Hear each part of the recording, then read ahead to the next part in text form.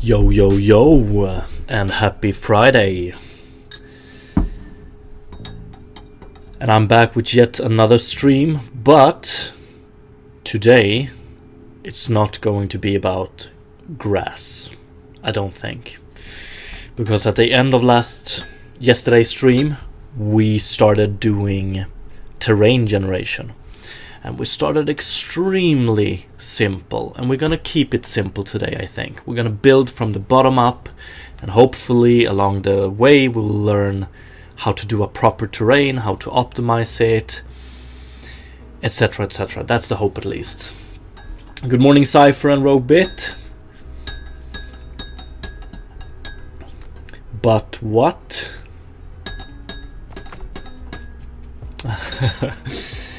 Okay, so let's see what we have so far. I think we barely did anything yesterday. We have something like this. And if we take a look at the implement garden task, which actually is the terrain one, I think. I don't think I have a specific for terrain. Ooh, fuck, I do. My bad. Maybe mark this as a duplicate. Or... garden is a little bit more... that's true. So these two are interconnected. Maybe it's this one we should work with. Sorry about this. So it's 36 and the other one we're doing.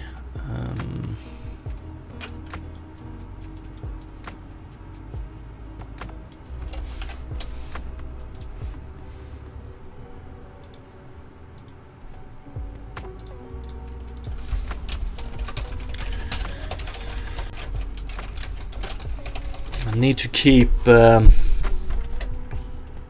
this organized, you know. So this task is specifically for the terrain generation, terrain optimization and things like that. This is more towards like actually implementing garden functionality relative to the terrain. So it's basically making the character be able to interact with the terrain, how the terrain should handle grass and stuff like that. Garden specific, terrain specific. Good morning, Pseudo. Drinking a couple of coffee while working. How it should be, how it should be. Or tea. I just want to put that out there. Tea is also good.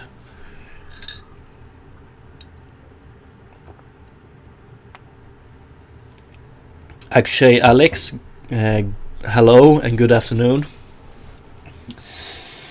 Roguebit, how big will your garden be? Yeah, that is probably something we should specify. So, like I've said it multiple times, the biggest inspiration for this game is Viva Pinata, and with Sonic Chao Garden as a close second. And Sonic Adventure 2 Chao Garden had a extremely small garden.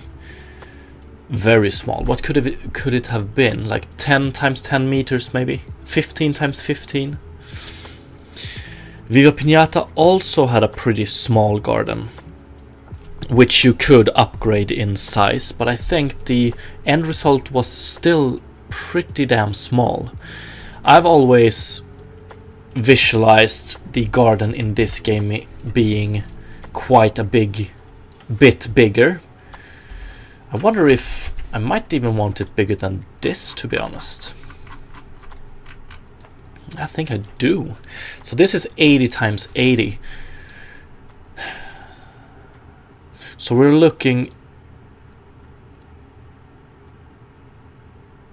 We want the garden to be big. Yeah, that's true. I might want to specify this. Lol, every time I hear Sonic my eye twitches. How come, Cypher? Are you not a big fan of Sonic? Or is your experience with Sonic the modern titles like Sonic for the Xbox 360? Good morning, Geralt, and happy Friday.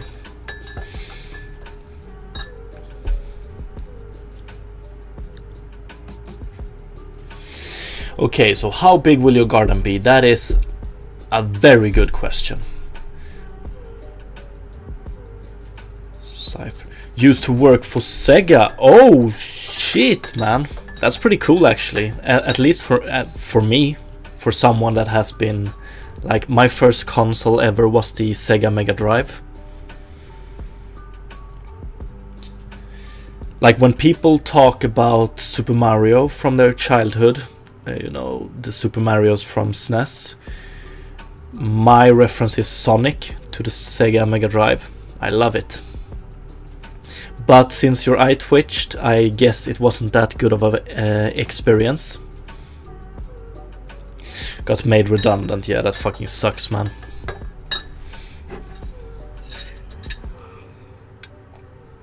I'm sorry.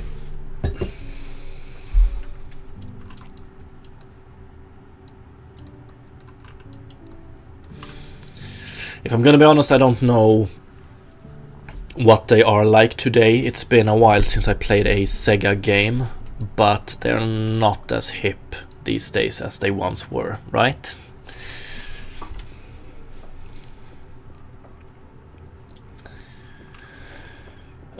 Okay, so how big the garden will be? That's a very good question. Thank you for that one. Planning tasks, maybe?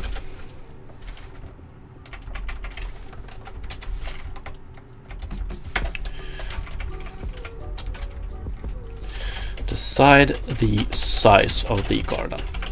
Like, one thing, like, I've thought about it, but just in general terms, pretty much. I've thought about it like, I want the player to be able to stand at one corner of the garden and having a hard time seeing the opposite corner. That's how big I want it to be, basically.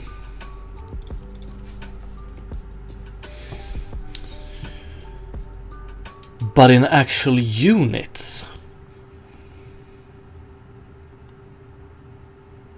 Oh, and I want to add as well, like, I want the player to start off with a small garden So maybe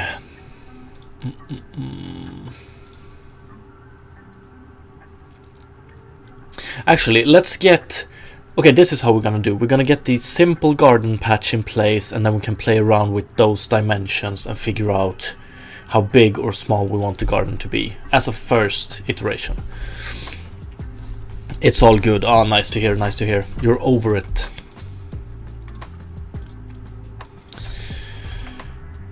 Okay, so what we want to do when we generate the terrain is... first of all, we want to generate points. So let's say that we want to generate terrain like... We want to generate this terrain patch. So the first thing we do is we generate points depending on some setup. And that we have already done. But the mesh component needs more information before we can render this. We need to transform, or like we need to build triangles out of these points. So maybe like this. And what you do then is, so you have a list of shit, I really need to get better at writing with a mouse. Vector 3. So you have a list of vector 3, which is the points. And then you have a list of integers, which is called triangles. Yeah. And pretty much what this one does is it takes, let's say it takes an index, it takes an index plus 1, and it takes an index plus 2, and then it makes a triangle out of that. So we pretty much want to define the indices of the points, the indices in this list of the points making up a triangle. So let's see that this is point at place 0, 1, 2, 3. Then in the triangles list we want to do so let's see, in place 0 we set that integer to 0, in 1 we set it to 1, and in 2 we set it to 2. So then we get this triangle. You wanna like set the points in a clockwise motion as well. What's up, JD? We're working on some custom terrain solution basically, and as you might see in this pretty picture, we're right at the start of this adventure, which is probably gonna take the full of April at least. So then we want to define this triangle as well, so then we do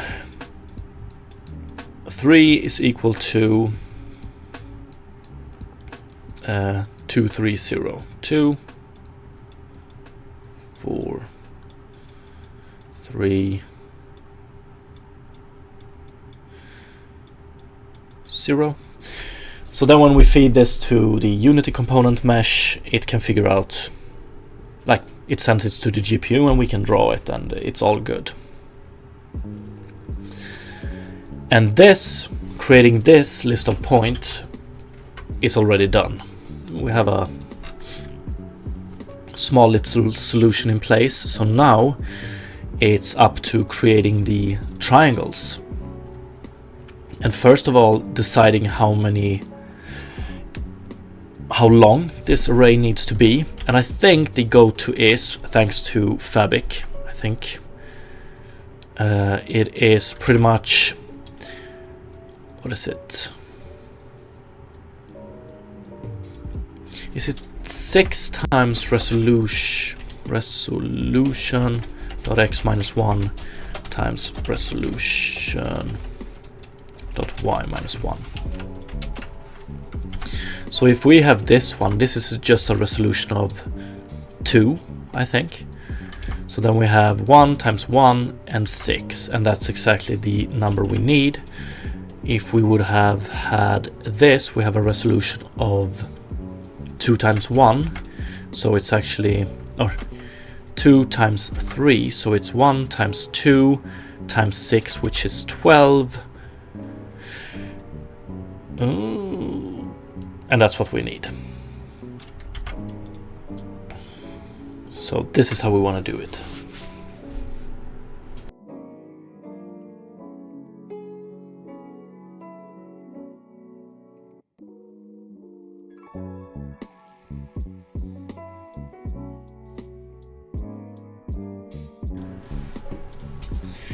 And then we just need to order it correctly as well. So let's see how we did this. We loop resolution X, resolution Y. Like when we say X and Y, I usually think that this is X and this is Y. So we loop XY first. So we actually create the vertices like 1, and then we go up here to the resolution. So we create them like this. Is that the way I want to do it? Does it mess up the triangles we want to create?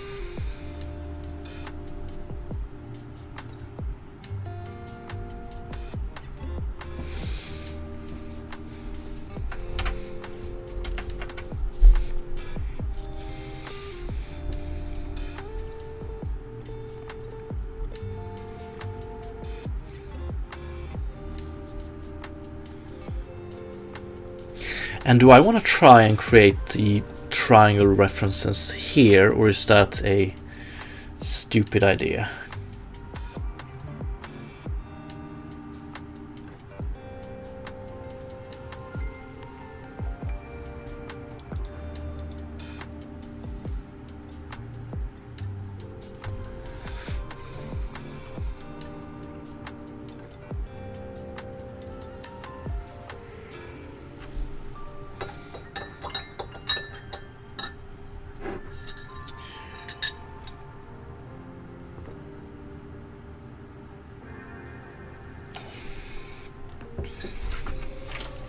Let's just add it here as well real quick.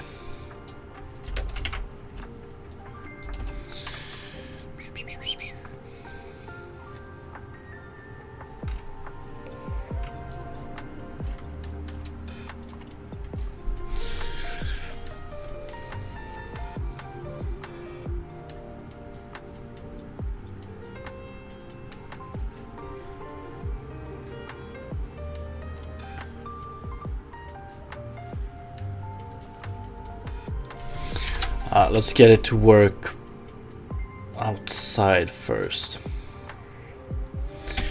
For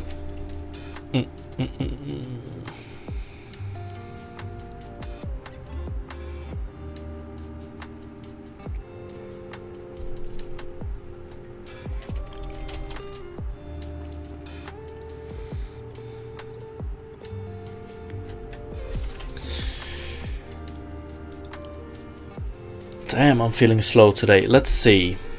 So what do we want to do? We want to loop through, and so we generate them in this order.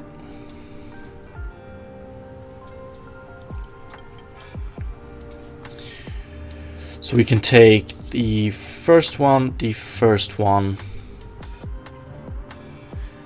and then times.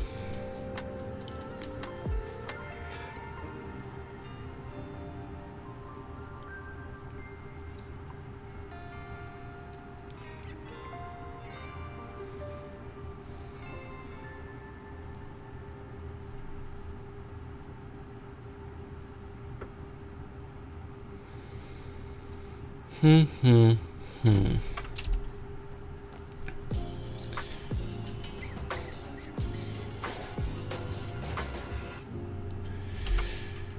we go from 0. We want to do it to resolution -1 though. Let's just put it in 2 for different for loops for now and see what happens. And I wonder if I want to go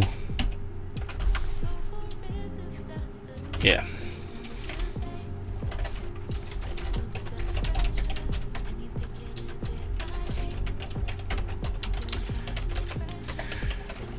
Yeah, because what we want to do here is we want to go to up to -1 in both directions here. Because we want to do triangles I times, what is it, resolution dot x minus 1, or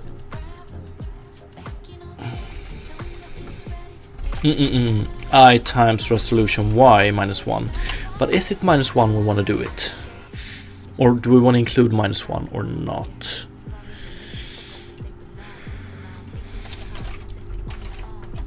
Plus j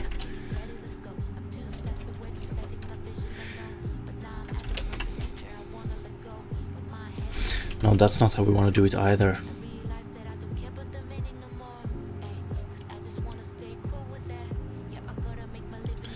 But that's what we want to put here.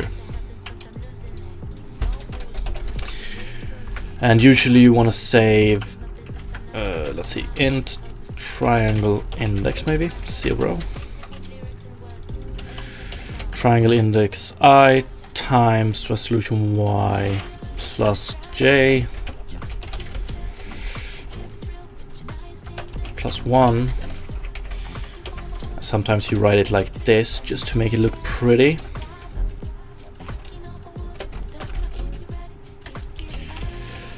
J plus 1 and triangles, triangle index plus 2 is equal to, and here you do I multiplied by resolution dot y plus 1 plus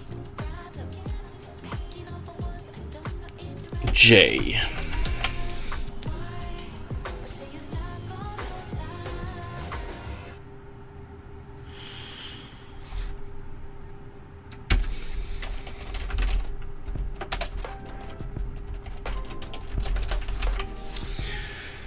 I think.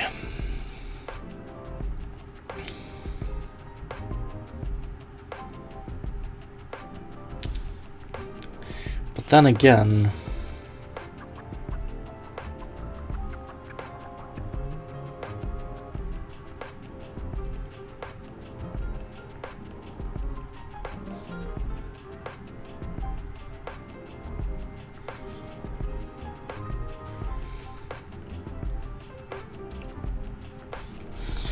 does this make sense? So this is, let's say we have this 1, 2, 3, 4.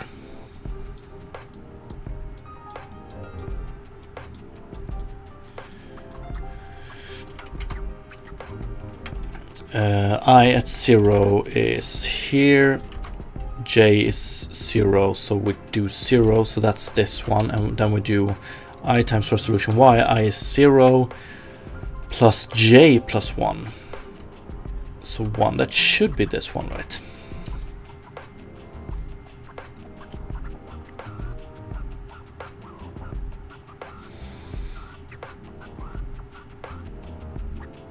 Oh, whoa, whoa, whoa, whoa, whoa, whoa, whoa, whoa, whoa.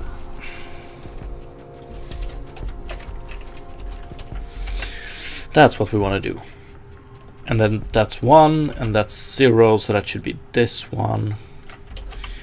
Yeah, and then we loop through. So we're gonna get this triangle first, then we're gonna draw this triangle, and so on, so. Oh, are we gonna draw these triangles? No, we're not.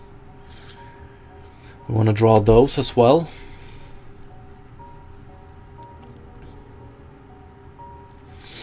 And we wanna do it before we move on to the next row. So how do we wanna draw these?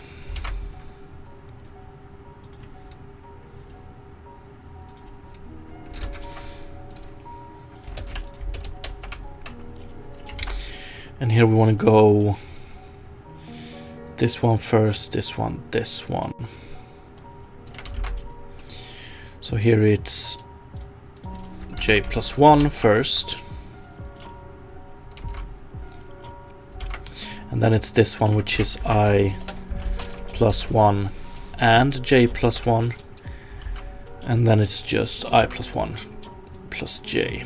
Like this, I think. Let's try it. So now we have vertices and triangles. Let's do mesh is equal to new mesh.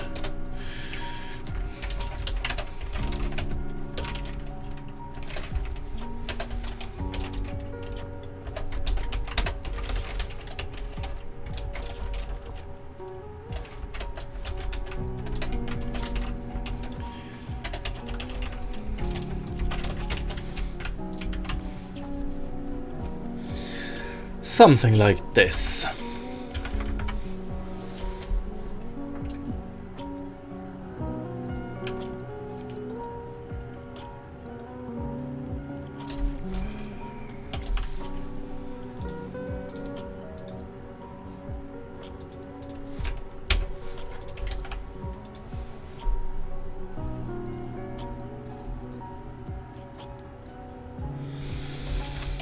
Okay.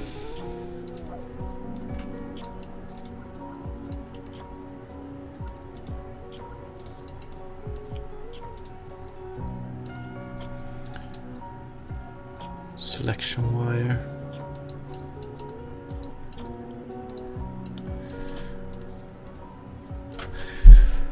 Why don't we have any selection wire on this one?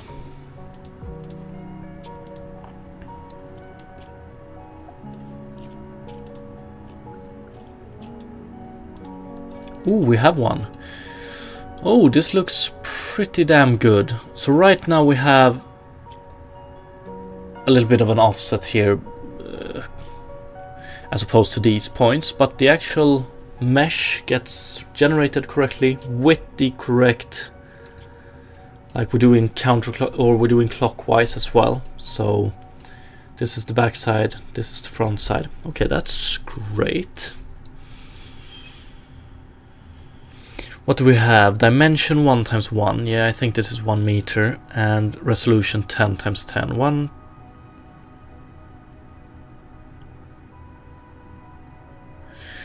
So 10 by 10 points. Beautiful.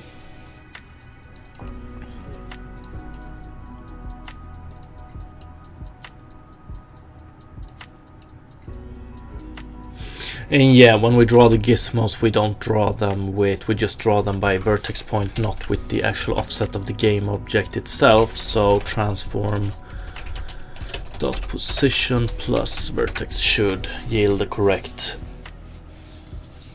gizmo spheres as well. Now I just want to add a material to this one as well. And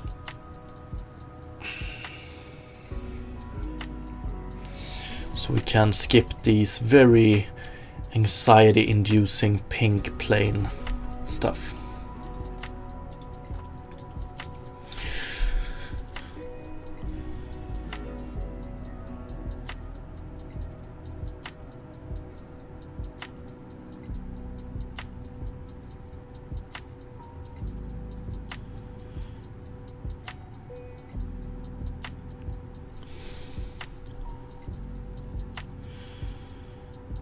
Okay, add a material, then see if we can clean up the triangle generation, because I don't really like it that much how it currently looks.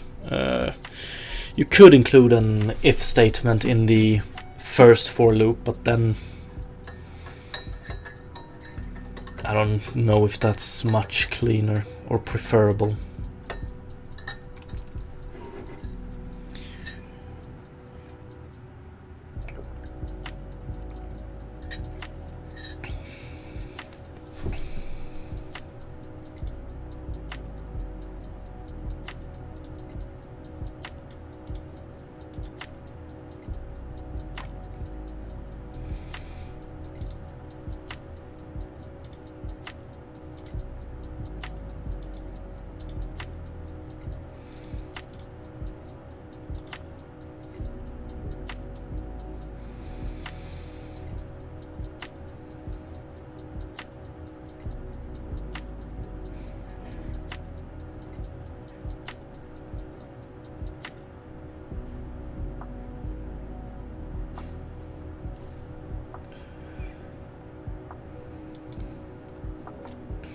Okay.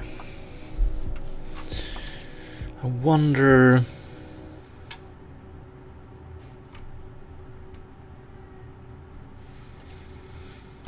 let's do it like this. Garden patch.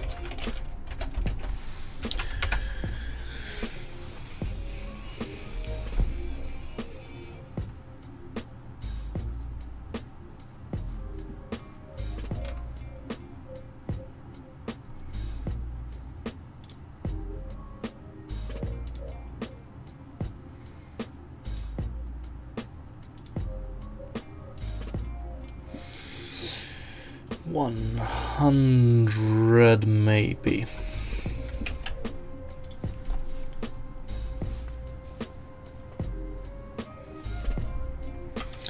Beautiful.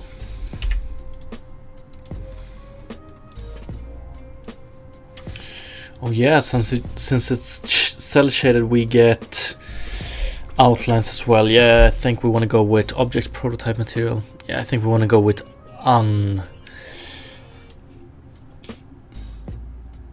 non-outlined and non-cell shaded material here. So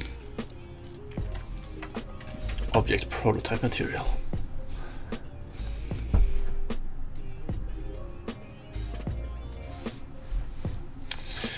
Okay, great.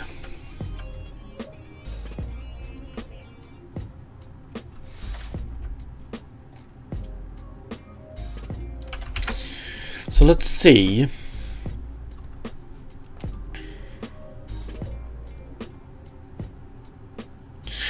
It's pretty clear doing it like this. If we would try, so now we have double nested for loops, with the exception that this one goes from 0 to -1 and this goes all the way to resolution X.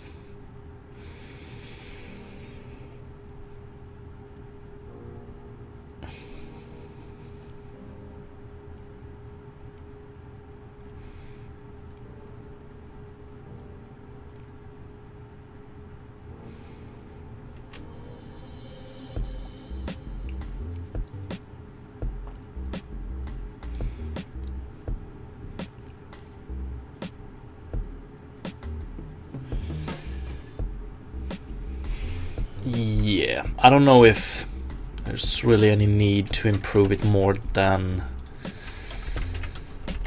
this.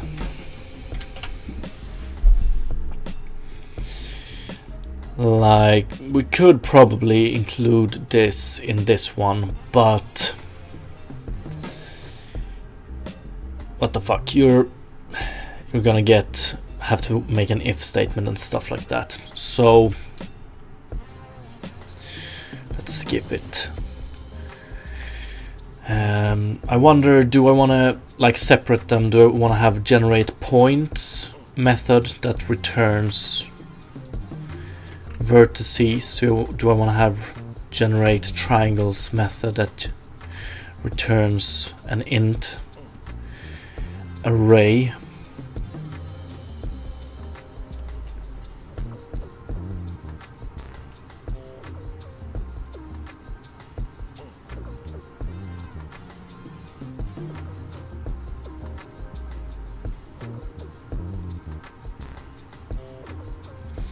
And I'm a little bit, it just don't sit that well with me that we're going like this when we're generating this.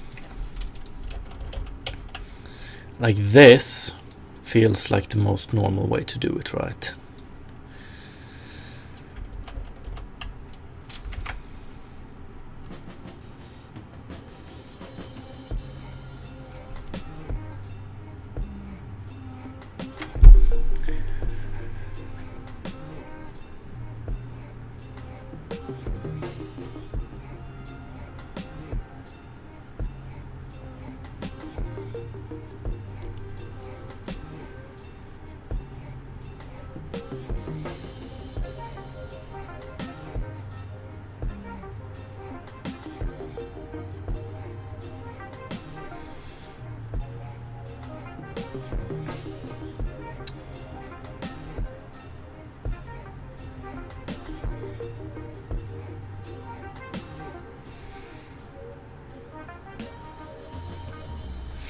What I'm trying to figure out is, will we get any problems when we're gonna start, like we're gonna utilize a height map, a texture, and we start reading that one and trying to get, or does it shouldn't really matter, right?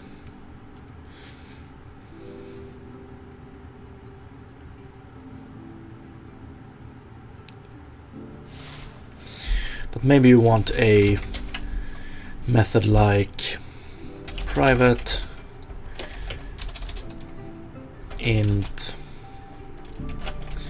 get index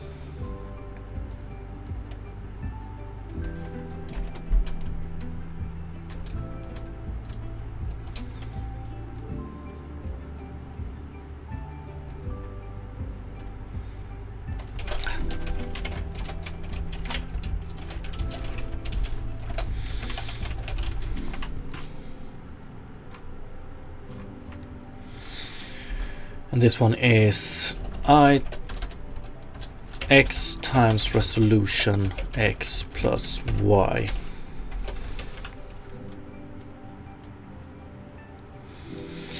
One sec though, I'm pretty sure we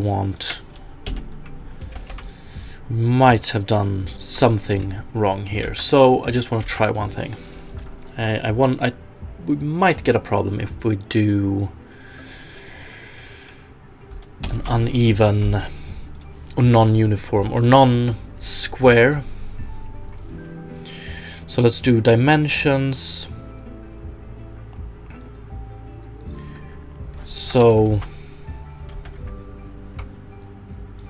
x, y, 22, 110.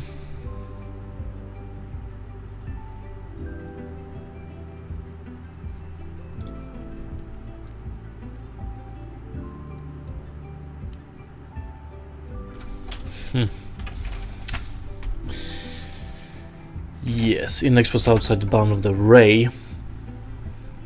Good morning, Lova, and happy Friday. So, it's this calculation here. We want to do resolution y here, I think. Definitely. Exactly like we did it here. And we want to do that. A little bit weird that we still got these points down here. Wonder what that's for.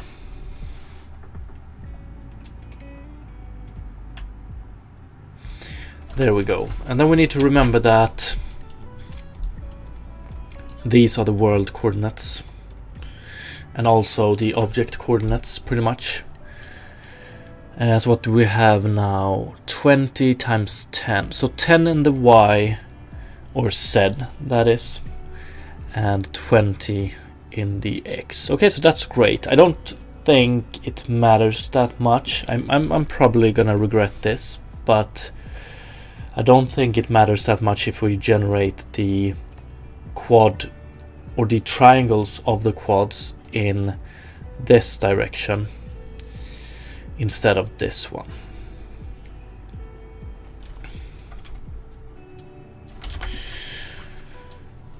So if we have a function like this, get index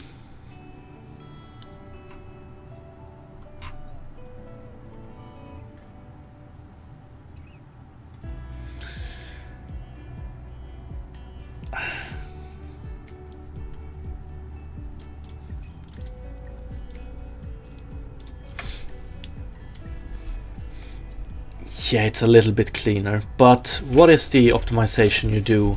Is it private inline? Or do we have something like inline in C#? C# inline method.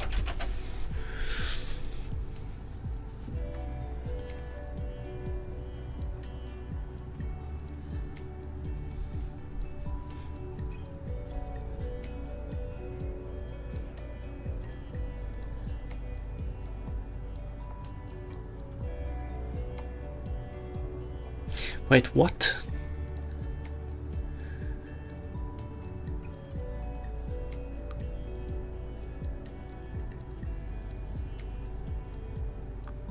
Okay, okay.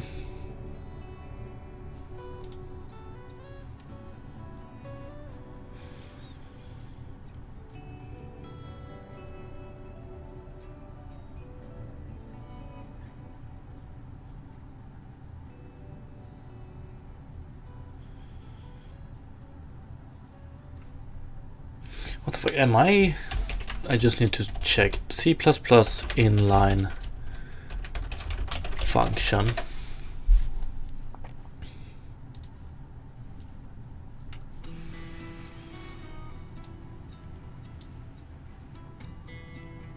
Exactly, that's what I want to achieve, basically.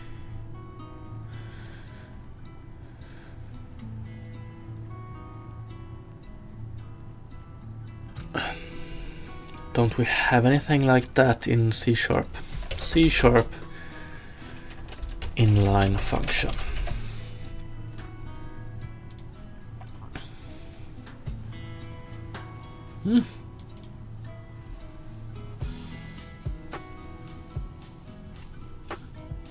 Ah, but this is C++ again.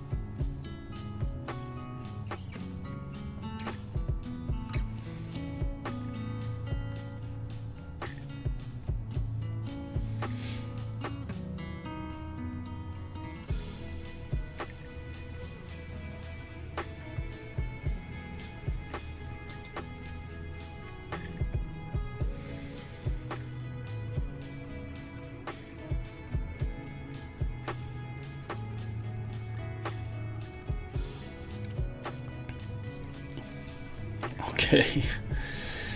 Maybe it doesn't exist in C#.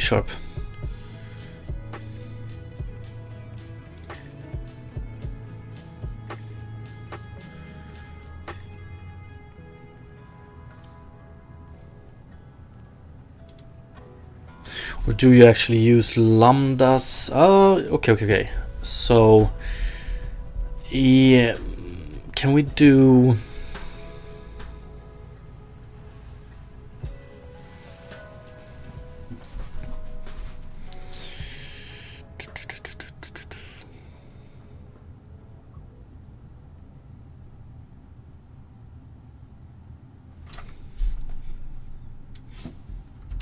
Can we do...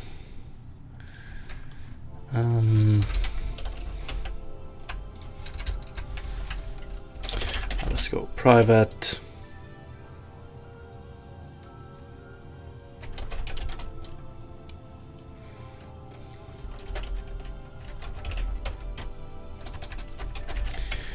Can we do...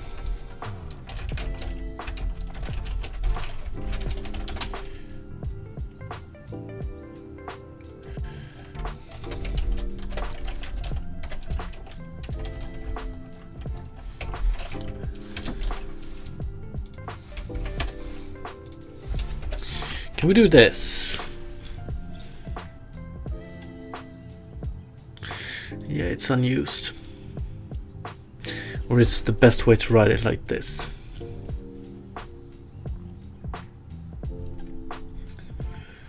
So do I understand everything correct now? Is this not equivalent but as good as marking a method as inline in C++? Because what we want to do is we want to replace all of these ugly things with just index. Maybe rename this one later on, but so instead of doing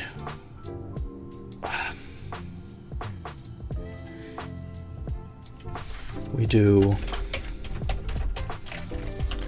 like this.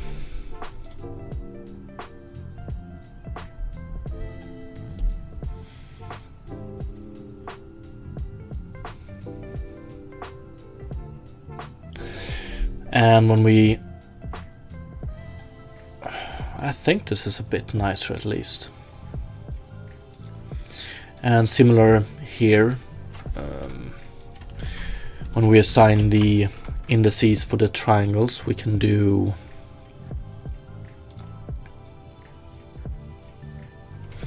so this one is index ij,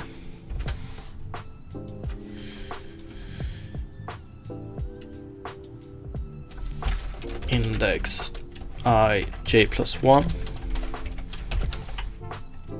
It's a bit nicer, isn't it? L30N, thank you so much for the follow, appreciate it. Ooh, forgot to check. I plus 1.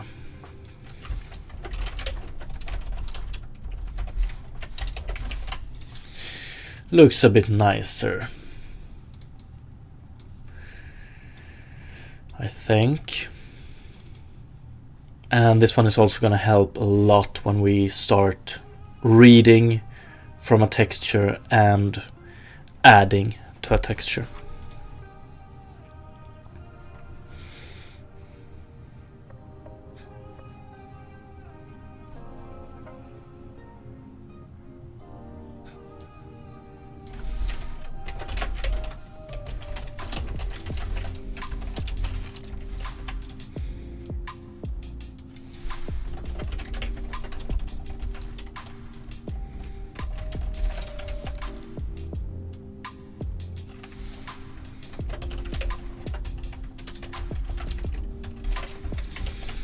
There we go.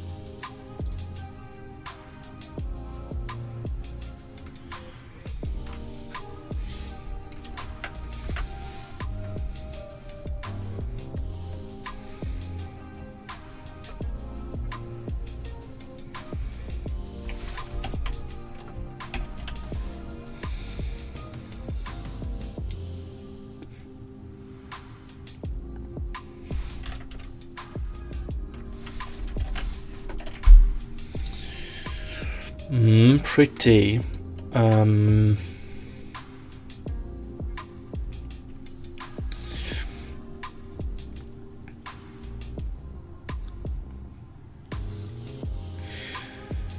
Are we ready? Yeah, fuck it. Let's see. Let's do generate on awake. So I want to see if we can take what we have so far. We change this material to be equal to the grass material, and we generate this with the same dimensions as grass patch 64. Then we have this ground. We do have this ground component here as well. How do I want to use that one?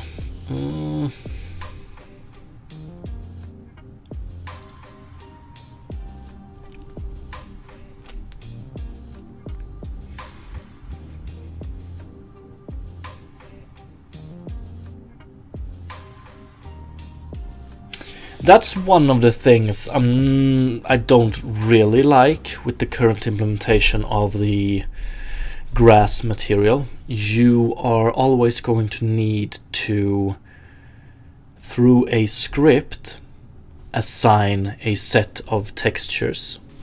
Like if you want to color the grass, you need to assign it a gradient texture. And then proportions and wind as well. Like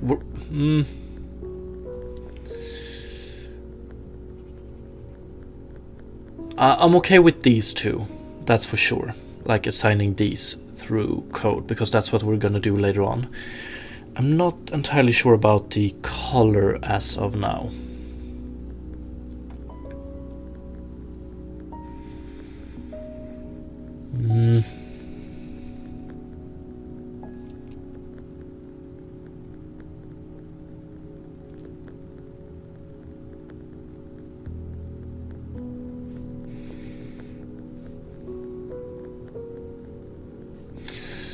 Okay, for now, let's just copy this one.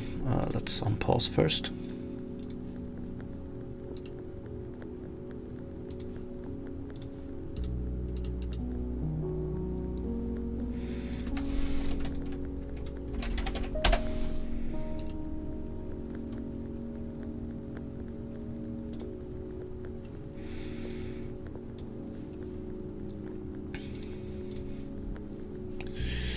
And then we do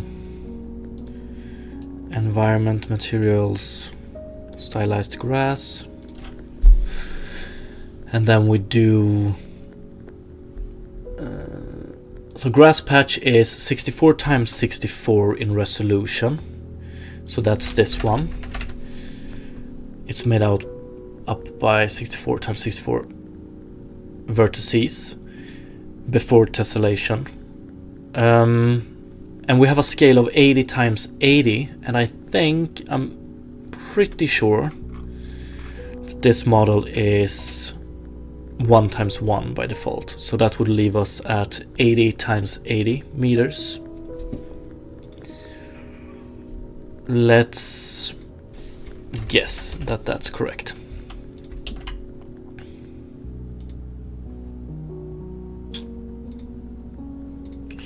One thing though, we're gonna get, I think the character is gonna fall through the ground, or I'm pretty sure he will, but that's okay. Okay.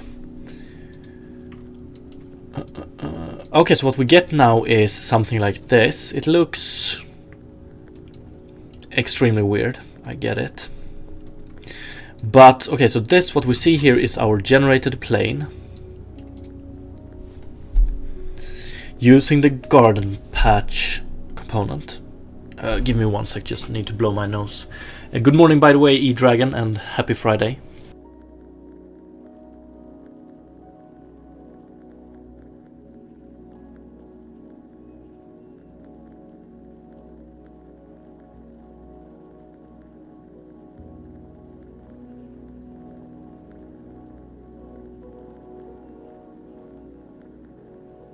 Happy Friday, I like that saying. I don't know why. It sounds a little bit off, but it's nice.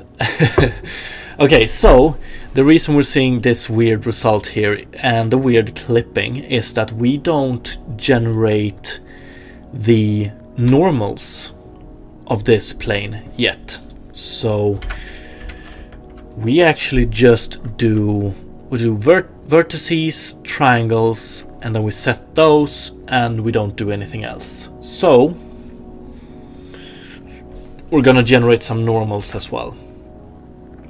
And since we're gonna generate some normals, we might as well generate some UV coordinates as well.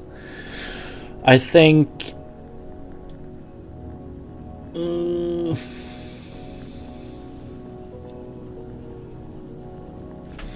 okay, UVs we're gonna do like this. So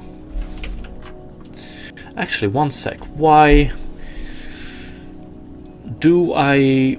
Yeah, let's keep these as variables here. Private vector2 UVs is equal to new vector 2, and then we do private. Actually, I like to keep it like this. Private vector 3 normals.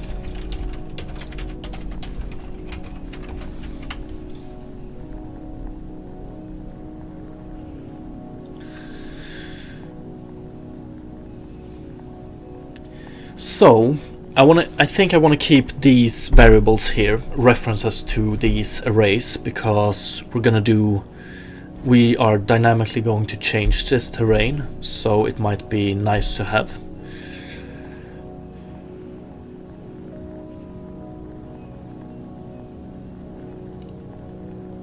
One thing I wonder though, will I ever need to, or is it a good idea to change the lengths of these? So will a patch of terrain ever change the number of vertices it has by default? Or like the bottom line number? And I guess it's a question as, like, when we get to a terrain and it's incredibly far away, we might want to switch it over to less vertices. So the question is, do you dynamically want to change these, or do you just want to change these? Not entirely sure how I want to solve that just yet, but we're gonna start with doing these with arrays. Yeah, I think arrays is the way to go either way. You don't want to do lists here. Oh well. Vertices. So we know that normals will be the same size as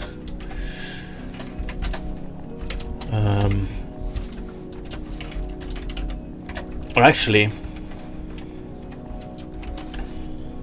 oops, both the normals and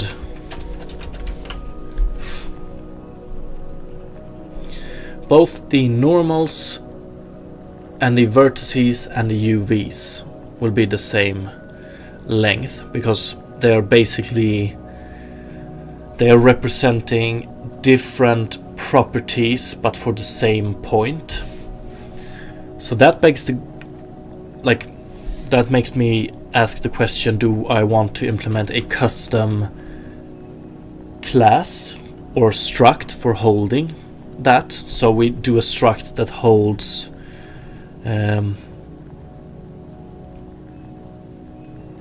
position object space, normal world space, and UV.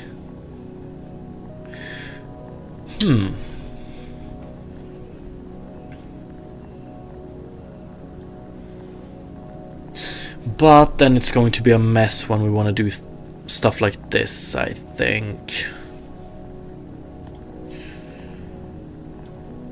Then we're gonna have to use link. Adds a little bit of an overhead. Decisions. Actually, these are the type of stuff I should be writing down here as notes, or just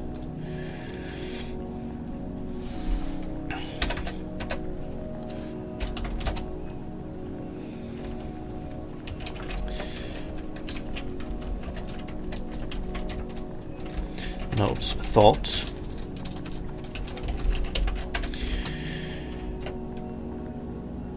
Create custom struct holding, or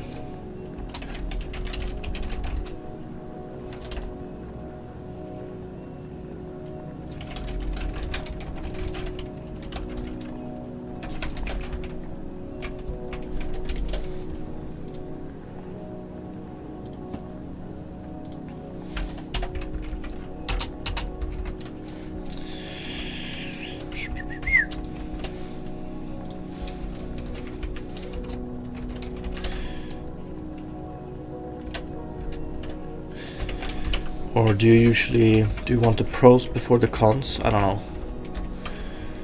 Pros is basically just a little bit of a cleaner code, I suppose. Good morning, Harukanan. A little bit earlier today. And happy Friday. Cleaner code. Cleaner code. Yeah, this...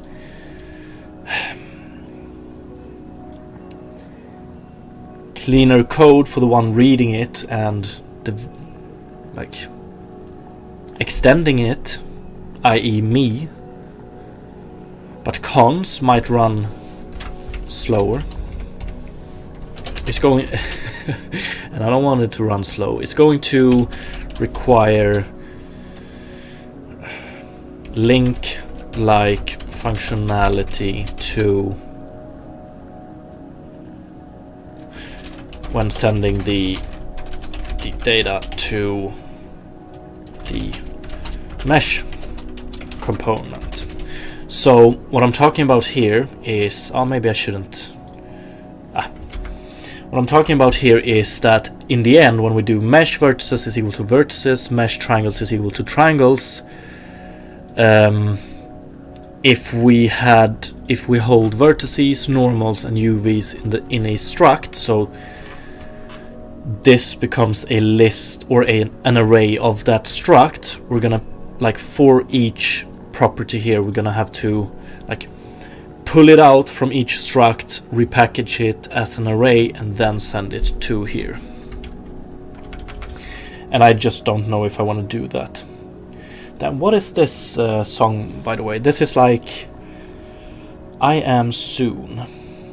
I'm not complaining about the song, but it's like it's more of an ambient noise going on for 14 minutes. We're 12 minutes in. Let's just let it run its course. Yeah, I was in full war with the teenage daughter this morning. Oh damn, I'm sorry to hear. I can't relate to that yet, other than I remember when my sister was a teenager and the battles that could occur in the morning. It was pain.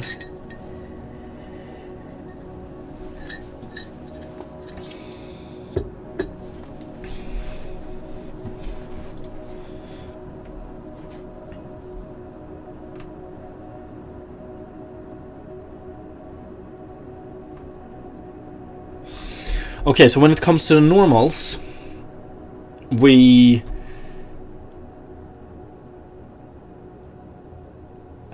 oh yeah, he did. He did.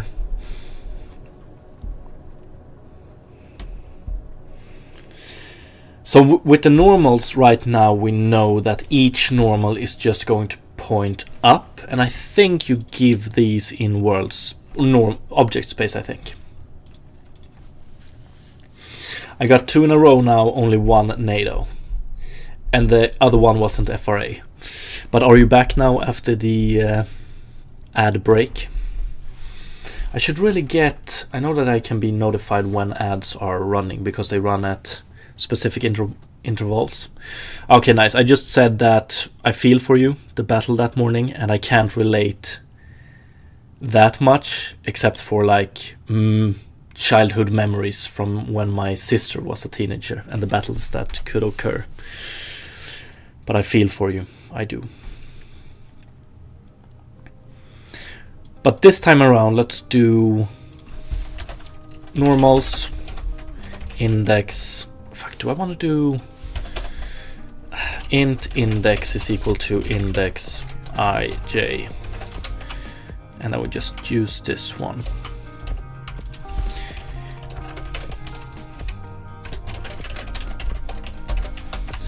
Like this.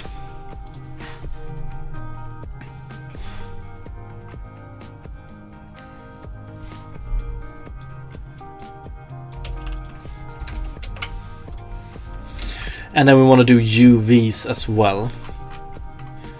UVs. This is going to be a vector 2. It's going to have the same resolution.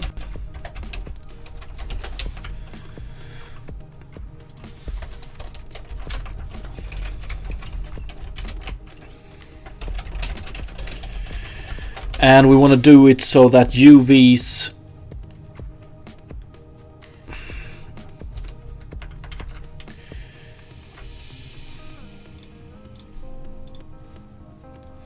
we want to generate the UV values such that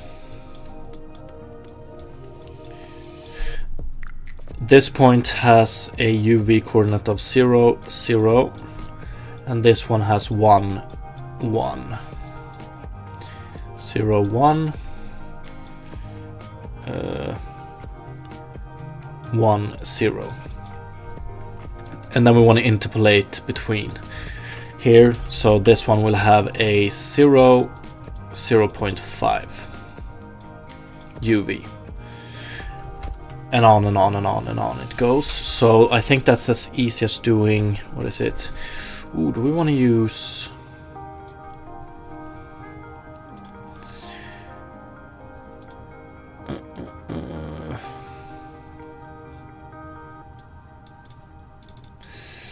So, calculating step here. Okay, straightforward we can do I divided by, what is it? Resolution dot x minus 1 and j divided by resolution dot y minus 1.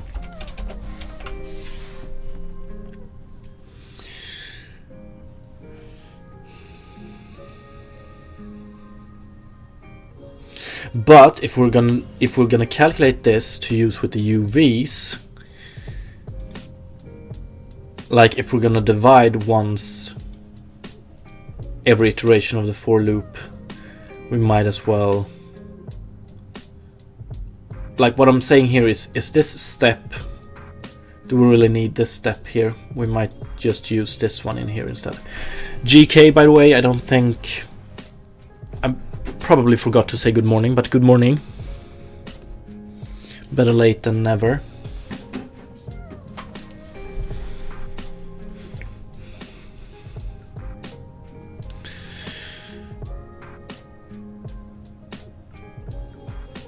Yeah, this should be the correct for UVs.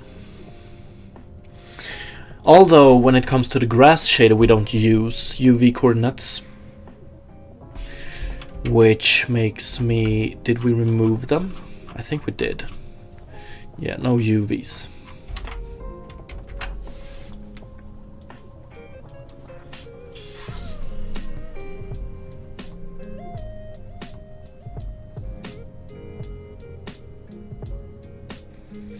And this, which I've seen in a very nice video, which we're gonna add to do yeah, let's add it to a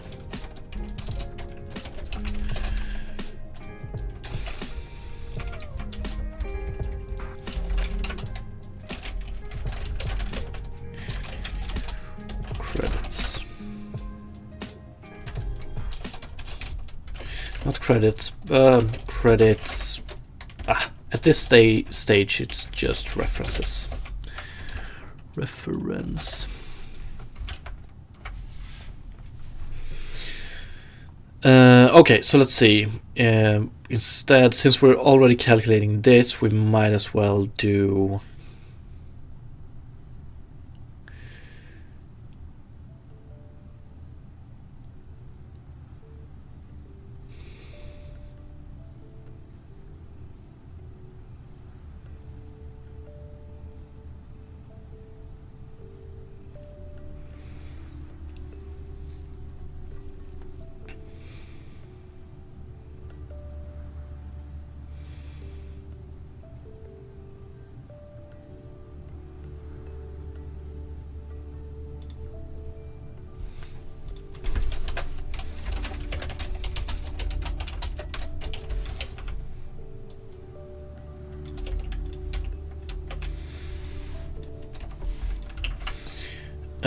offset.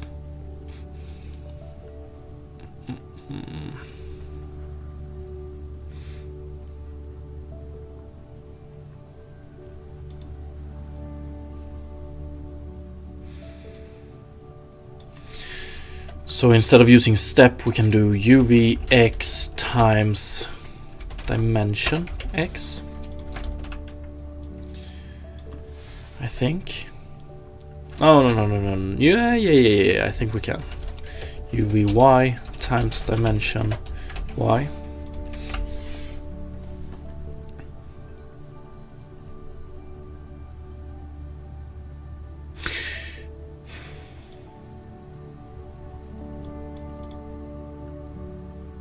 I want to double check this, but it should be possible. And then we want to do UV's index is equal to UV.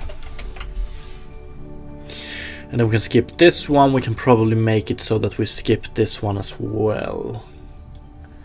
Fuck yeah, we can. But let's see.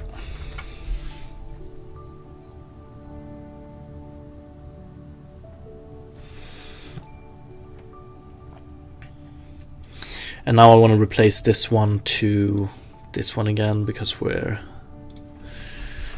doing some... I want to see if it generates correctly. Doesn't seem to. Okay, so we get one quad. Do we at least have the correct size of it?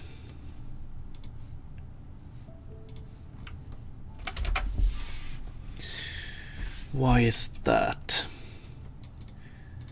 Index ij, so UV I divide. Ooh, yes. So both of these are integers. That's not good. Float. Yeah.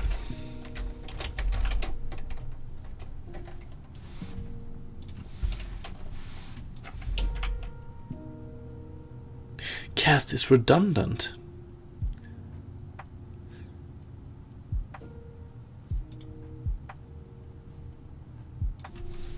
I'm not sure I agree with that.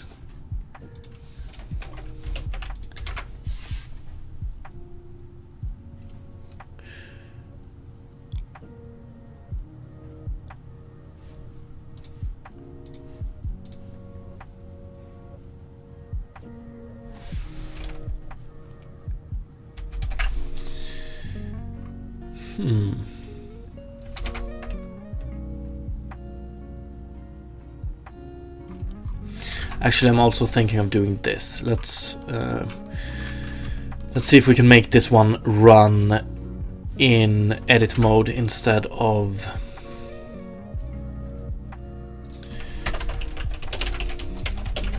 So we don't have to click start every time we want to try something. On validate, generate.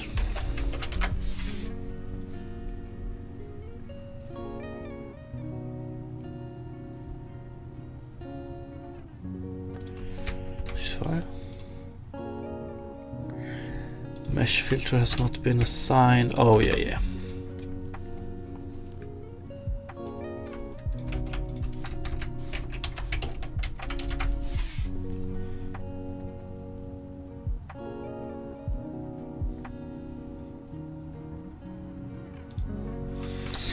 There we go. Okay, so for some reason we only get one quad.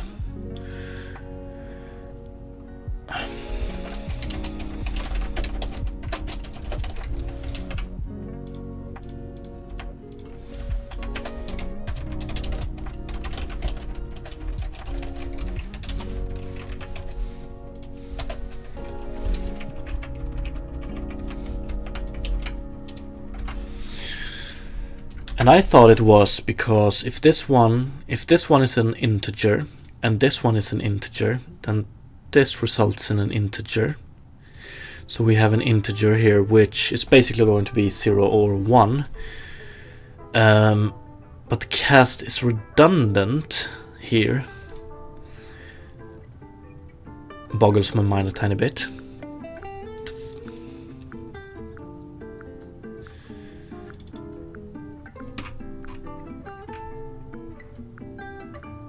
Dimension, however, is a float, but we don't have that one here. I'm pretty sure this results in an int. Okay, what if we do this?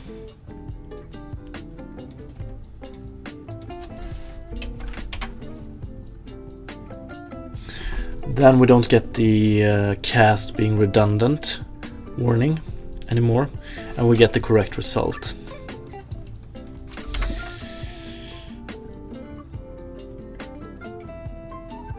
Okay, so the cast is redundant because...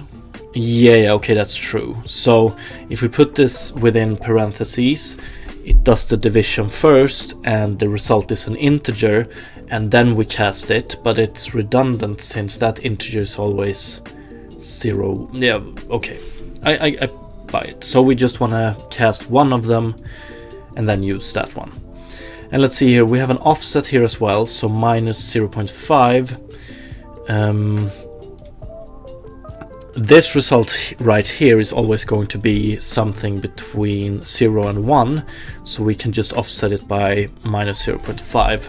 But then again,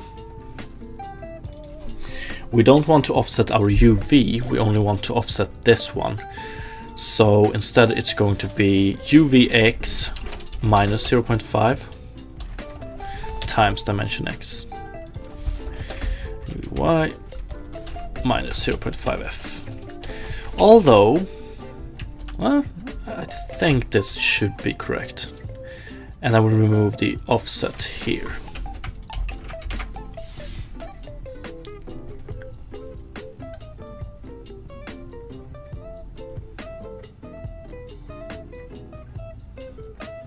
Yeah. So it's 5. 64. Yeah, looks to be all right. Okay, so it's a tiny bit prettier. So instantiate all of these, loop through, we get the index, like we want a one-dimensional index instead of a two-dimensional index.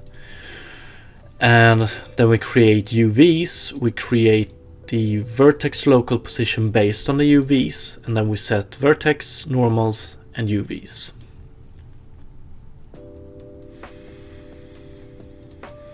And then we set the triangles in a separate nested loop. Then we do mesh vertices is equal to vertices, mesh dot normals is equal to normals, and mesh dot UV mesh.uv is equal to UVs.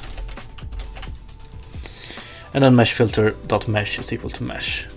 Although I wonder if I might also want to have a reference to the mesh in question up here. I don't know. Maybe.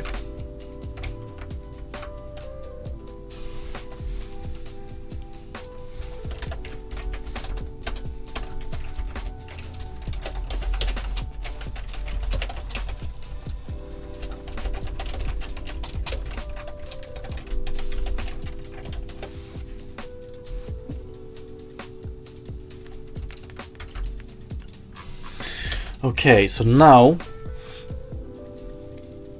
when we have the normal in place, we should be able to do stylized grass. This one doesn't update until we play though, so let's do that. For some reason, yeah, makes sense. Okay, let's see.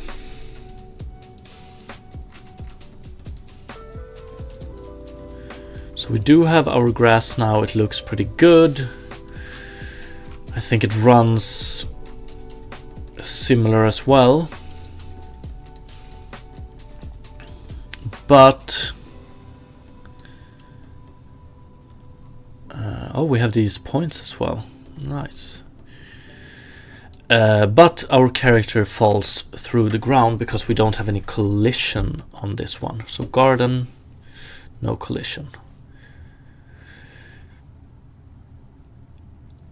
We want to add a collider to it, and we also want to add,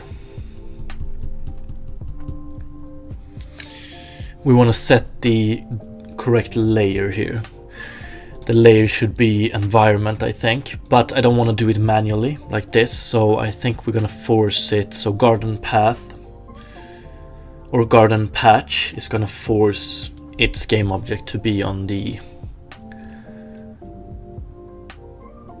environment layer, I think. What's up, Cooler SK? I think that's how I want to do it. Let's see. So, collider for this one. Given its current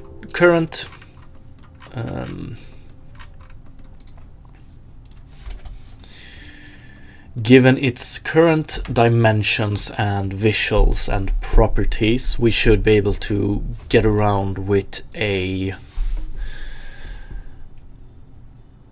box collider, but we're gonna add a height map later on, so this one is gonna have a very weird form, dynamic form, so we can't really do the collider for this one using compound colliders. It's going to be way too complicated and not worth it, so we're gonna use a mesh collider. And we're going to create a mesh collider using the same mesh as we draw this one.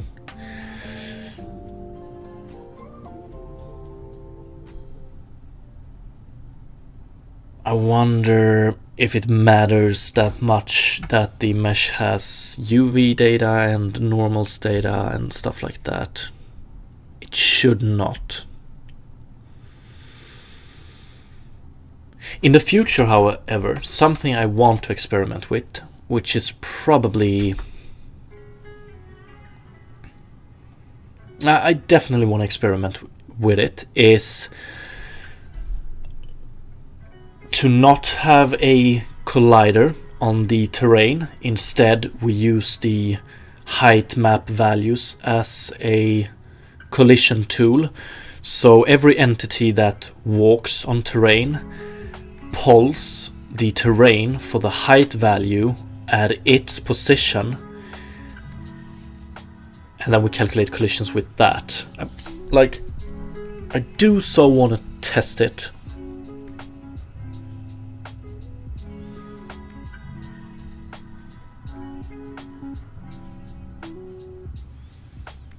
But that's for the future. Let's see.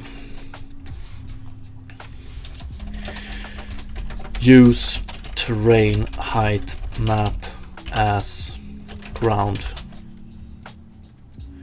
or use terrain height map to calculate ground collision for entities.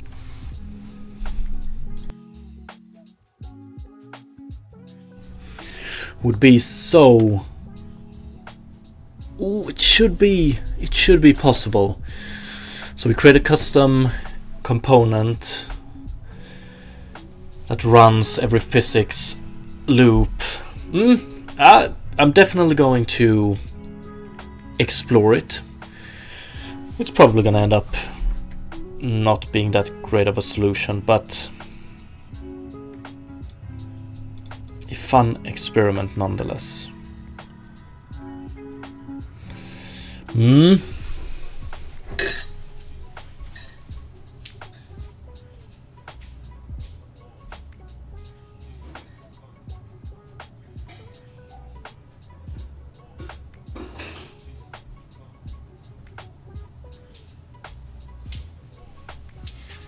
Like, if it works, if it is way more efficient, because we're probably, or we're pretty much just gonna check collision in one dimension, or 2 dimensions, I guess, instead of 3, and we're just gonna test. So since we do it in just 1 dimension, it's gonna be,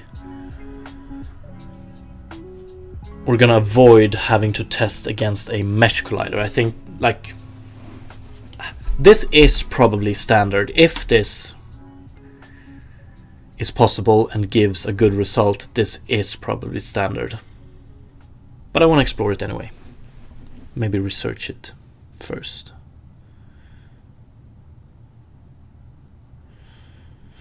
Fuck it.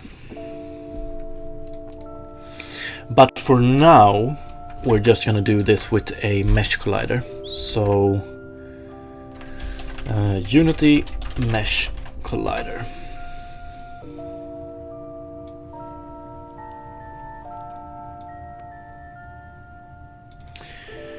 Enable the checkbox to make the mesh collider collide with other mesh colliders. No. Cooking options.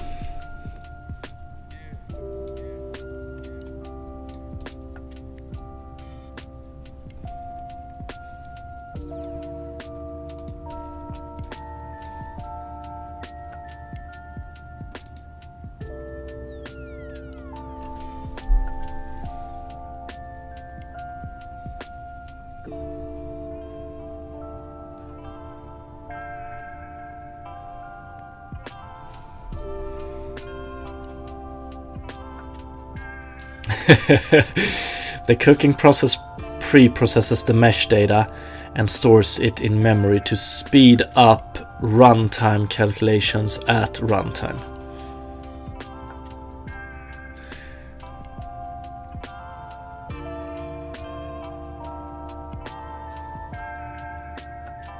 Does it actually make sense? Maybe it does. What's up, Aaron M? How are you doing today? To speed up runtime calculations at runtime. Okay.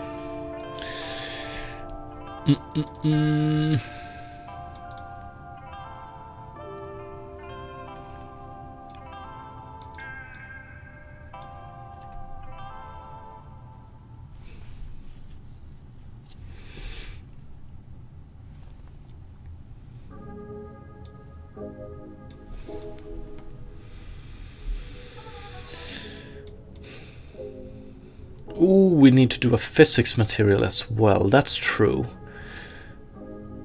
Ooh. And we want this physics material to depend on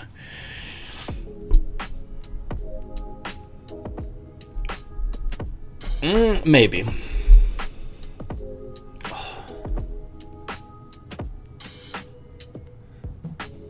Like, this is if we want more friction for the entities running in grass than for entities running on ground.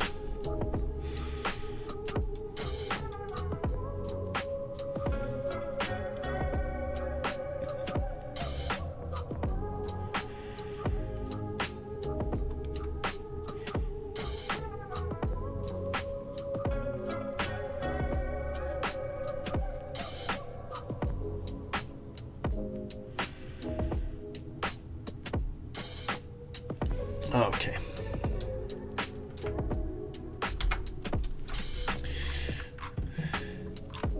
So we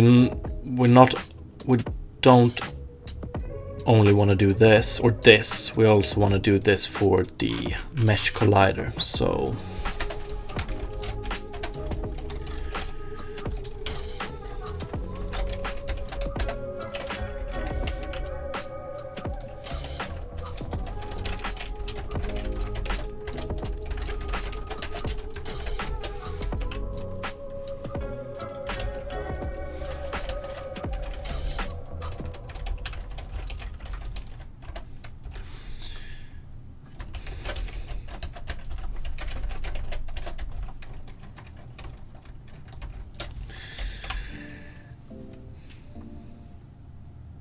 default settings, anything I want to change, I don't know, but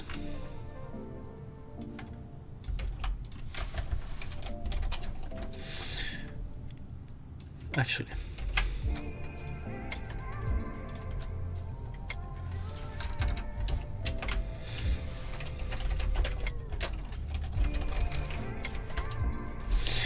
you can do this instead as well, right? Can't you? It's a little bit prettier.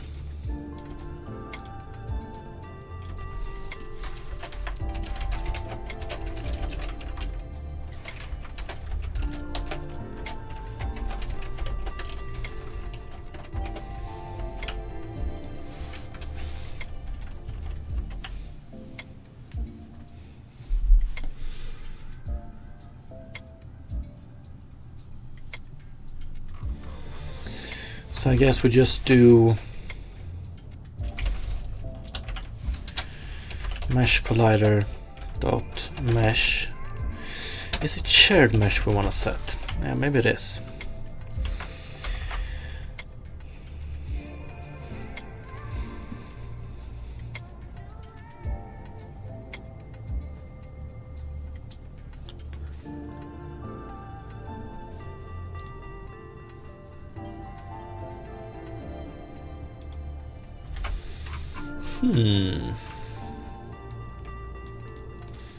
Yeah, maybe it doesn't work that good with onValidate, or maybe it doesn't work like instantly. We might need to remove and re-add it, but let's just do this instead.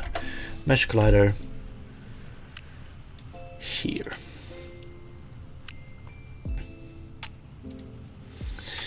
I don't know about this one, cooking options, since we generate it during runtime. Do we have a mesh? For now, let's just put environment here as well, and let's see if we collide with it or not.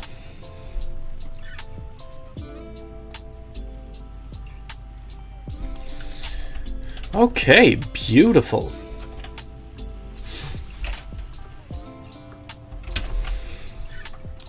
Although,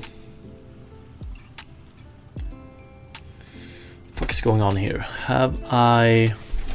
Yeah, there's some setting that is... Is this one... Is the grass way thicker here? Let's add grass patch. Yeah, it is. 80 grass patch scale of 80. So isn't this 1 times 1? Plane 64, 64. Ooh, bound size 2, 2. No, okay.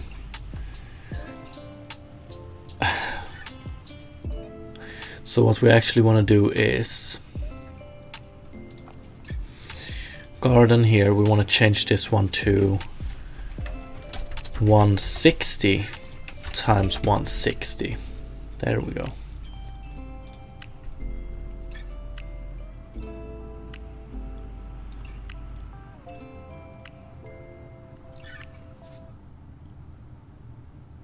Okay, I was a little bit scared first, so switching from just a plain mesh to a custom-made terrain that is generated on the first frame and then nothing else different, that we lost like half of our frames because of that.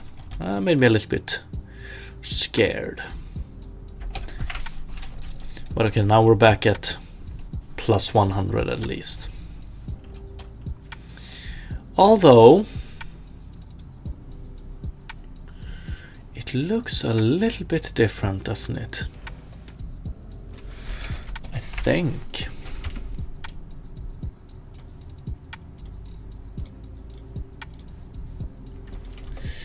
Yes, it does.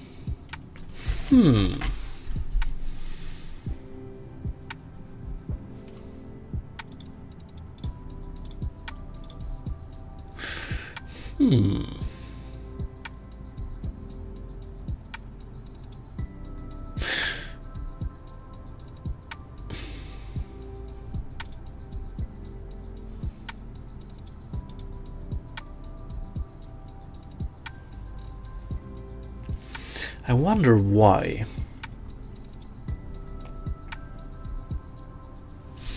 Oh, what's up? What's up, DevSpius? Thank you so much for the raid. Appreciate it. Thank you. You too. You too.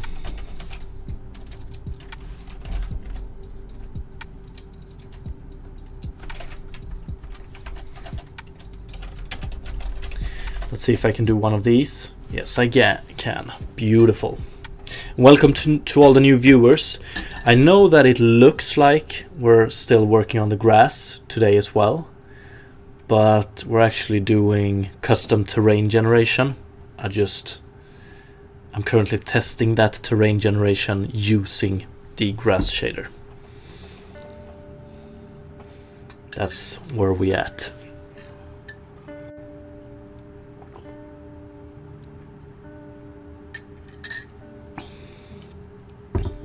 Okay, so using this grass shader together with the custom terrain yields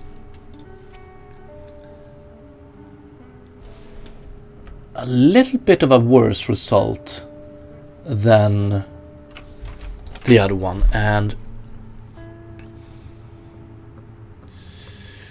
I think it has to do with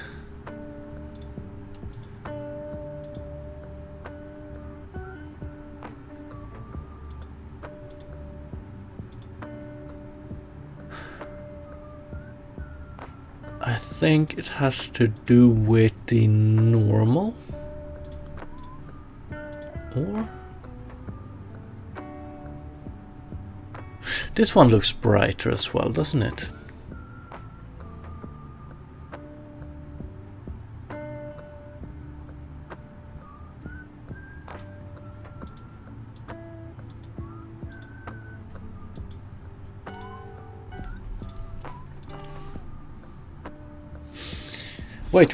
Wait. Yeah, the normals are off, aren't they?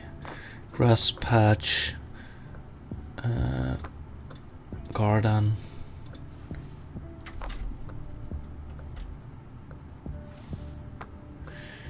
Yeah, they are the other way around. That's extremely weird.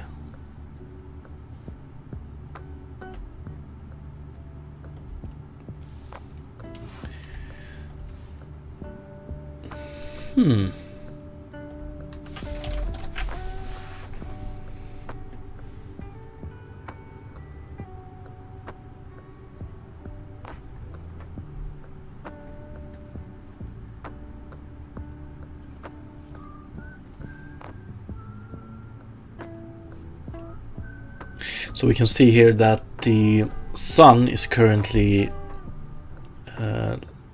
lightening the back of the character, but for the grass it looks like we're looking at the back side of the grass.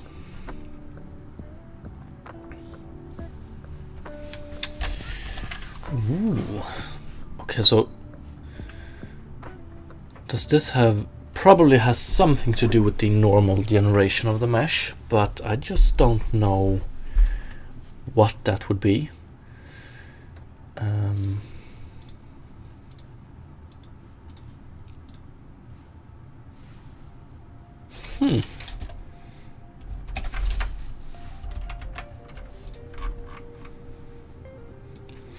Mesh normals is equal to normals, and normals is vector3.up.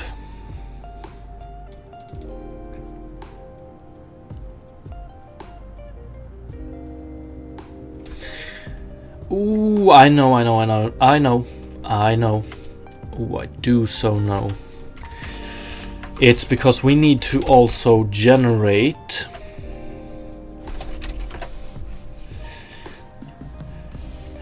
tangent, I think. I hope this is it. I'm pretty sure this is it. Tangent. So we need to add tangents, and we might even need to add bitangents or binormal. Do we have that one? Bitangent. Okay.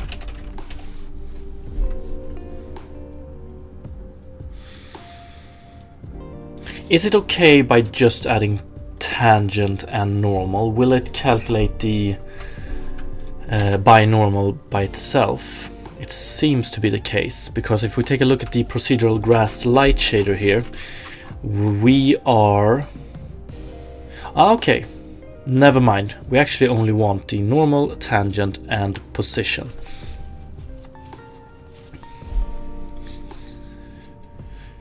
So right now, it's actually...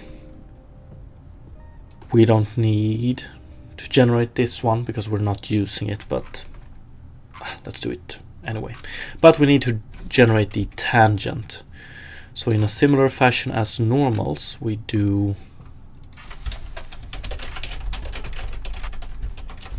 tangents.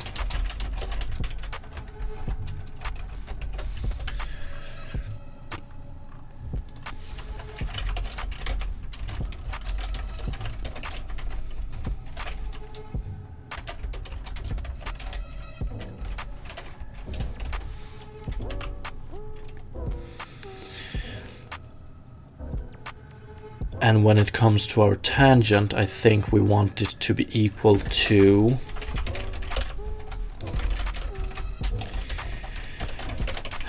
right, I think.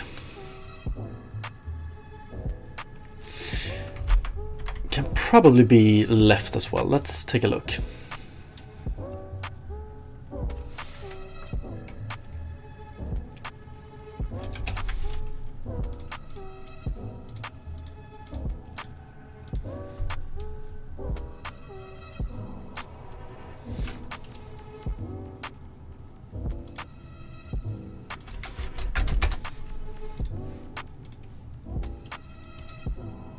Could have used this one as well.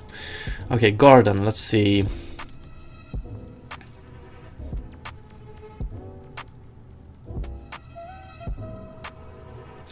Is it right we want to use? Or is it left? Let's see what kind of result we get with right, if we get the correct result. It doesn't look to be correct right now though. But if we do garden 65, 64.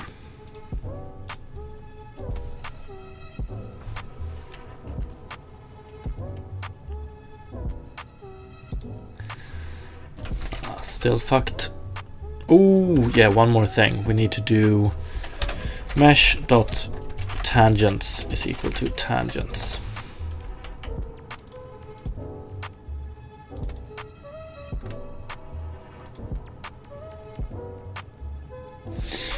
Vector 4.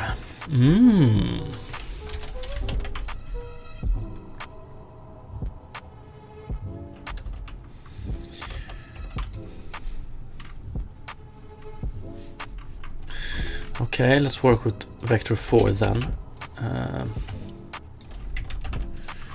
I figure out... I don't remember what the fourth coordinate should be. I have no idea.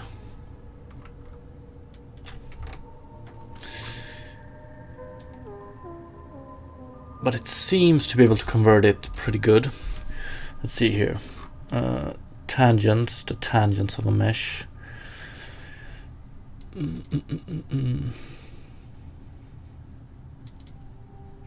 tangent is a unit length vector that follows mesh surface along horizontal U texture direction. Yes. Vector 4 with x, y, z components defined in the vector and W used to flip the binormal if needed. Okay. So it's either vector 3 right I want to use with a W as 1 or 0, or a vector 3 left with a W as 1, 0. Let's just brute force that.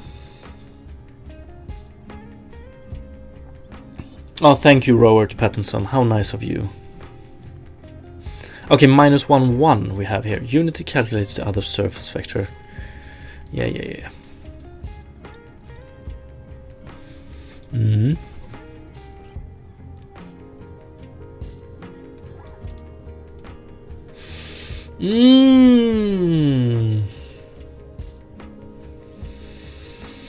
Ooh, how I do remember this one. Yeah, maybe I should just...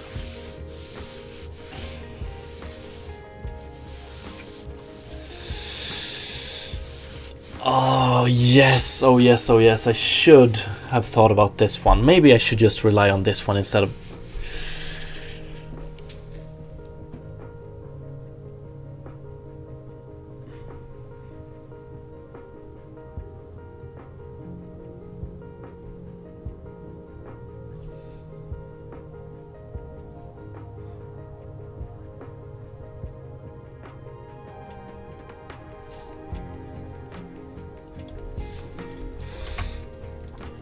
Oh, how nice. Yeah, I'm trying to figure out. It would be nice. Do I need more control over how the normals are calculated, or is it enough to rely on recalculate normals? So when we do terrain that contains a lot of slopes and details, we might want to calculate these ourselves.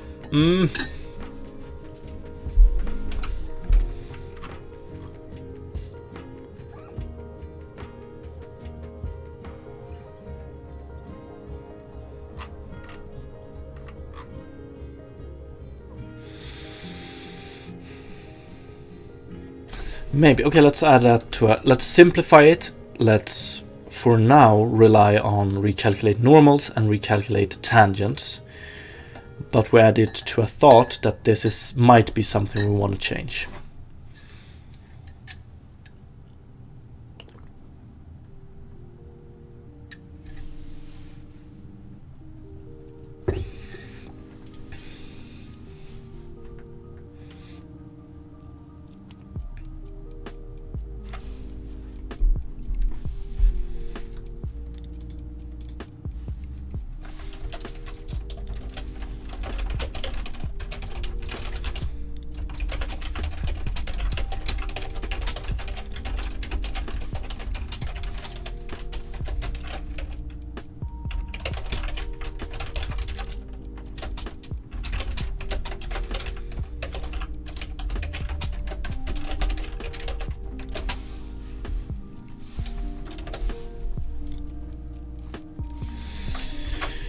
Okay, so this makes it a bit cleaner. So we can do this, this, this, and this. And then we do mesh.recalculate normals, tangents.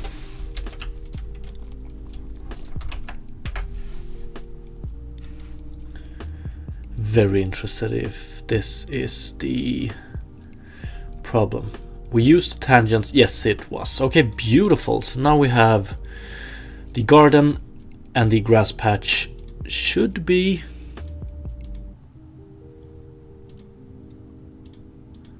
similar.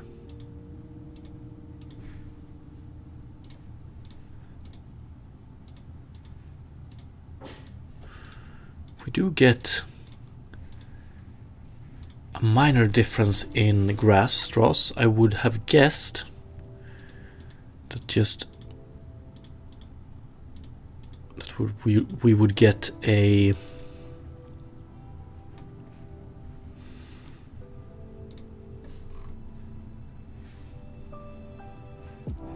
that they would be the exactly the same. So the question is, what is the difference?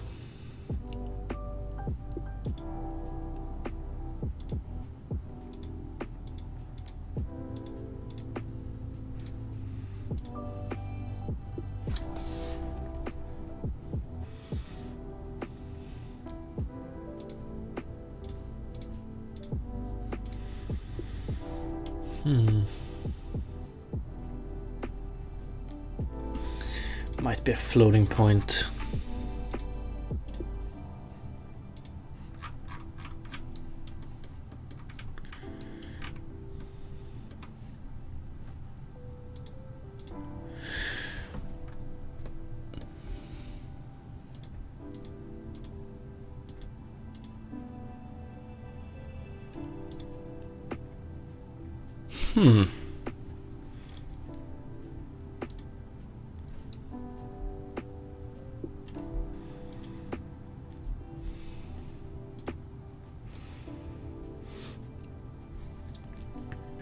Okay, do we get a difference here because of the way... Oh, okay. Fuck, now I want to test this. So this might actually be concerning this. So we build the mesh like this.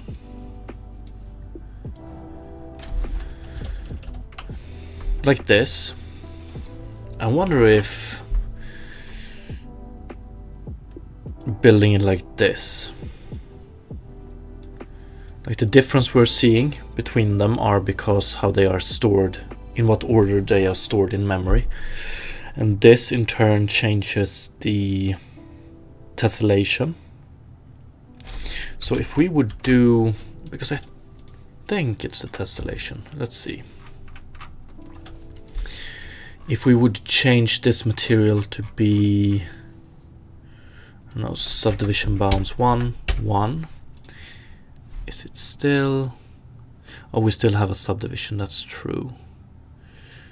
We have a subdivision if we do 0, 0 as well, right? Subdivision bounds 0. No, we don't.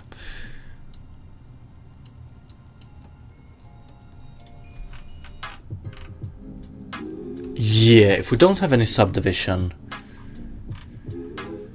we get grass straws at the same... No, we don't.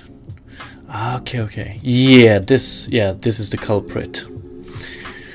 So grass patch has its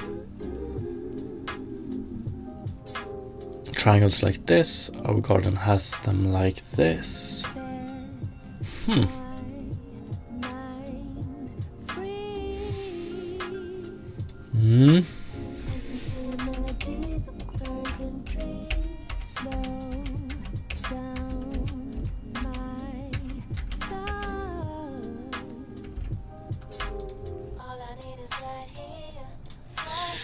The question is if this really matters, but it's worth to make a note of it.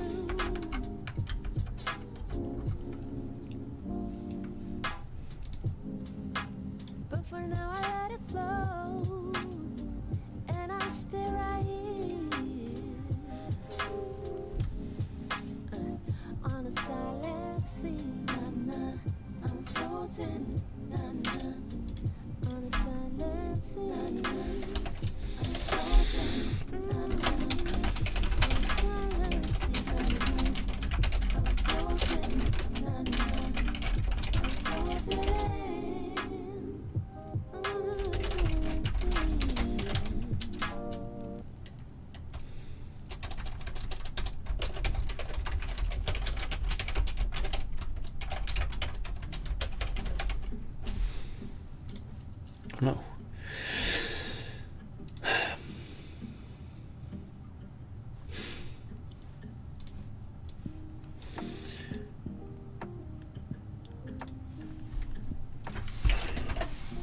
What happened? Did I forget?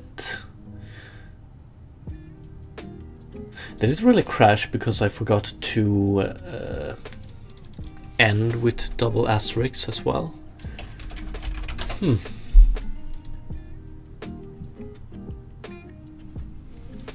Okay, let's try it again. Oh, we have it here. Nice. Okay, beautiful. Okay, good to keep in mind, but what we have now, generated terrain that works well with the grass shader. Beautiful.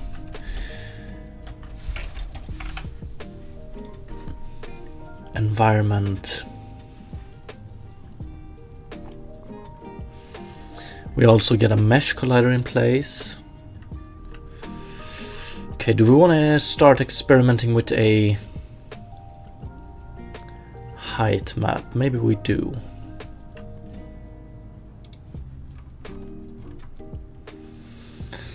Am I ready?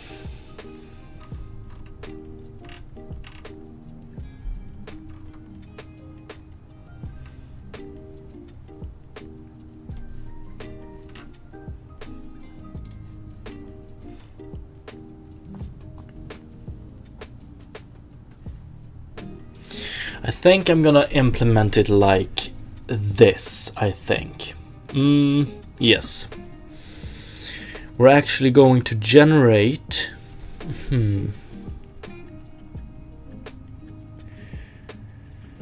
We're gonna generate or instantiate a texture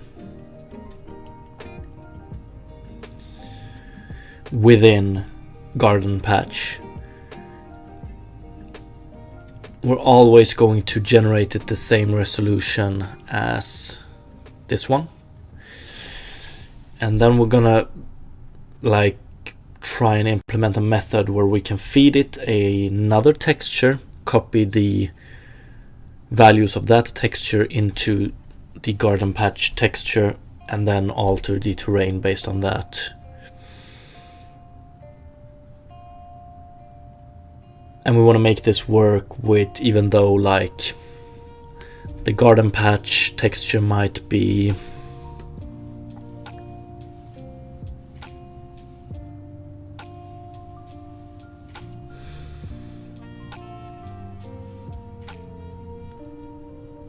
bigger or smaller.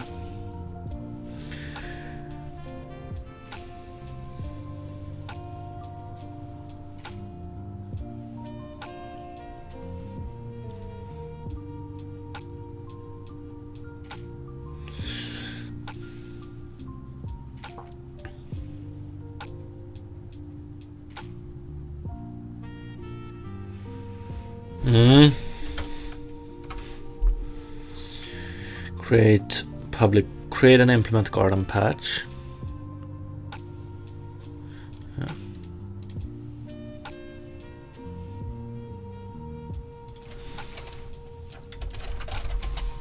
Simple, very vague, but yeah. Create method in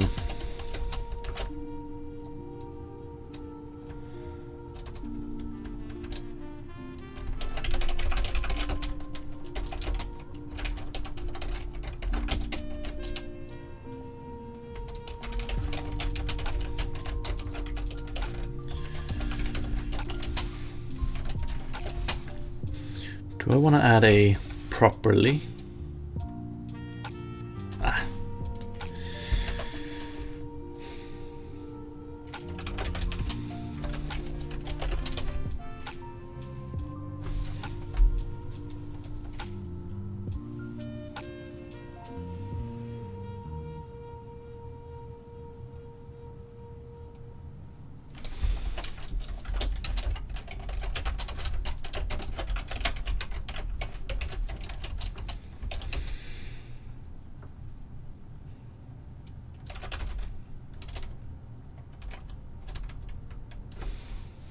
For setting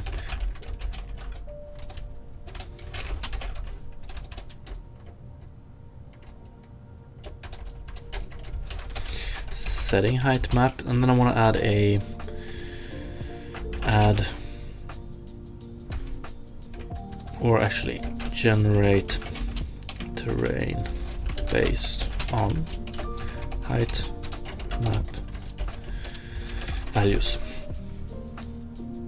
So I'm already starting to think in terms of, okay, so right now it's named height map, but I wonder if I want to rename it terrain data, because okay, to represent height we only need one channel.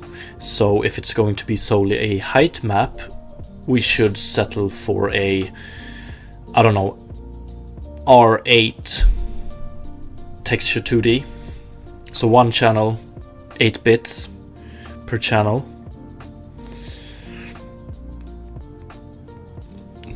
But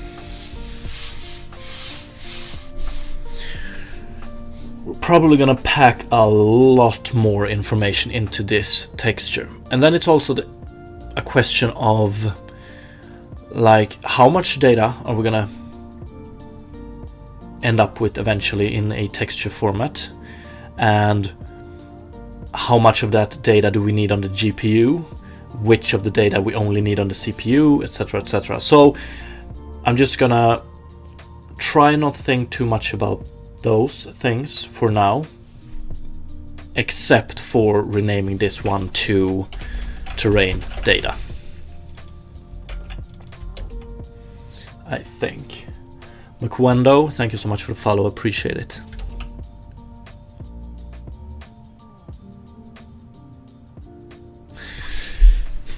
Something like this. And now I know I said I wouldn't want to think about too much about this, but now this makes me want to implement a custom class for terrain data. So instead of within garden patch, instead of working with the different channels and stuff like that, we just do that within the terrain data class. Let's add it as a thought.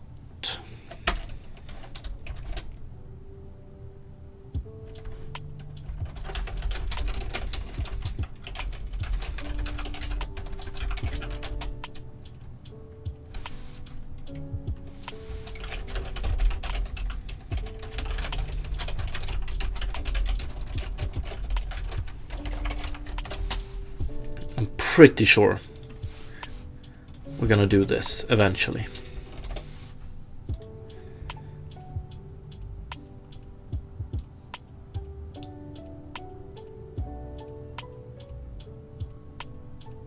Because not only do we have ideas of doing ground collision based on height map calculations, we also have the AI navigation, which is going to work a lot with terrain data, and height. The height map is going to be a big part of this, but we're probably going to work with other stuff as well.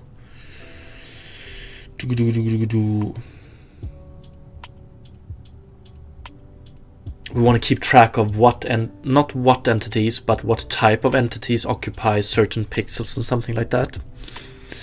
Like the idea is, or best case scenario is, we pretty much simplify the full 3D environment down to 2 dimensions to be able to make ground collision checks, AI navigation logic, and things like that. But yep. Let's keep it simple for now. So let's just do this.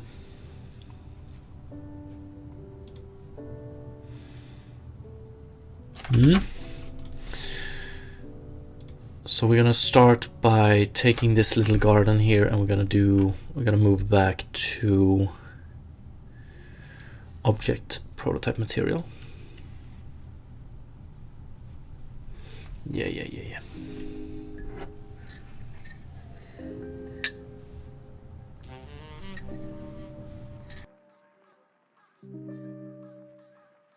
Ooh, I think this is a good song. Let's see. I just need to check what the name of it is.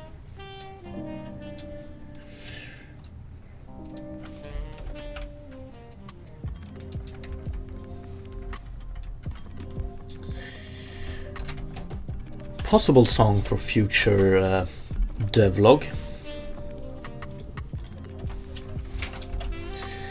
Definitely. Okay. So, very similar to the ground class. Oh, no. The Perlin noise texture generator. Very similar to this. We want a function like this, but we don't want to generate it. We want to read from another texture. So we're going to do... We should have functions for that, actually. But okay, let's start by just creating it. Garden patch.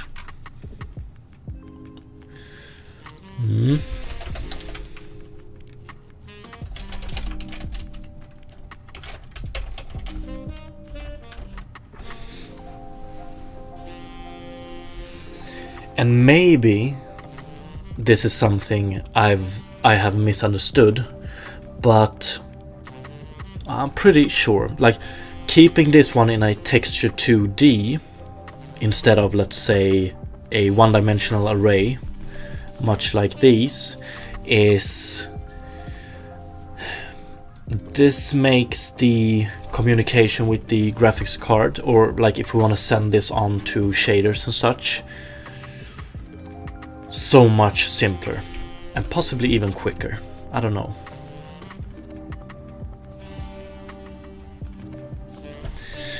Like, I think this is just a layer around something like this. I think the actual representation is in an array, color array, maybe even. I don't know.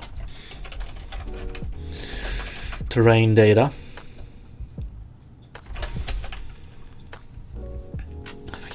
Let's do, we have a function generate. Let's add a private void instantiate. And here we take all of these.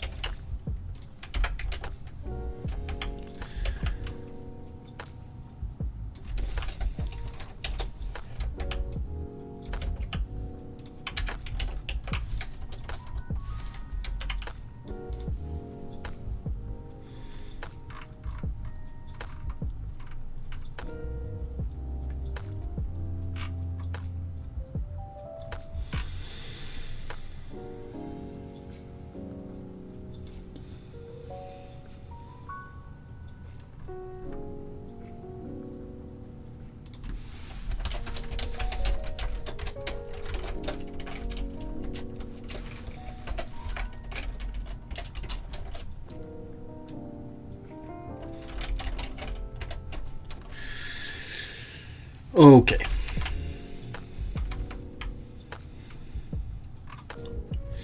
The question is,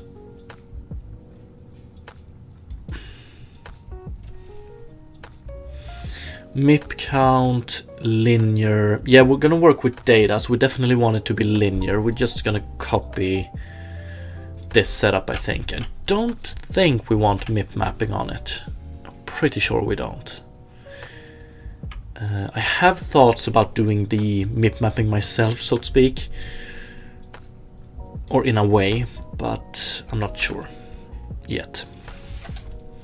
So here we want to do resolution. And do we want it to be resolution X or resolution resolution X, I think, and resolution Y. Let's just go full on forward here and do it with an RGB A32 to start. No MIP maps, and we want it to be linear. So by default, I think this one should be generated with all black colors.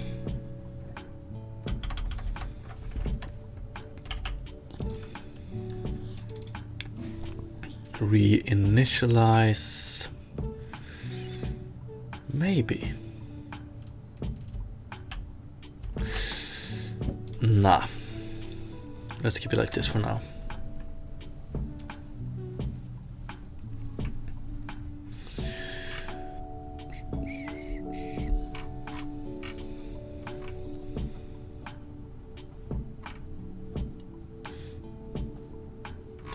Okay, so what I want to be able to do now is,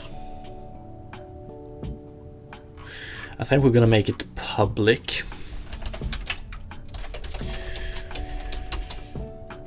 Set terrain data.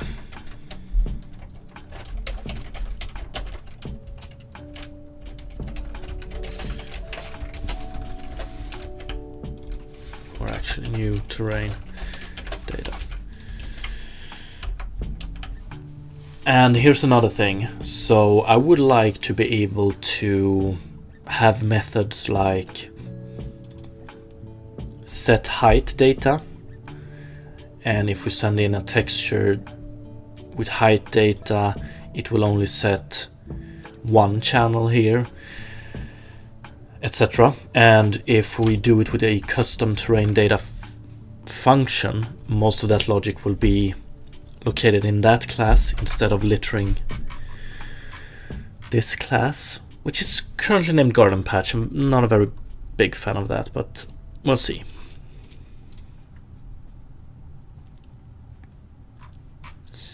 For now, the only thing I need to worry about is I don't want to do terrain data terrain data is equal to new terrain data. Because this one might be bigger than this or smaller. And although we're gonna go with, I think we're gonna use relative coordinates to read data here.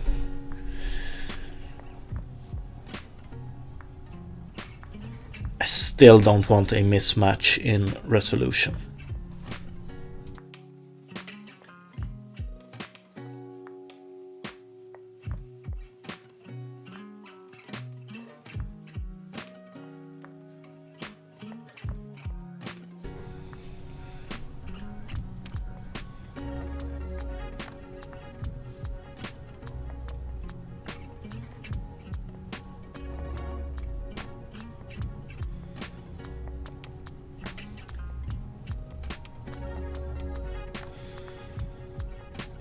So what nice functions do we have here?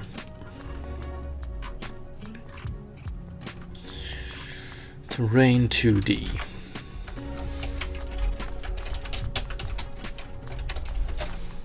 Oh, not terrain 2D, texture 2D. Unity.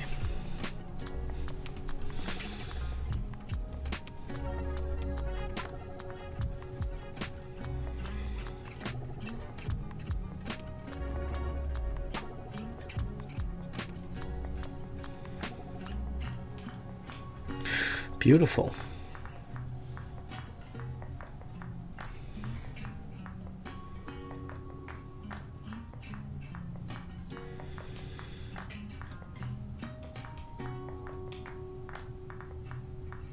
Mm.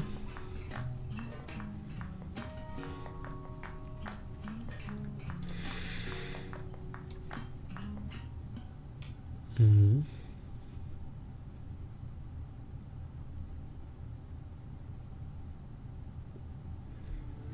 So this one returns a color and this one returns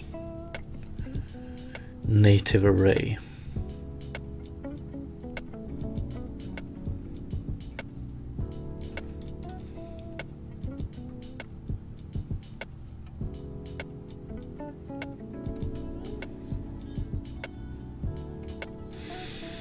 Yeah, okay.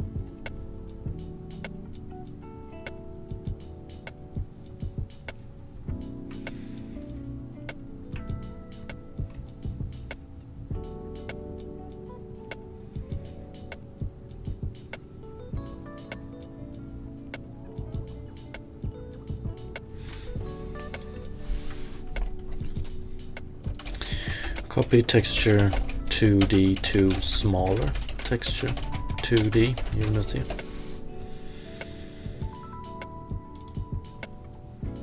Let's see.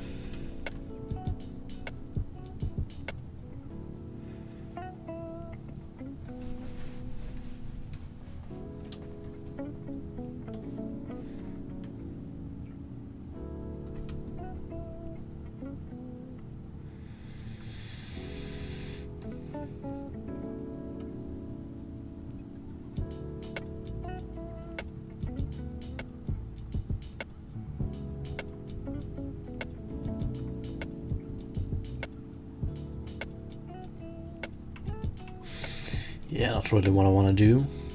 Copy texture.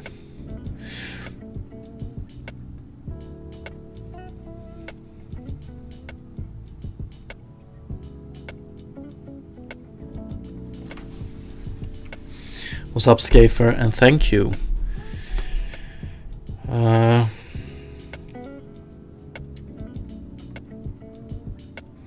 I've written a few, I suppose, and also thanks to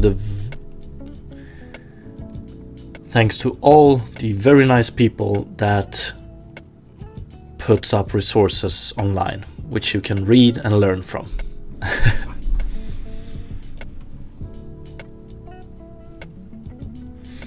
I wonder if I could just go with this one.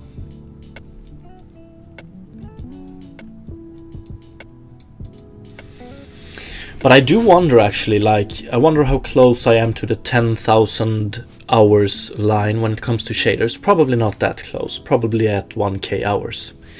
But still, a lot of time and sweat.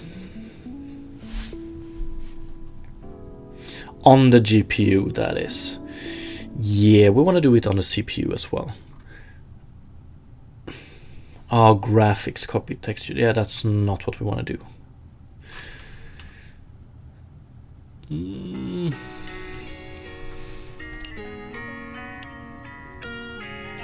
Resize texture 2D Unity. Let's go with that one.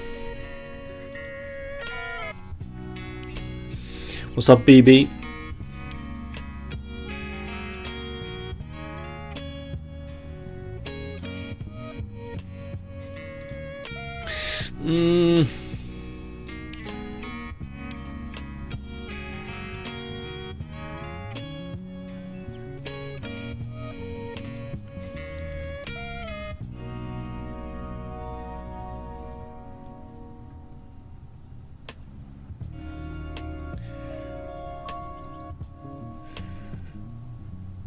We're working with render textures here as well. We want to do texture 2D.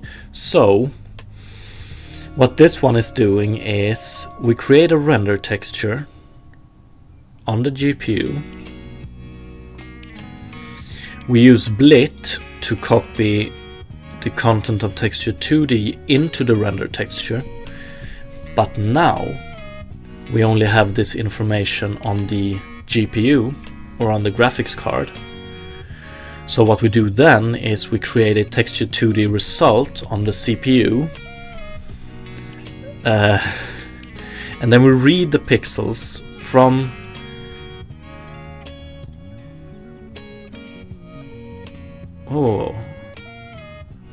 result.read pixels.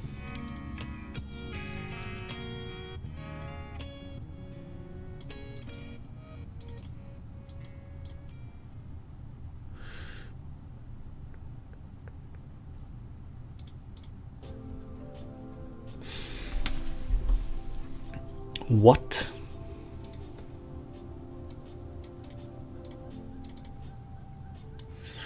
So create a new texture with target X, target Y sizes, and then we'll read pixels.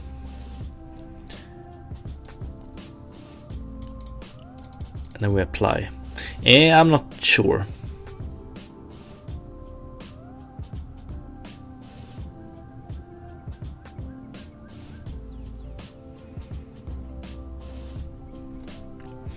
Yeah, okay, so it's like, but the bottom point or stance that we're like here, we're doing it on the GPU instead of the CPU. Like, I want it to be the other way around.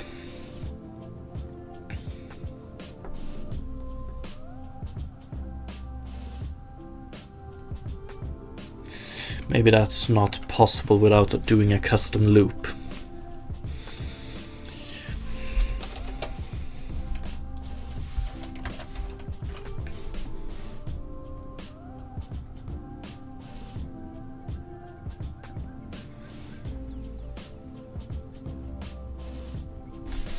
Or let's be more specific here. Resize texture 2D Unity on the CPU.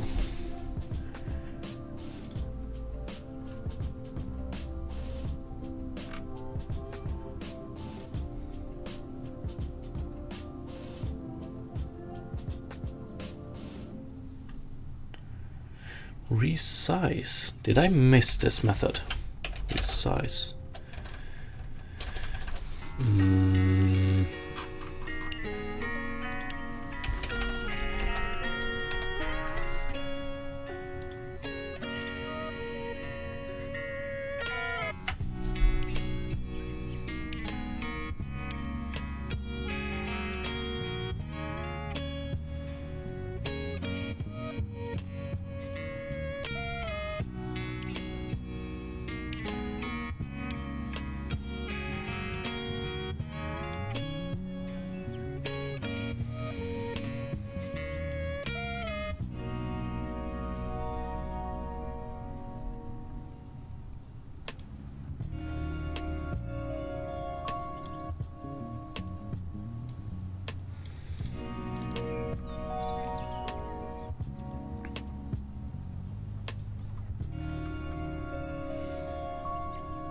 Mm-hmm.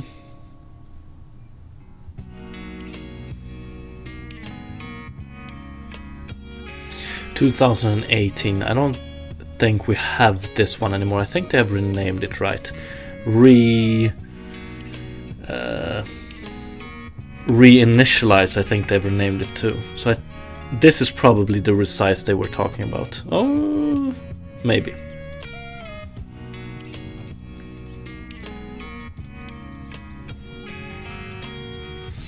In Unity, it has to be done per pixel by iterating and processing the data.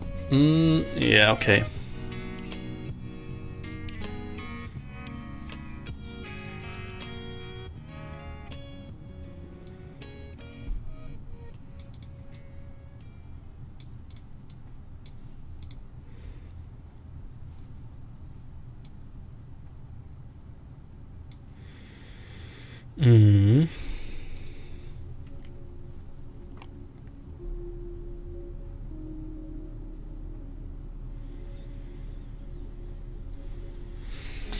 Ooh, and resizing a texture through nested for loops sucks.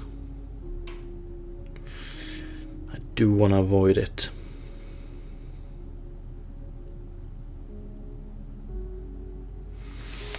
Because you're gonna have to do some filtering, and you might have the aspect ratios might be off. You might have a weird resolution that doesn't, like,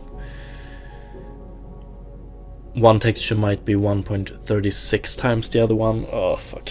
I really thought something would exist here. Like, okay, we can do it on the GPU then, I guess.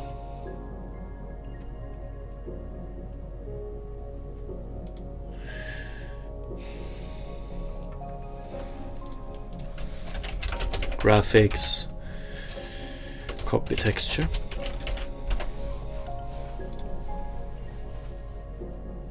Source destination. Oh, I do want to try this.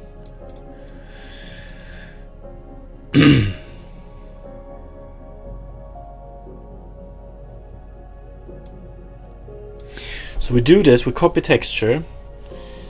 So that means that texture 2D, it has like the pixel values on the graphics card has changed, but not on the CPU. Can we update the CPU data?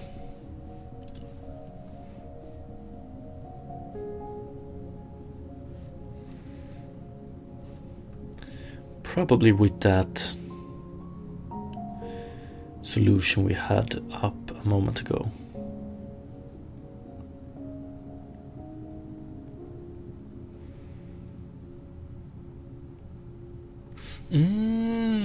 Okay.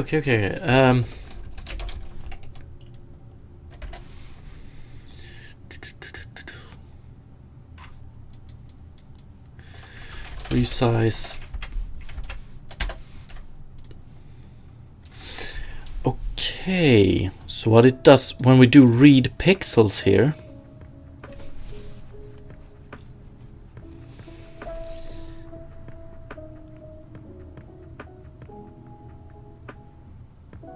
now I'm still don't fully understand this line here. Result read pixels.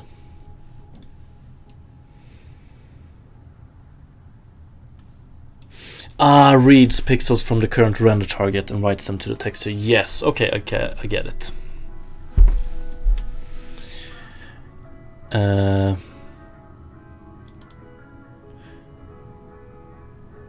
So I think Blit does it actually. So Blit, I don't think we need to do this, but yeah, maybe it's for the better. So we Blit to render texture, which, if I remember correctly, sets the active render target. Blit Unity.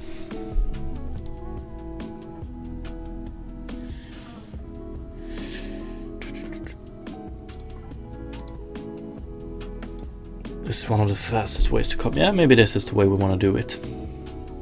Yeah, when you use graphics.blit, Unity does the following. Sets the active render texture to the destination texture. Yes. Okay.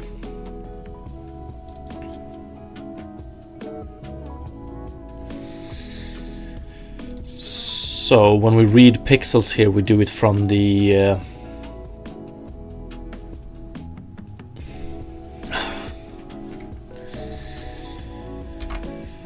so what we want to do is render texture temp is equal to new render texture.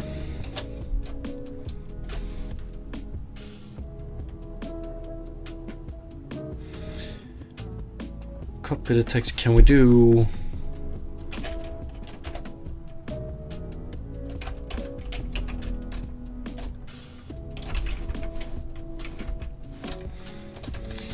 let's do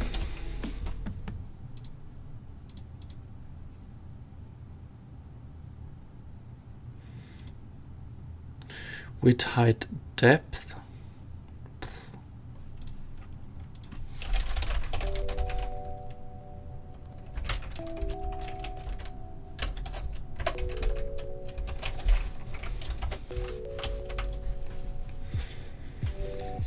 Temp, and then we don't need to do this, I don't think. Graphics.blit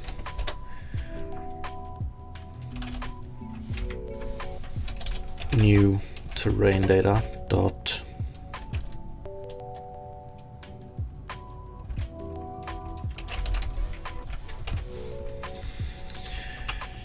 like this, and then we do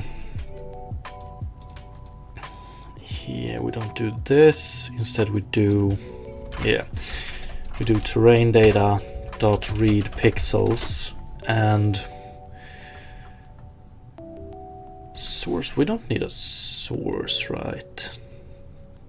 Oh, it's a rectangle. Okay, that's true.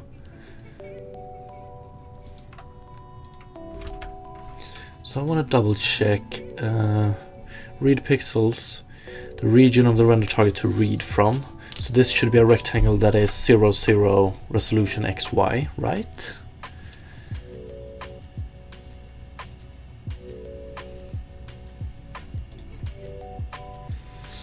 Yeah, 0, 0, target X, target Y, 0, 0.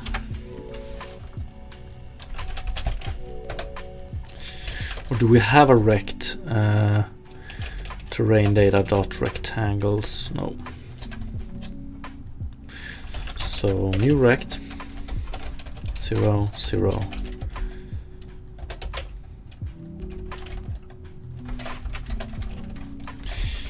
And then 0, 0.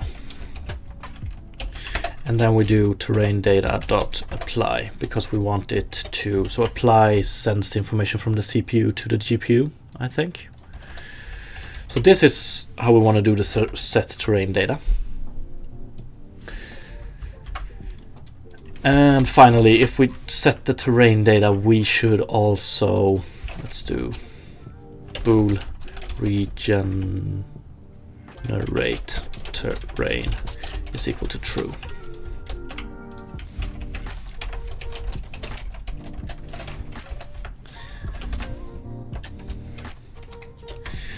But this we might be able to optimize a bit. So instead of doing all of this again, we might be able to skip a few steps here. Let's add that as a thought.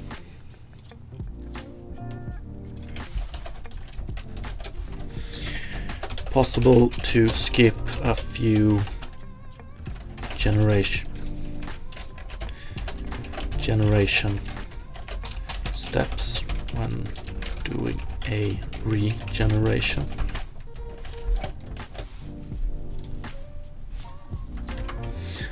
I'm pretty certain.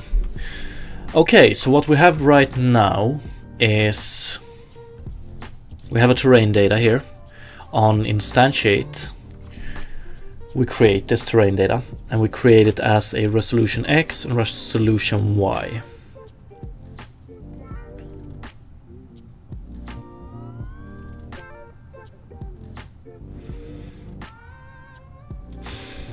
But right now we only do it once, because the other times this one is already going to exist. So if we do changes to resolution or dimension, later on we won't change this one. So we need to add a else here as well. Else. And we want to do something very similar to what we do here, reinitialize. Terrain data reinitialize. I think we want to keep this as is, but just change to the new width and height.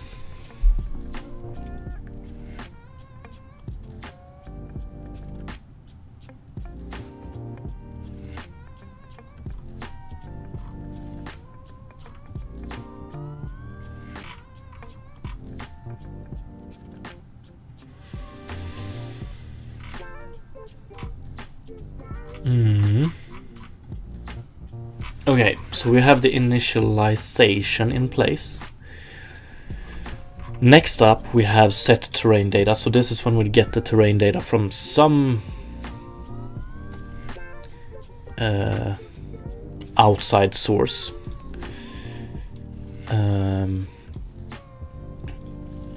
Right now during development we're probably gonna do something like this. Garden patch visuals, we're gonna do serialize field private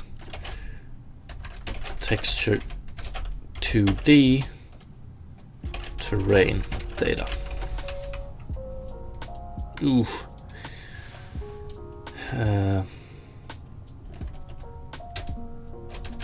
Initial terrain data.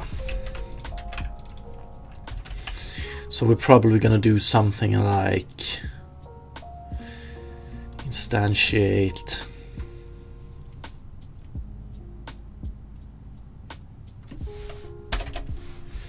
set terrain data, initial terrain data here in instantiate.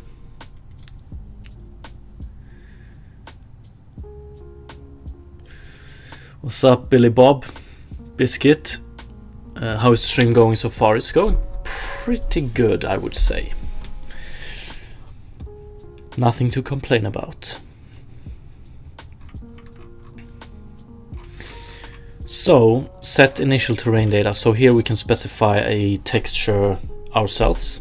So we can try some different things. And something I definitely want to try is making this texture 2D being way bigger than this, or way smaller. But first, let's move slowly. So I wonder something else we need to do as well. So the idea is that terrain data, right now we have 4 channels, 32 bits per channel. We're gonna let height be located in the R channel. So we want to read that channel and use that value here.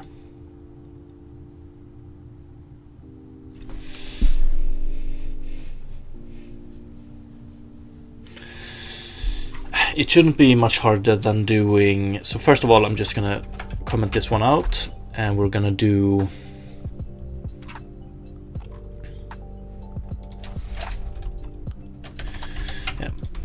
we're gonna do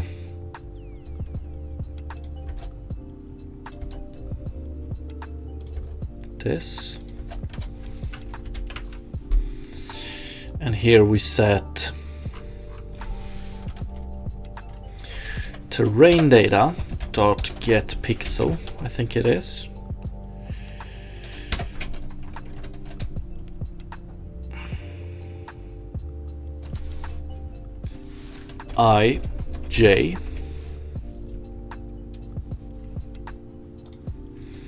So then we get a color value, and we just want to take the red channel. But we don't want to take the raw value here, because then we're going to get a height difference, or we're going to get a height between 0 and 1. We want a little bit more control. So proportions, we're going to do serialized field, private. Ooh, I have a custom struct for this, I think. Bounds. No. Min-max. Oh, what the fuck? Range.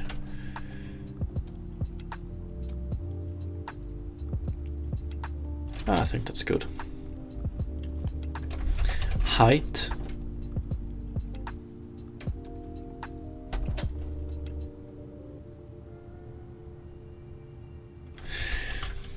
Do I just want to call it height or height range? Height range. And then what we do is we do height range dot lerp given this value. So reading this pixel gives us a value between 0 and 1, and what this method does in this range is it just lerps between the lower value and the upper value, given this as a t. Schaefer, have you thought about using Godot engine? Yes, I have.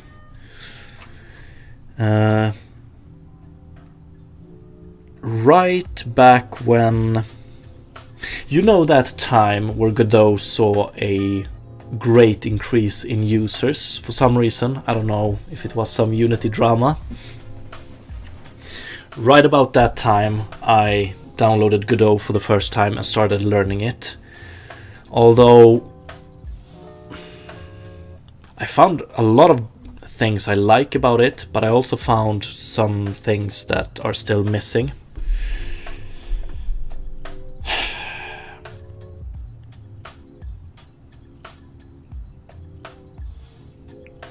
And like all my knowledge I have is mostly tied to Unity right now. So when Unity backtracked on their decision, I decided to stay with Unity. Although I'm still learning Godot for like smaller projects I have. So yes, it's something that has crossed my mind. I take it you're an avid user of Godot.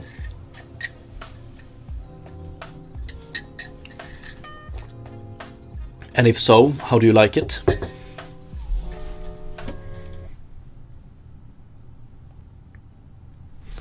Okay, so right now we just initialize this terrain data with like the initial value, which is black, I think. So we're gonna get the minimum,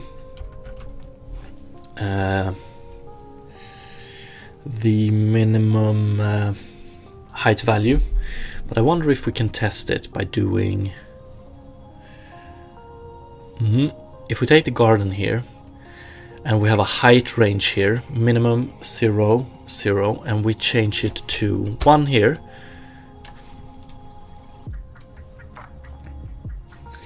Okay, so the texture seems to be generated with all white colors, I think. Either, yeah, I'm pretty sure.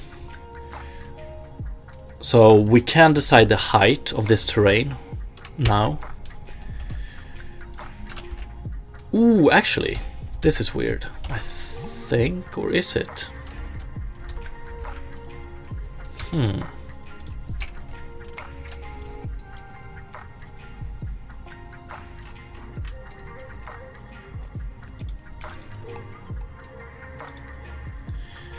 Let's see.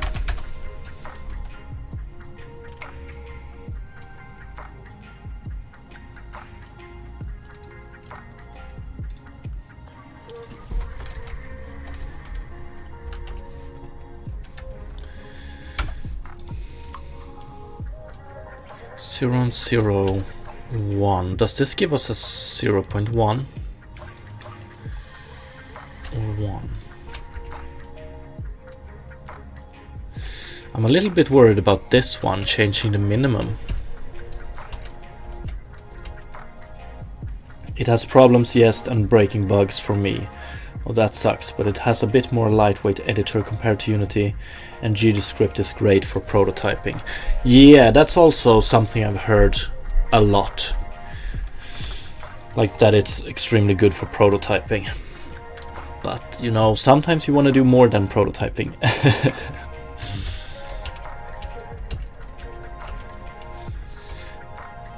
I think I'm on Godot 4.2 as well. Maybe. Okay, so this is a little bit weird. What this is telling me is that the value is not full white or not full black, or something is wrong with the lerp function. So what I want to do is I want to check texture 2D default color.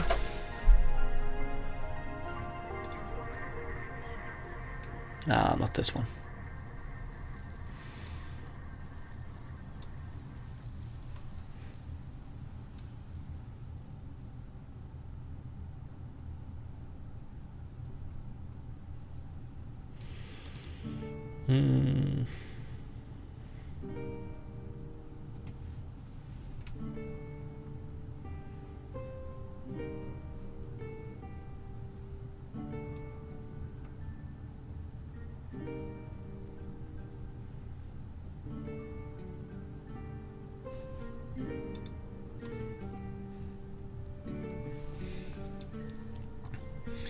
Texture 2D.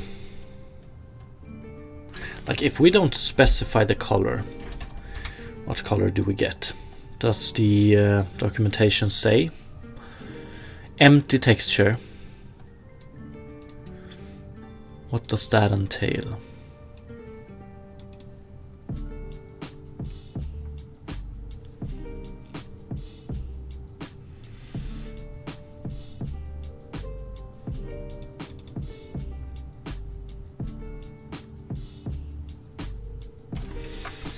Oh well, let's do it like this then. For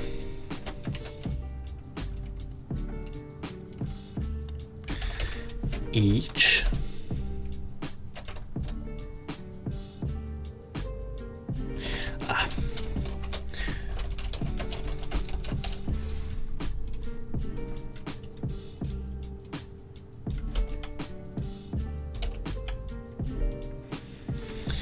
So terrain data dot set pixel is slower than pixels, but I just want to use this to test. So IJ, and we want to set it to color dot black.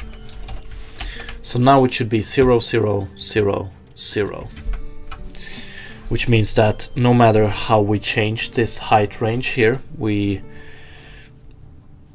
shouldn't see any difference. I hope.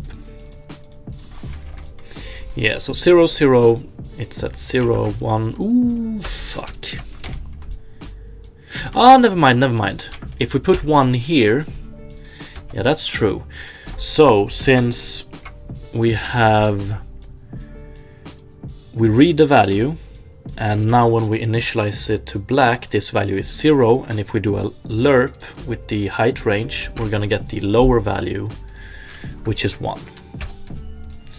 Okay, so now it seems to work as I thought it would. Let's just try and see if we do white. So then it should ignore the minimum value and just do the maximum value. Yes. Yeah, and I think the character is 1.6 meters. Yeah, about there. Okay, beautiful. So now let's create a simple texture in GIMP, load it in here, and initialize the terrain with that one and see if we can get some shape here.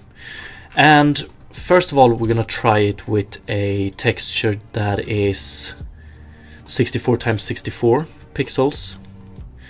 But then we're gonna try with some other size. Maybe we can go to 256 and see if this one can handle the downscaling, and then see if the terrain can handle the downscaling first of all. But we're gonna do min max 1 here.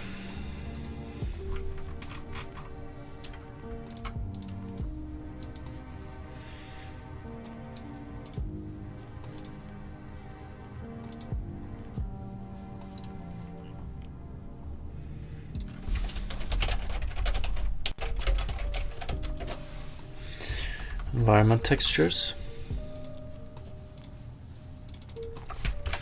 Let's go 64 times 64.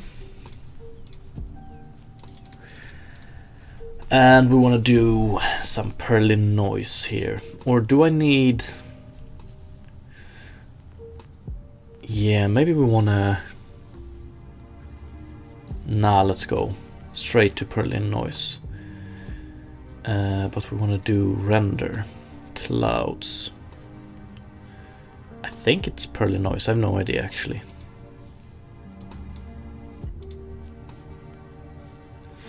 If we do terrain like this maybe.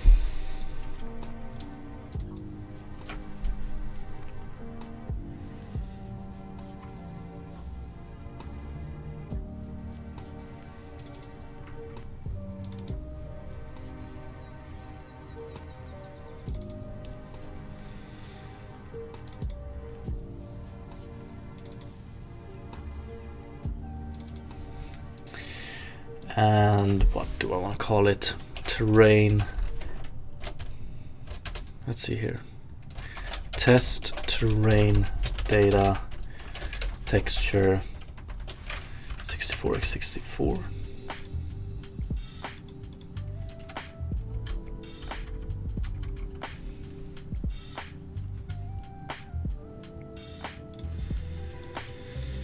Here we have it.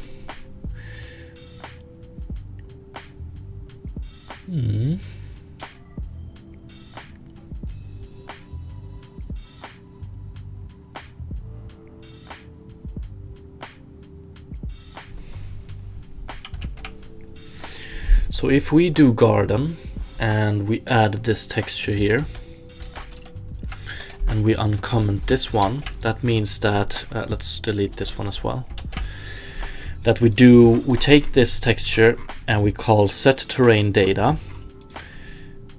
We create a temporary render texture with the same resolution as we have defined by this patch. We blit the new terrain data into this temporary render texture. We do this on the GPU. This one also sets this one to the active render target. So when we do read pixels, which reads from the active render target, it's from this one we read. So we copy those pixels to the terrain data texture, and then we apply it to also apply those changes to the GPU again. And then we call regenerate terrain, and we regenerate it. Yeah, let's try it. And height range is between 0 and 1, so we should be able to get, we should see a terrain that is between 0 and 1. Currently it's at 0.5, I think.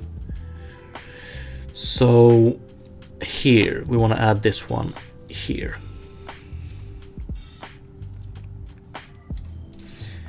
And fuck, what do we get? I don't know. I think I see some difference. Yeah, I definitely do. So if we go 10, we see this. We're not getting as good of values as I thought. So this one is 51. What is that? 0.2. 0.2. What do we get here?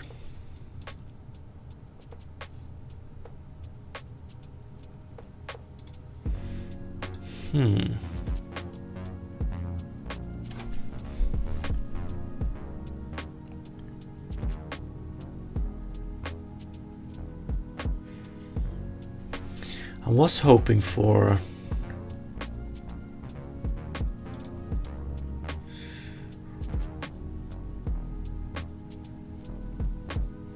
but this should be good enough.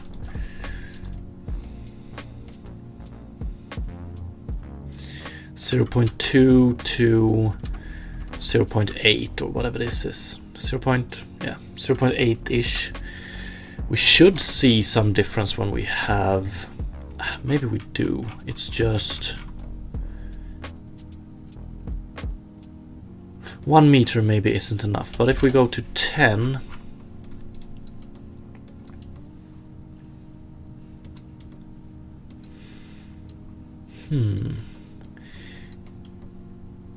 do we have some banding artifacts here? I wonder if maybe it's okay. Like, have I done something wrong to get these banding artifacts, or is it based on something else? It's an extremely low resolution for the texture, that is true. But the normals should be smooth. I think it's pretty okay. It's okay.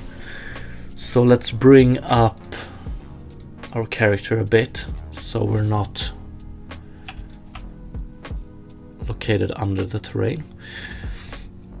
Thanks to how we have implemented the terrain generation, we should see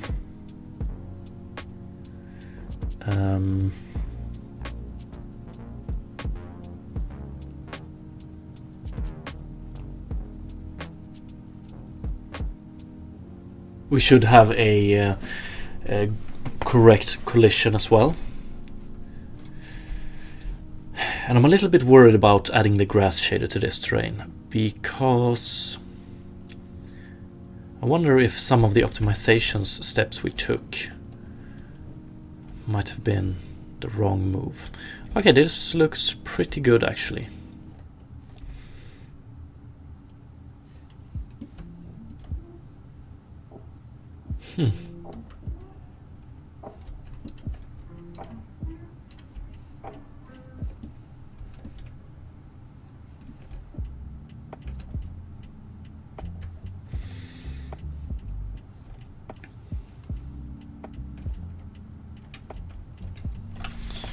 Okay, let's add some grass to it.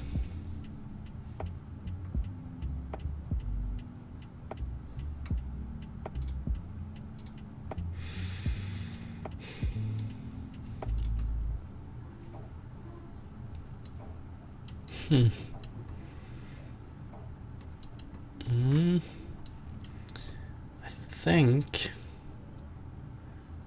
it works pretty good.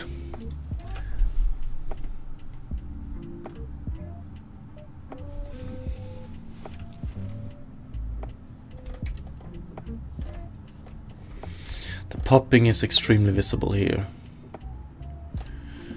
But yeah.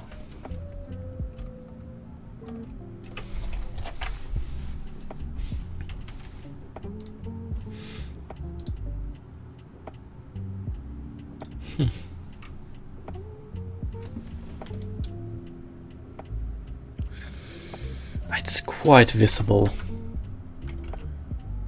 that we don't actually have grass here, it's just faked. That's unfortunate. Compare this to this. It's not. We might want to improve that, definitely.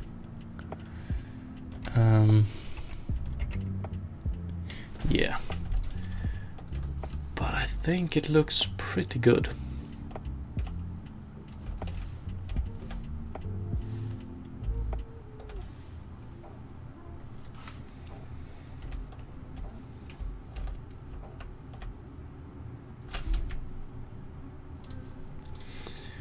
Okay, before I continue, I just need to run AFK real quick, so be right back around 5 minutes, I think.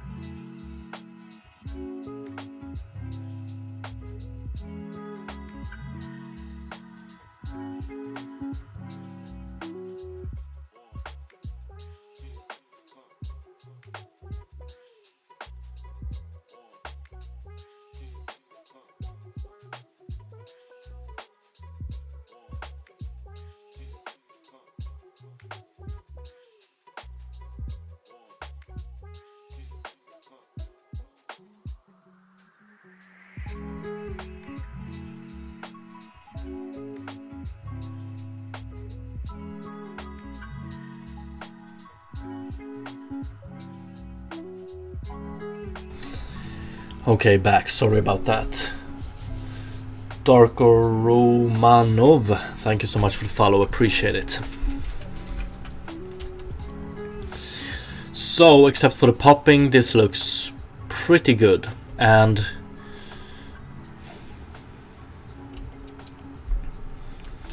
it feels good that this shader is now generated on a... Ooh, this one we need to fix.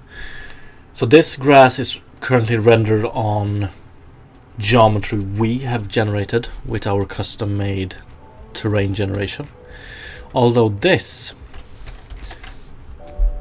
I don't know how visible it is on stream. Let me see if I can make it a bit more visible. There we go. Come on, come on, come on. There we go. My engineering diary was up.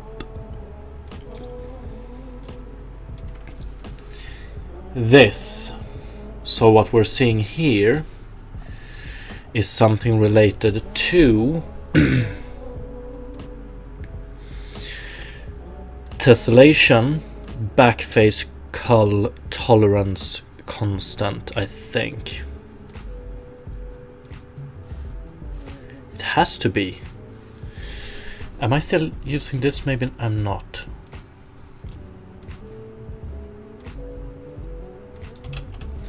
I don't know what else it would be, to be honest.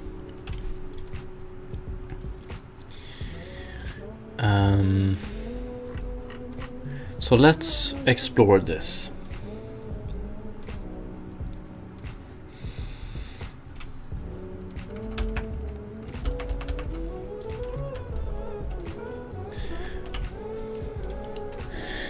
So I thought it was related to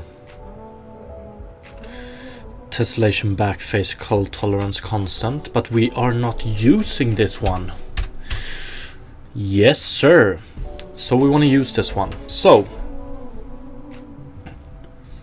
it all comes down to the hull patch constant function. So where we decide how much we want to tessellate something. So we check, is the triangle we're trying to tessellate now outside of the view, or is it like rotated in such a way that we see the backside of it?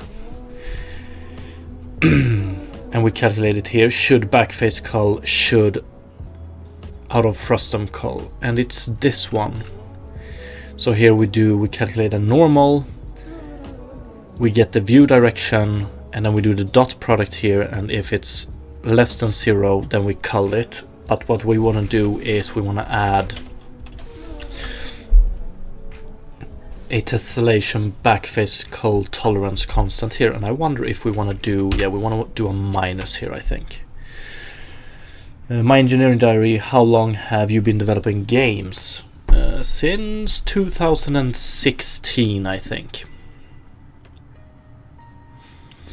If you don't count one Flash game back in 2010.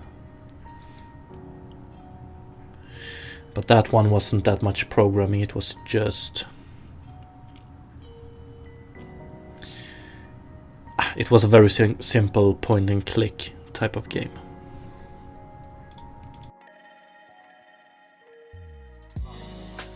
Okay, so if we add this one here, and let's change it so that instead of a float, it's a range between 0 and 1.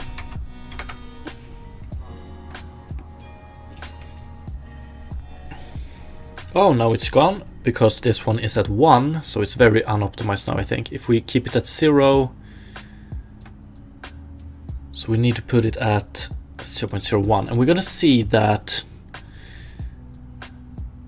the higher this value is, the less we optimize, or the less we backface cull, which is going to affect performance. So let's see. Here it's not visible. Let's see. So here we can see the hole. We're at, I don't know, 120. Let's try and pull this up so it's not visible here. We didn't lose too much performance here, but if we would go and do this, now we're down not that much actually. What the fuck?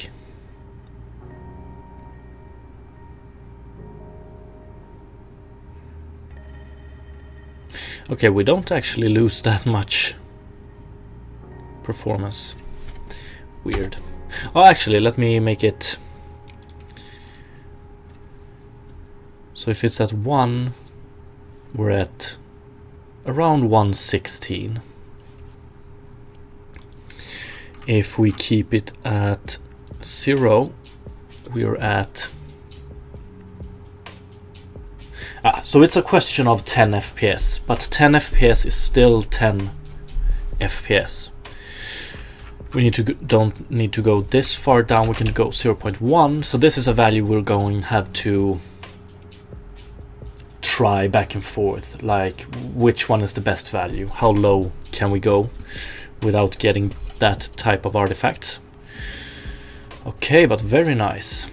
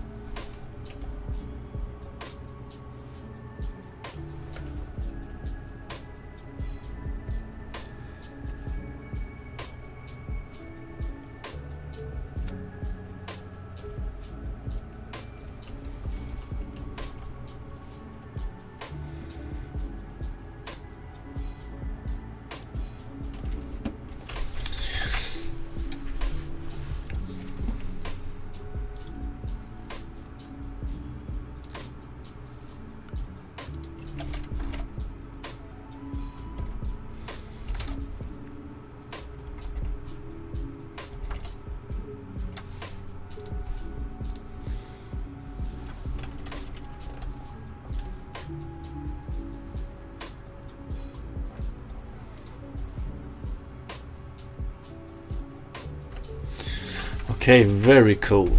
Let's see, garden. Let's bring this back to the... What's up, Mechasonis? That looks wonderful, thank you. We're gonna make it look less wonderful right now. We're gonna go back to a boring prototype material.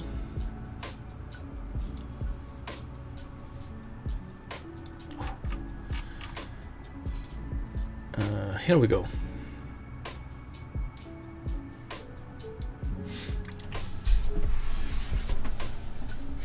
Mew character looks very good, thank you.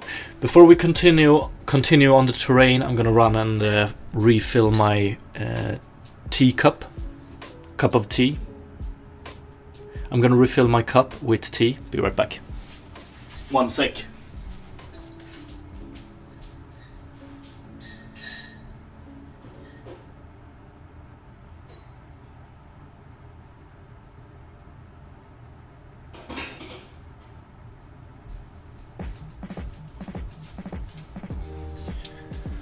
Okie dokie, back.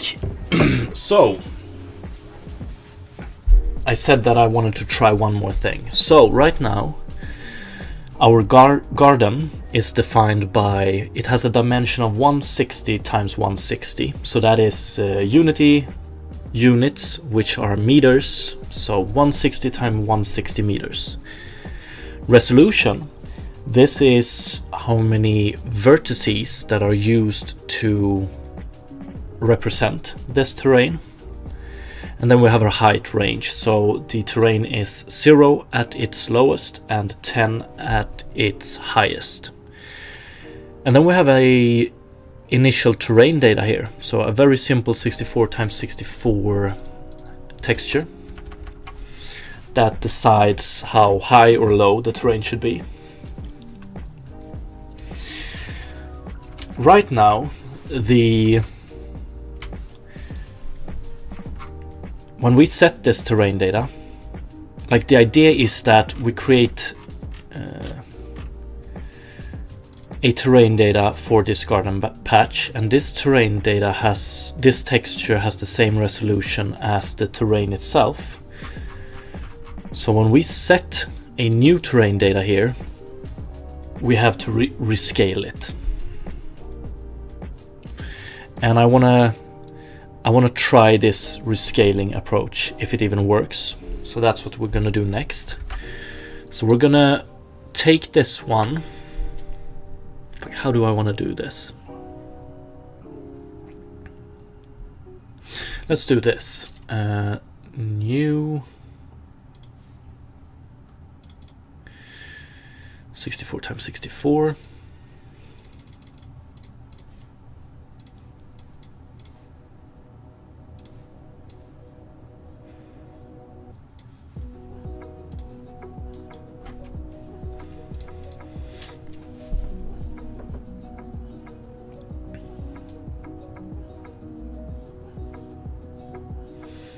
There's going to be some difference, but this should about do it. But let's do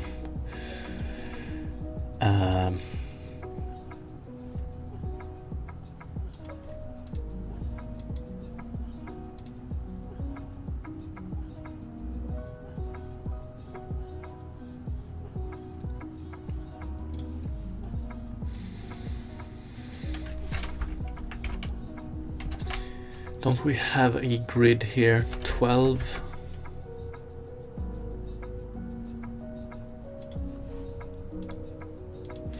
Okay, the grid is black, so we can see it because we have a black background. What the fuck? Okay, configure grid 64.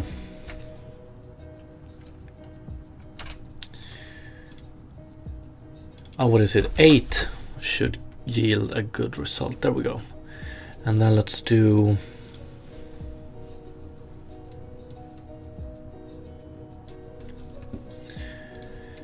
this.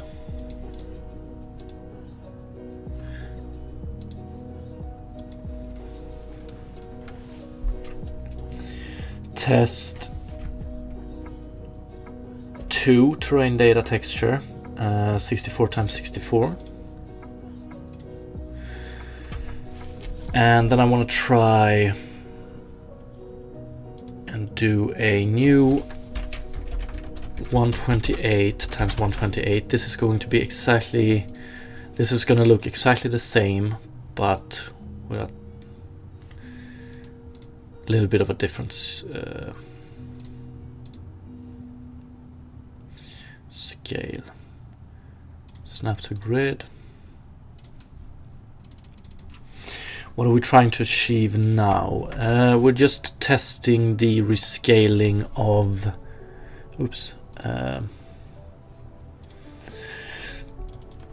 the terrain data texture. So I want to feed our terrain a texture with height data, but one is 64 times 64, which is the same resolution as the terrain. And one is 128 times 128, which is double the resolution of the terrain, but I want to get the visually the same result. So these textures are just, the terrain here will have a height of 0 and the terrain here will have a height of max height.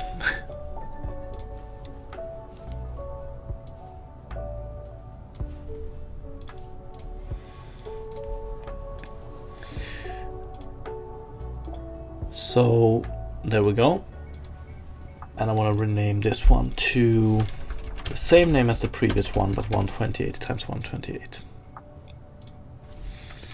Okay,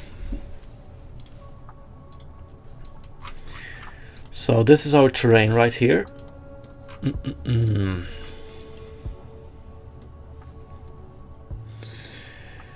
So if we take this one and we switch out this terrain here to this one, we get this result.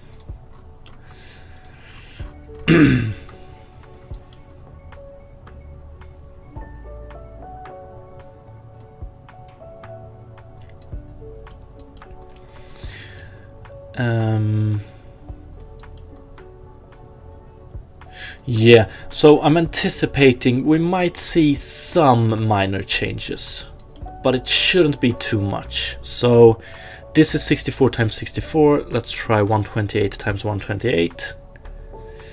And it's pretty much exactly the same, I think. So that's great.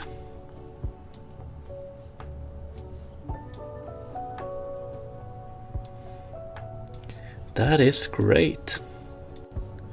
Let's see here. This one is 128 and this one is 64. Oh, great. Beautiful. Although, yeah, nothing to complain about. How do you feed the texture to the terrain through the script? So right now we have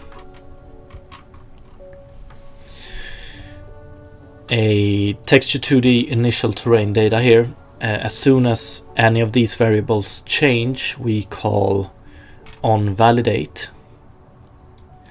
And in instantiate here, we have set terrain data, which take this initial terrain data and rescale it using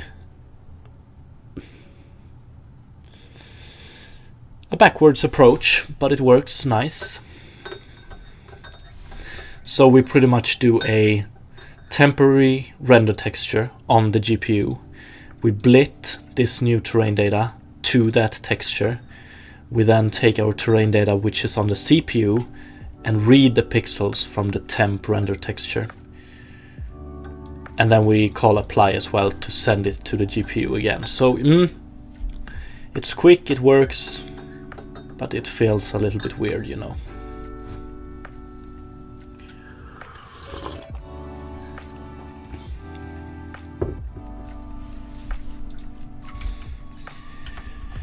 But good news. I wonder though... fuck it.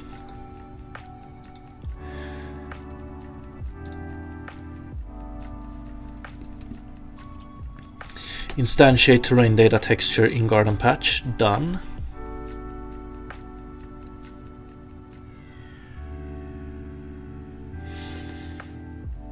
I probably want to call this one terrain patch or something like that.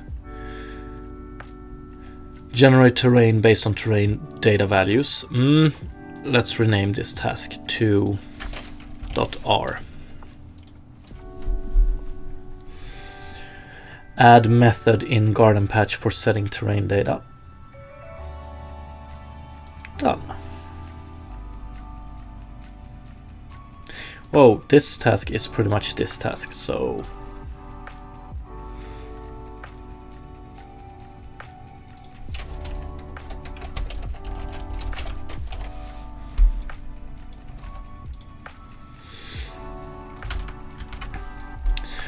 Okay, nice. It feels like haven't really met any big obstacles today. It has been running pretty smoothly. There we go.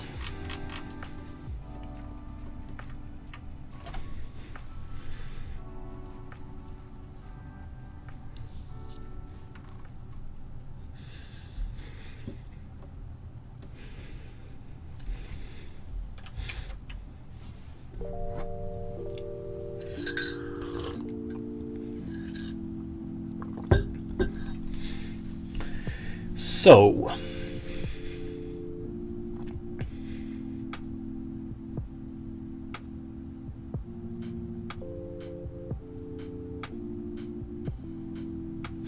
maybe we should patch it up right about now. So, instead of having a garden patch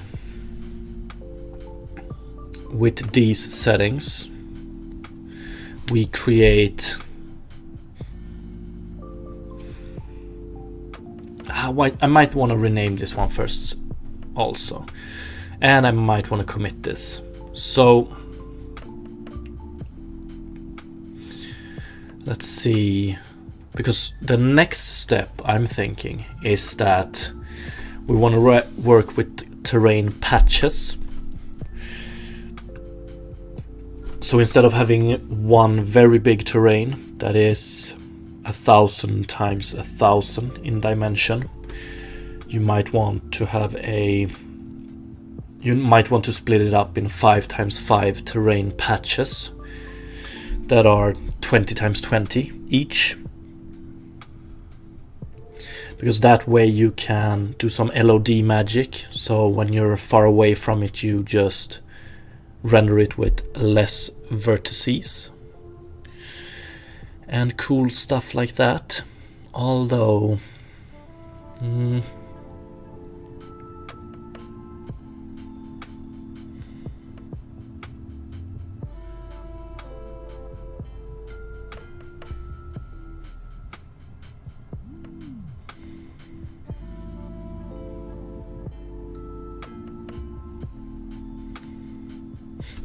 let's do it. So I want to rename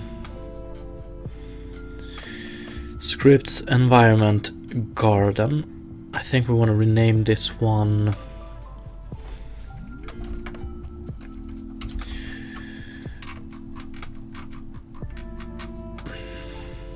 okay, let's do this. It's never too late to start with good name spacing.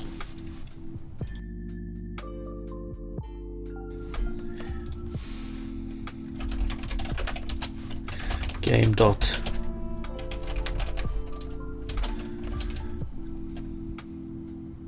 yeah.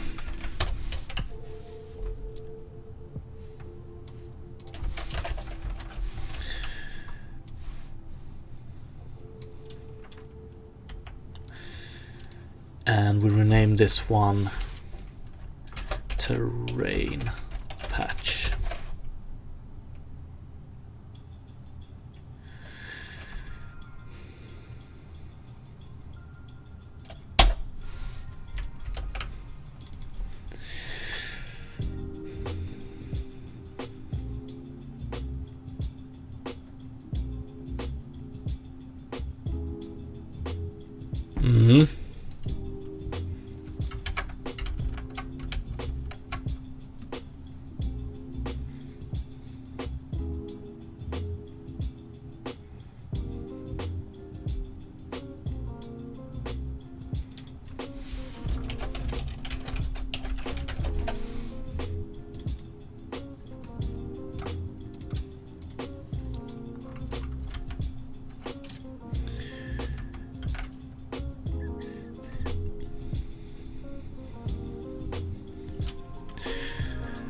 And before we continue with that, I'm just gonna commit real quick. So let's do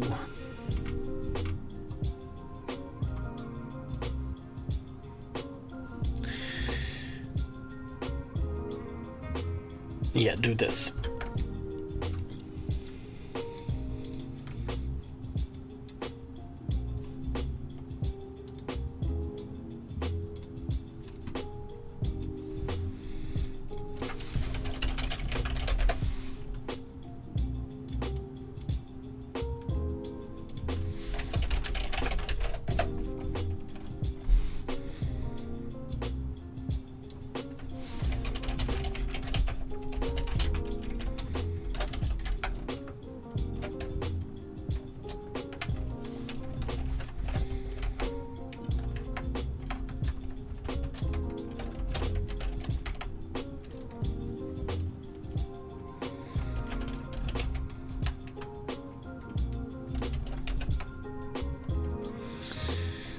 Before I commit this one, I also want to change terrain patch environment. Yeah, let's do terrain.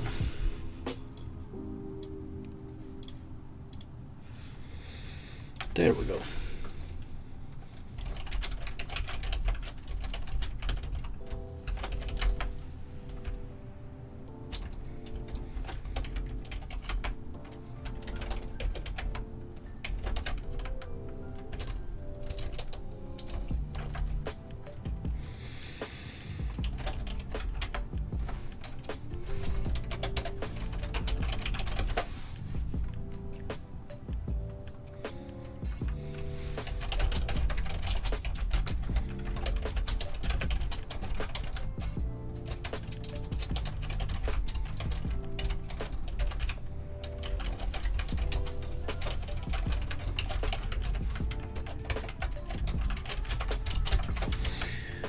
related to 83.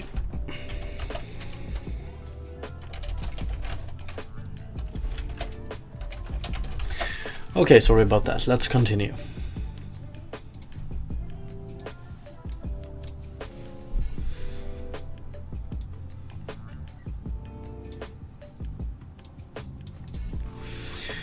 So, I want to introduce a terrain class here, which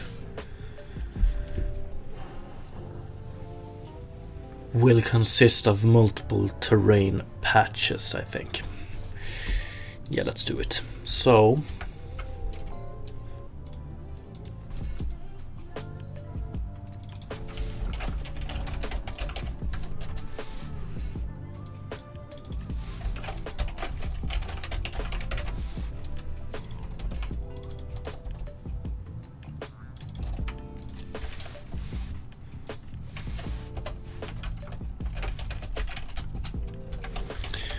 multiple terrain patch is in terrain.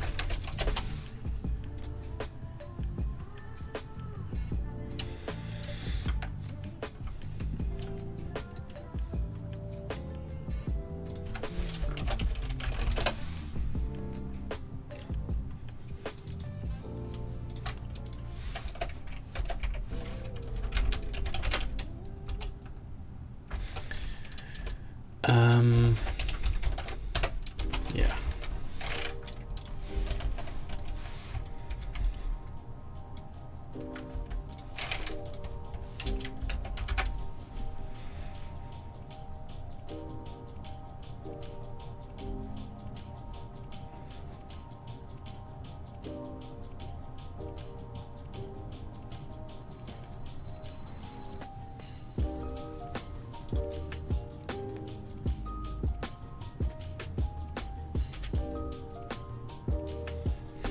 Will we still...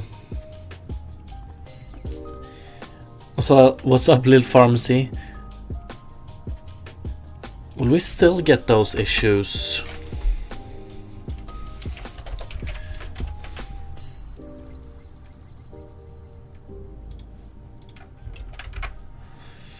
Although we're using a namespace. Yeah, maybe because we're using Unity Engine. Okay, that sucks.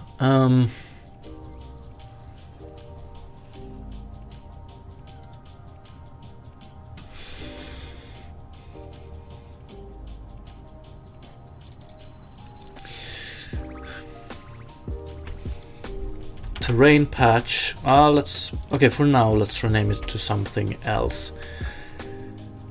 Terrain base.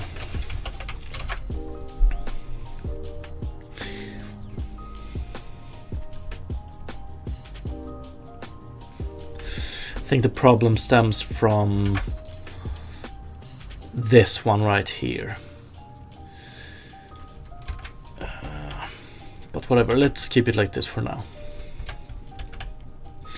What's up, Fabic? And happy Friday. What did I miss? We have a very simple terrain generation in place. So we generate height based on a texture. So that's what we have so far. And now we're trying to... So we pretty much have a very simple terrain patch implemented. Now we want to add a terrain base, which consists of many terrain patches, and yeah, move from there. Yeah, I think it looks pretty damn good, doesn't it?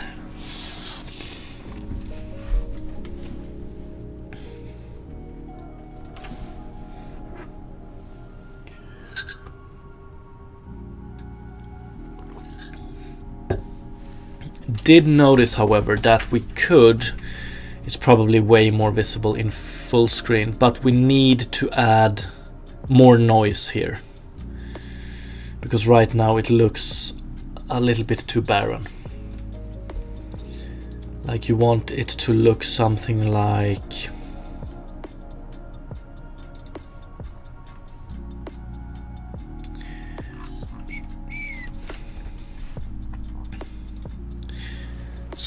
this. So this one involves a bit more noise. I think that's pretty much the only difference. If we can just increase the noise a tiny bit, we can make this look exactly like that one. So that's gonna be interesting. Which remind me, I didn't add that task, I don't think. Improve visuals. Yeah.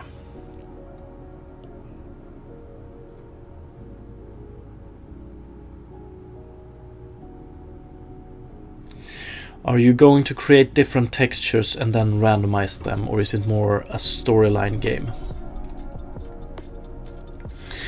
So you're asking me if I'm going to have like procedurally generated environment? Is that it? Or am I understanding that correct?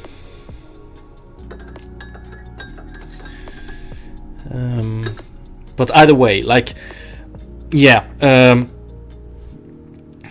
this terrain here, this garden, is actually going to be terraformed by the player. So it's actually the player that chooses where mountains, or I don't know if you want to call it a mountain, but a hill is going to be. So the idea is to let the player choose if this is just a flat plain of grass, or if it's a bumpy plain of grass, if it has no grass, and on and on. So like the player will control how this looks. And the idea is that the player controls this by using his tools, and the tools will alter the texture, and the terrain will regenerate based on the texture, basically, or part of the terrain. So we're gonna have to implement a very optimized way of handling the terrain, especially or terrain changes, because we want the player to be able to change it in real time.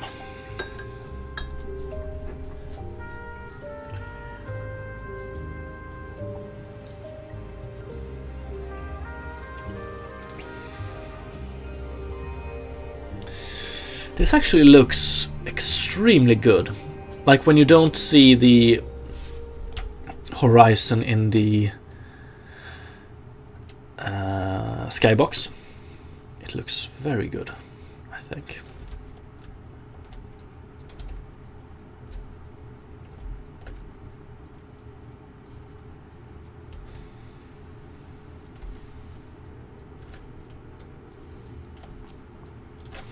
But okay, yes, I wanted to write something down here. Possible, improve visuals, improve specular color.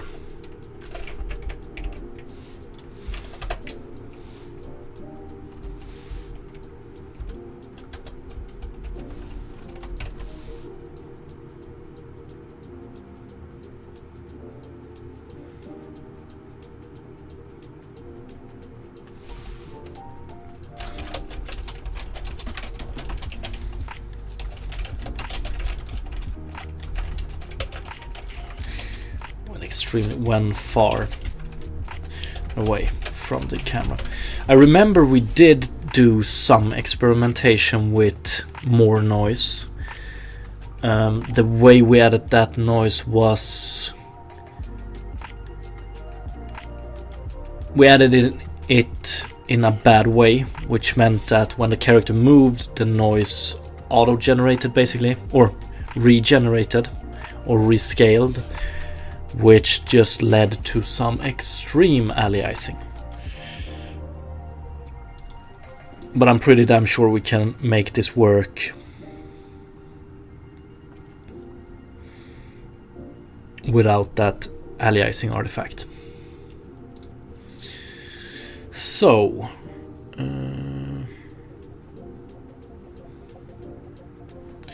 let's do it like this.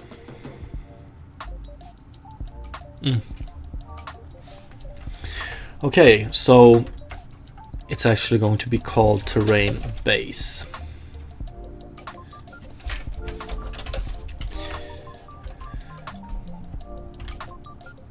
And now to the question, what is the best setup to do? So either we do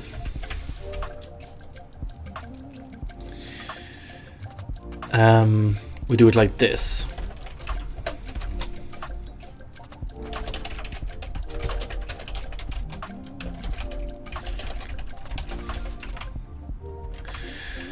Dimension.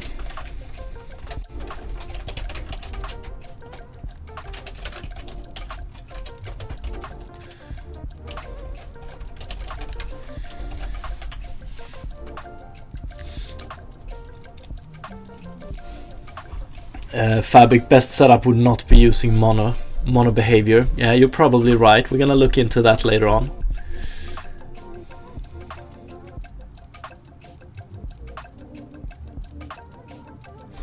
Definitely.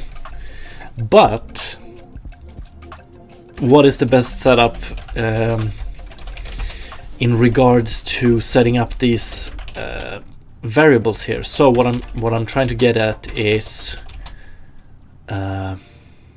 patches, maybe. Like, do I want to do it like this? So when we create terrain base, this is the dimension for the full terrain.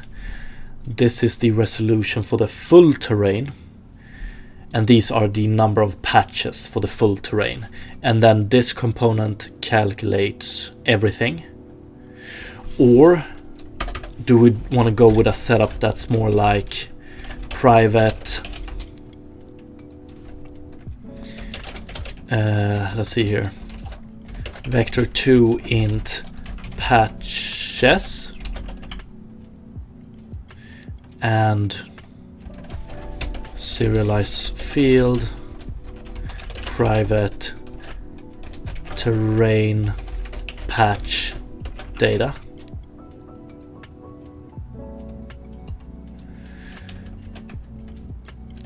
Patch data. Is this making any sense, Pete? Inner, thank you so much for the follow. Thank you for the follow. I'm always a little bit skeptical with names, you know. Some people run around with names that are pronounced funny if you just read them without thinking. But thank you. So either that we decide, so terrain base decides the number of patches, and then we define, or like vector2 patch dimension. Okay, so this is the actual question. Does dimension and resolution refer to terrain base, or do dimension and resolution refer to patch?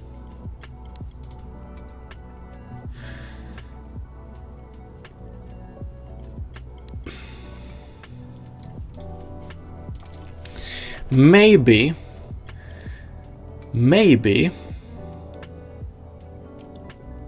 we should do. Oh, thank you, by the way, Fabic, over on YouTube. Appreciate it. For the, what is it, super thanks, it's called on YouTube. Appreciate it very much. Thank you.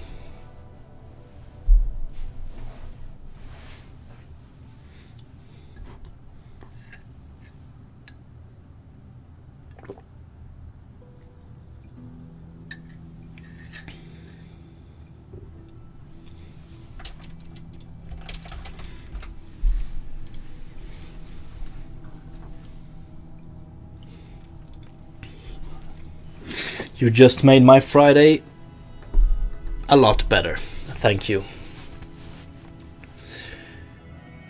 So,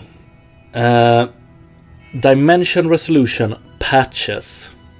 Should I call this subdivision instead? So that one defines the full dimension of the total terrain, the full resolution of the total terrain, and how many times we want to subdivide the terrain in both directions. And then this one handles everything else. Maybe.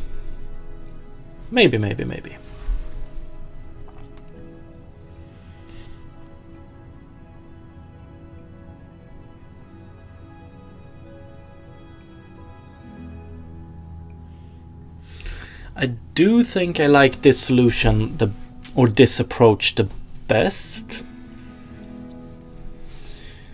So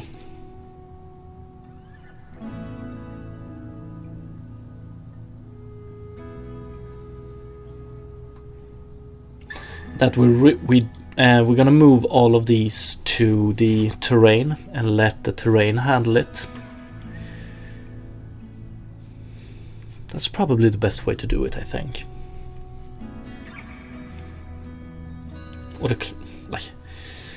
It's really not a question of best way, it's more like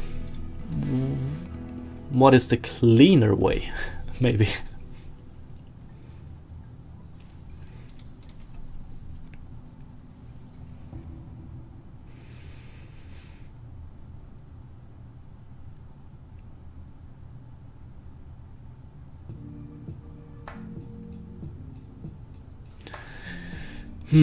Decisions, because then it's also, yeah, I think texture 2D terrain data, we still want this one in terrain patch, but we also want to allow for some communication between the patches, right? Let's wing it. I like to wing things. So let's add a function here, awake start. We're going to skip both of those, I think. On validate, we're going to skip those as well. And then we are going to do, I don't think we need this one anymore either. And we're going to do private void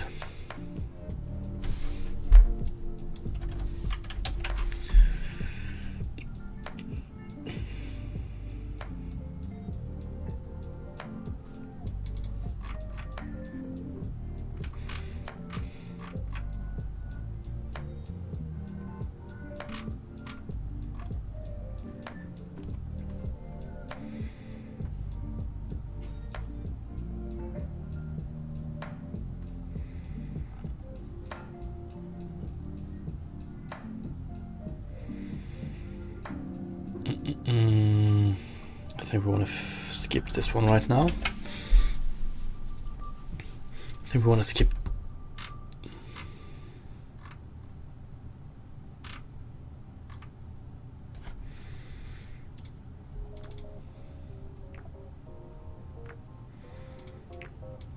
Okay, let's take it a little bit slow. Let's wing it, but do it a little bit slowly.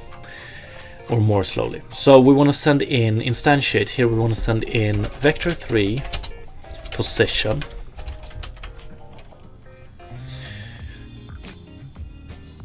We want to send in dimension.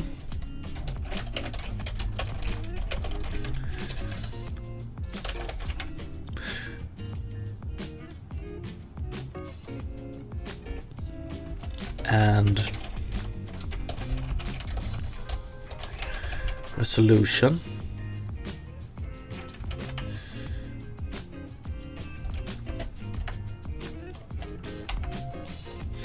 We want to send in range, height, range. Let's send in material as well, I think.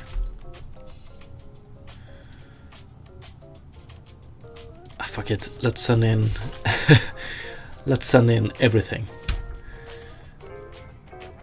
So texture 2D, terrain, data as well.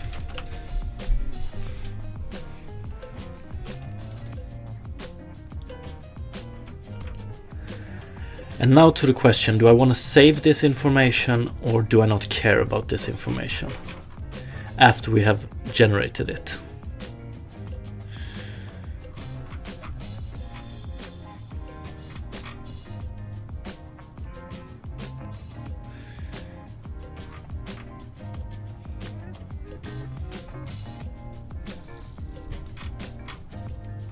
Let's save it for now, but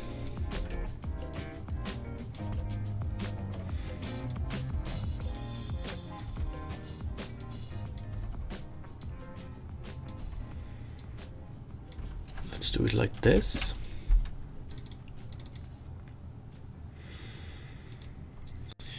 We want to get all of these things and we want to do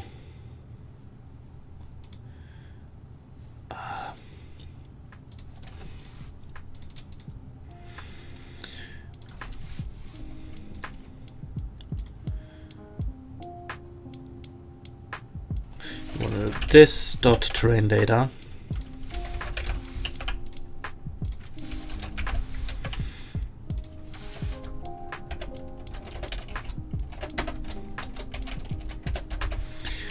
It's a little bit unclear, but let's do it like this. And we also want to do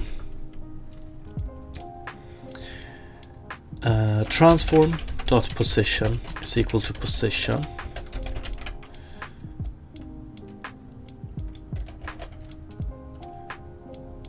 This dot dimension is equal to dimension.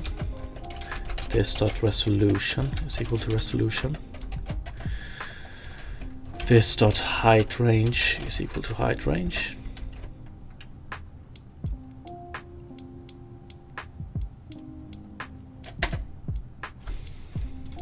Something like this. Material and terrain data we don't need to save. We just do this.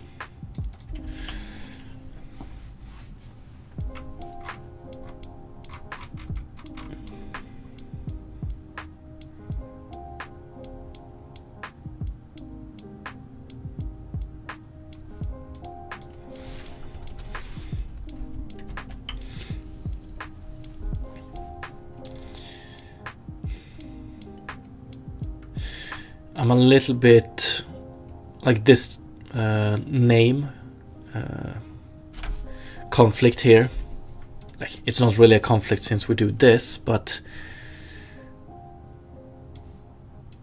it just doesn't sit that well with me. Might want to change that in the future, but let's leave it for now.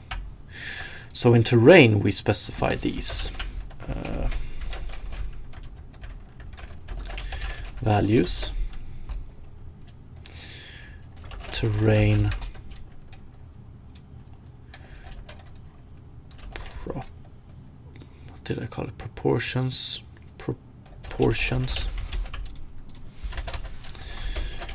Header terrain visuals.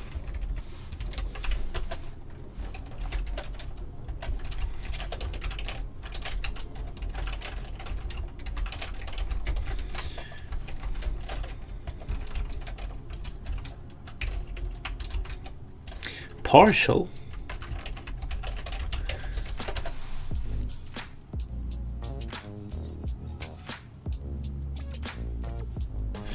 It's possible to split the definition of a class, a struct, an interface, or a method over two or more source files. Each source file contains a section of the type or method definition, and all parts are combined when the application is compiled.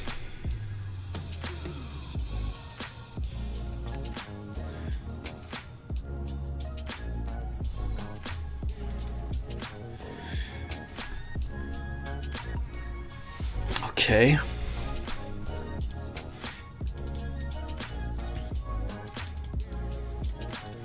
That's pretty cool though. Source generators can generate extra functionality in a class.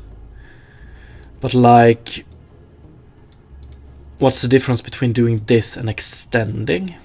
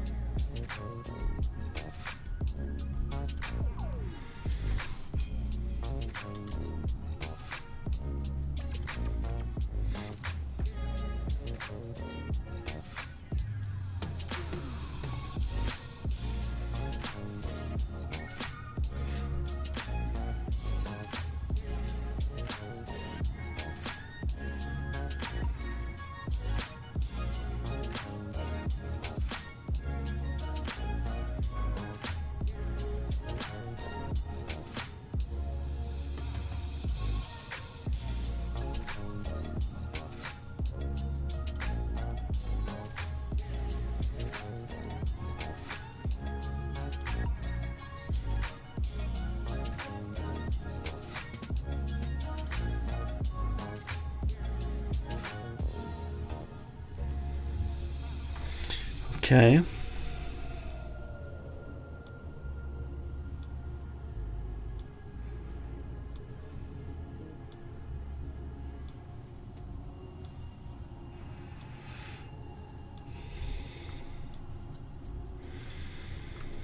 Okay, cool. You learn something new every day. Definitely do. Private texture 2D. What did we call it? Terrain data. So right now we're gonna use the same texture 2D and the same material for all patches. Might not be the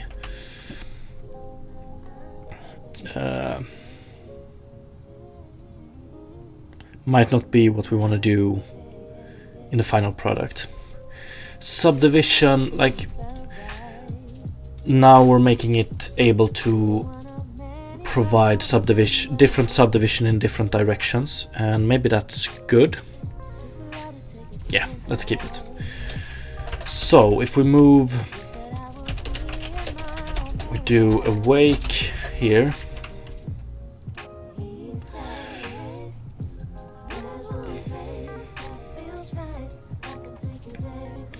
So I guess the first thing we want to do is calculate what are the dimensions for each subdivided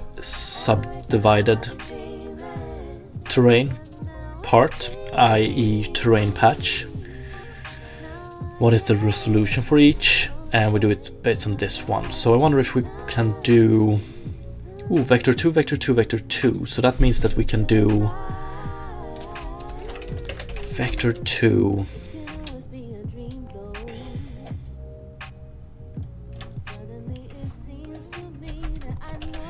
subdivided dimension. Actually, I want to call it, what do I want to call it? Dimension subdivided is equal to dimension divided by subdivision.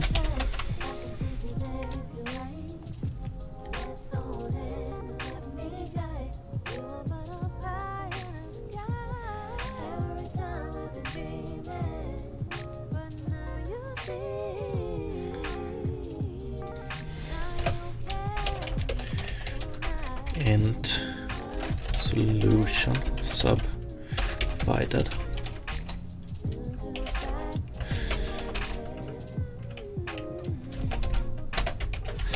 Yeah, I was a little bit worried about this one. Cannot be applied between vector 2 int and vector 2 int.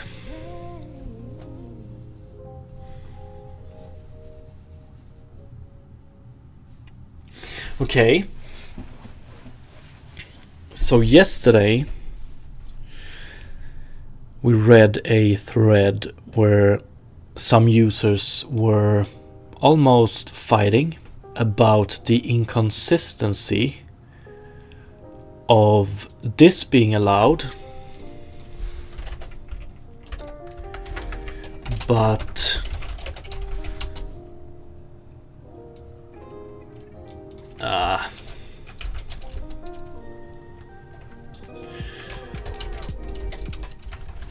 this not being allowed. So C and B are vector 3, so this is not implemented, or at least that was the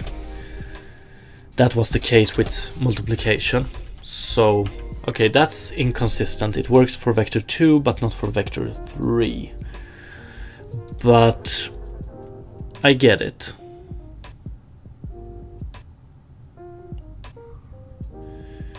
Why it wouldn't work for vector 3, but this inconsistency, this one.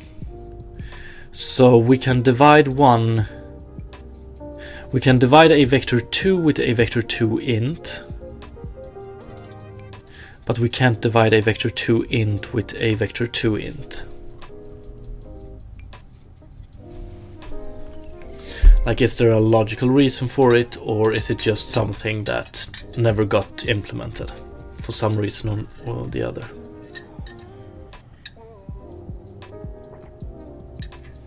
Or am I doing something wrong?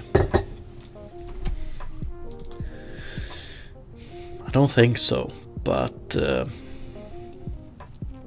what if we do this? Okay, so the result is a vector 2.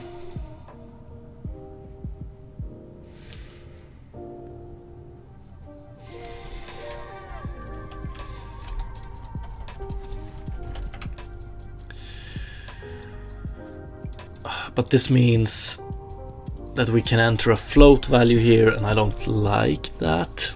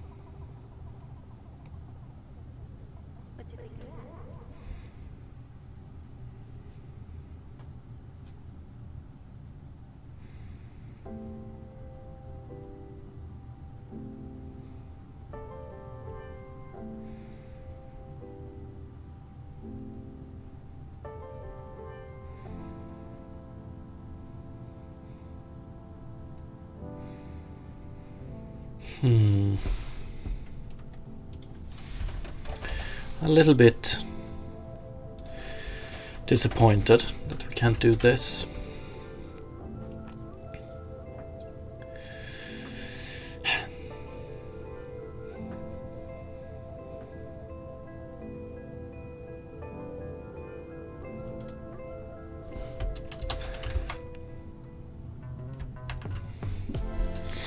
Let's see if we can extend it and overload it.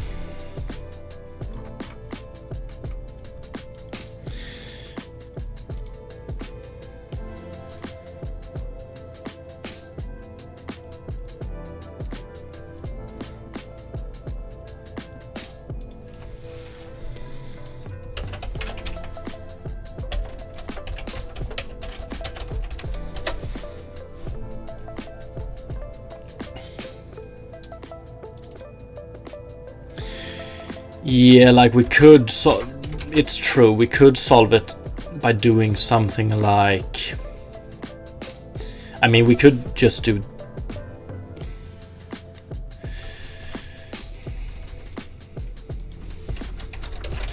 I don't think you can do this. We could do, like, the most straightforward solution would be something like this. New vector 2 int, and here we do resolution.x divided by subdivision.x, and cast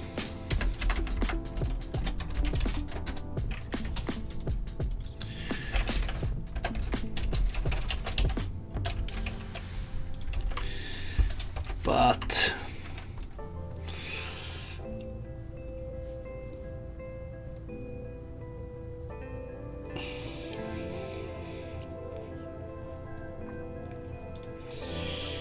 it's not as pretty, so let's just do, I need to learn, I need to start being more comfortable with extensions and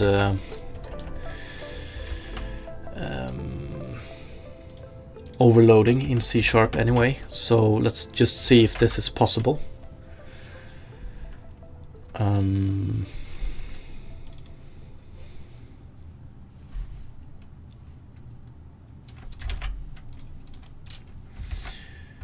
So C# extend class.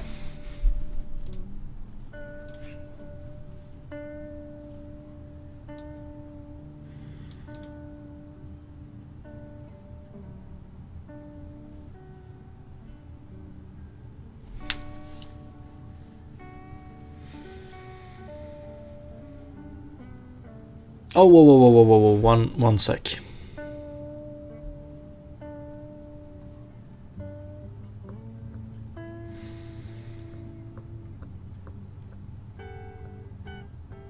That should be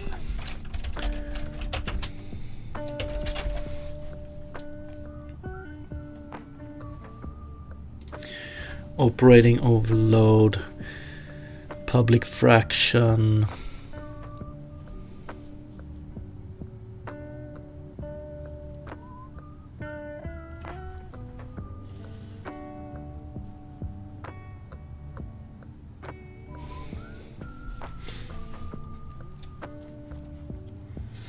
Can I do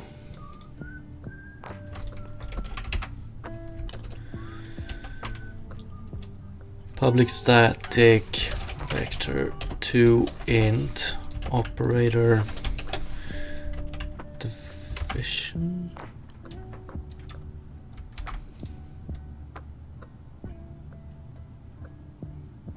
Yeah.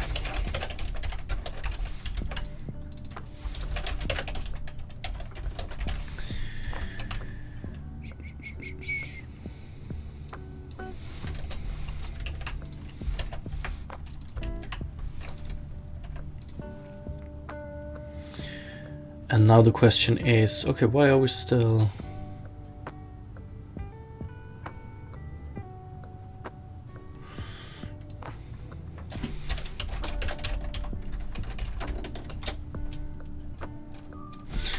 Ooh, this one wasn't a... No, both were ints, that's true. So vector2 int a.x divided by b.x and a.y divided by b.y. Should be able to do something like this. I'm a little bit... One of the parameters of a binary operator must be the containing type. Oh, yeah. So the question is, can I do this?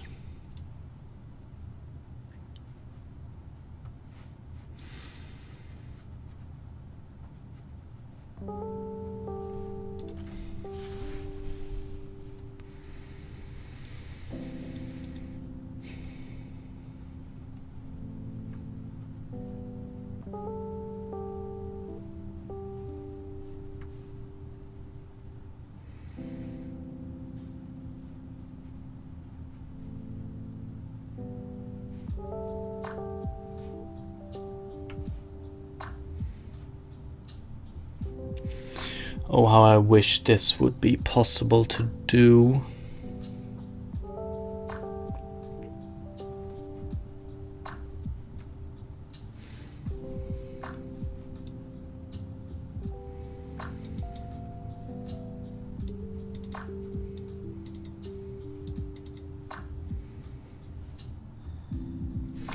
Let's see.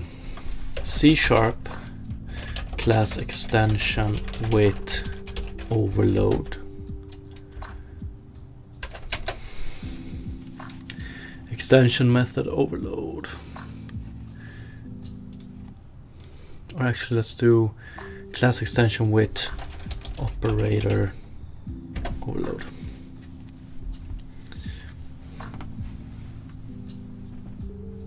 Fuck.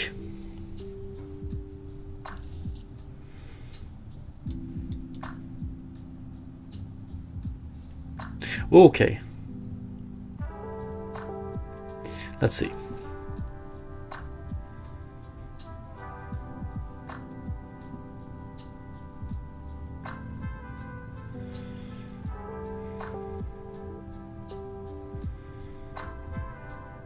Ooh, 22.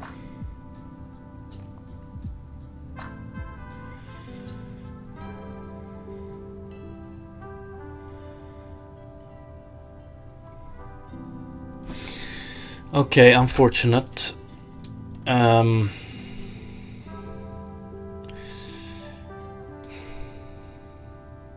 So we can't do it in a nice way like this.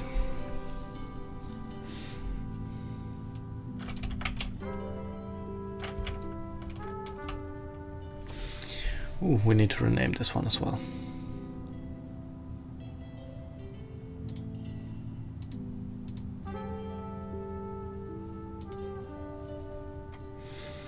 So yeah, we're probably gonna have to do this, I guess.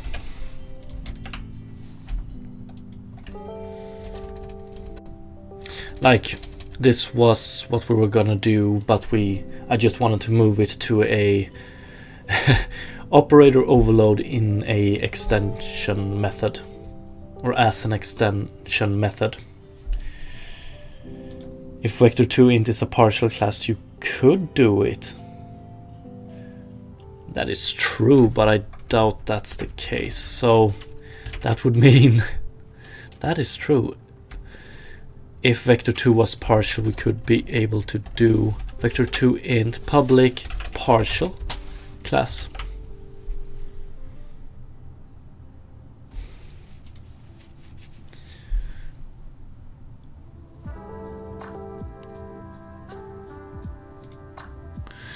Okay, one sec. But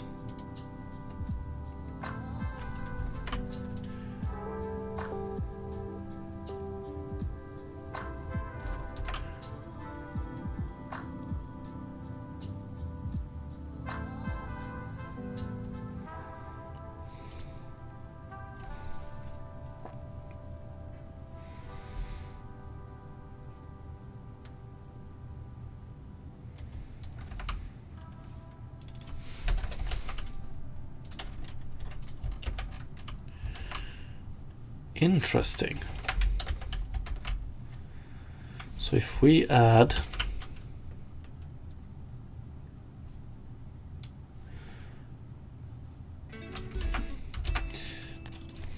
let's do partial.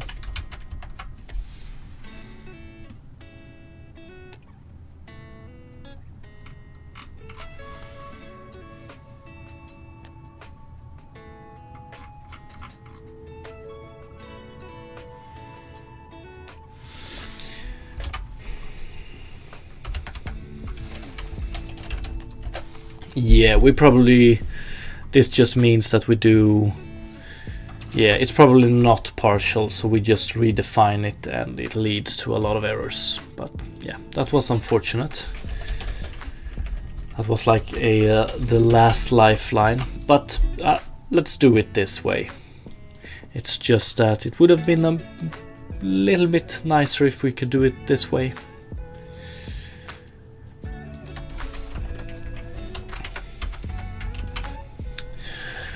Okay, and the last thing we need to calculate thanks to these subdivisions are the position.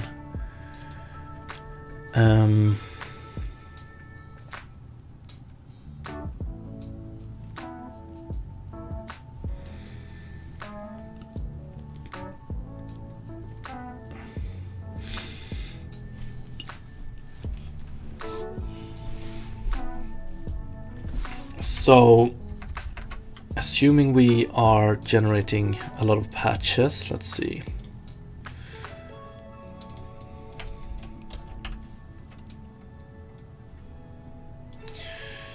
So we define this terrain base, and we have a subdivision of, and that's also a question. If we have 2 here, we want to subdivide it in 2 parts.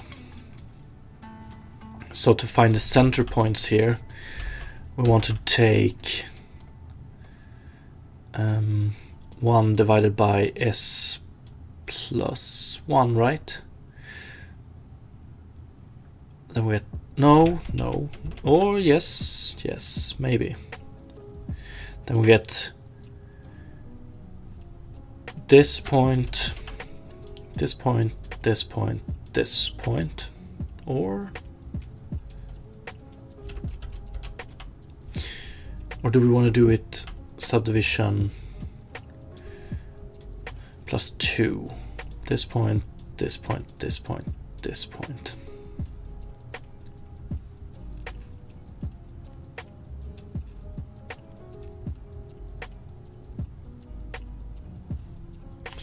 So this is a subdivision of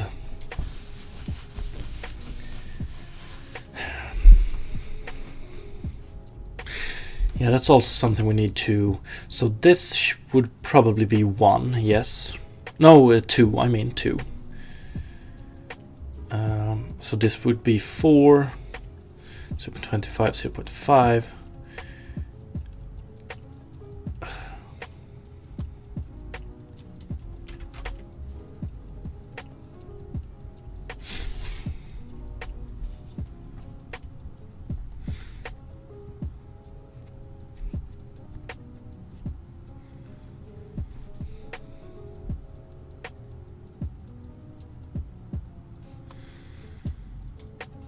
something like this. So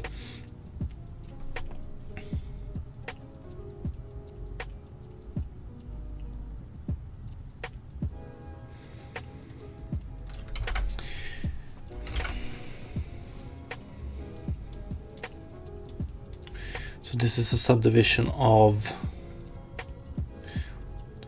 4, we get 6. But that's not true. We want to get 8 here. So it's actually 1 divided by, I should know this by now, s divided up to 2. And then we use that one to position them, I think. So if we do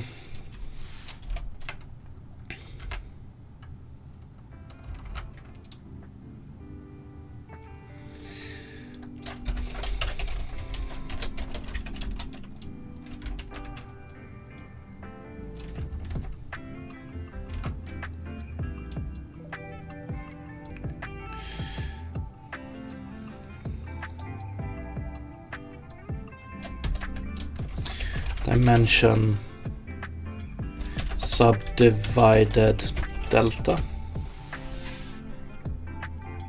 Oh, you are completely right, Mechasonis. So s to the power of 2. Or? Yeah, I mean 2 to the 2 to the power of s, yes. But yeah.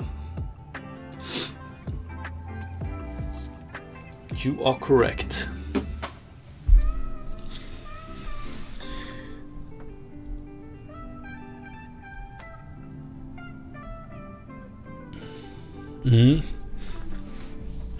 Dimension subdivided delta is then equal to, where is it, 1.0 divided by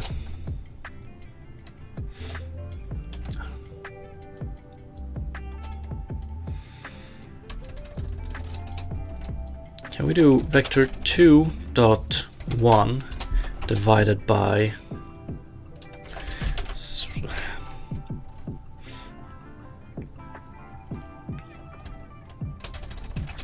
let's keep it simple. New vector 2, and we do 1.0 divided by subdivision, or actually pow, come on, math f dot pow 2 and subdivision dot x. Right, we want a f here as well.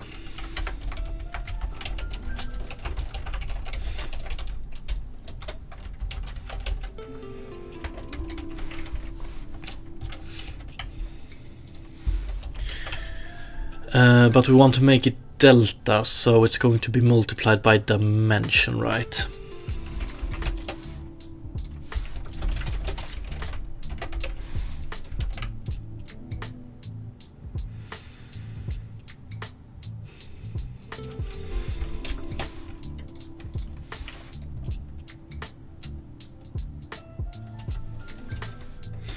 Whoa.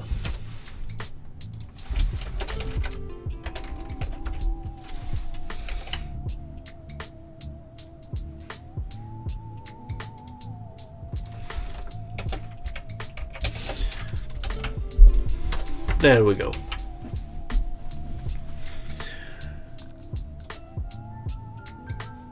So then we know where the center of each should be, I think.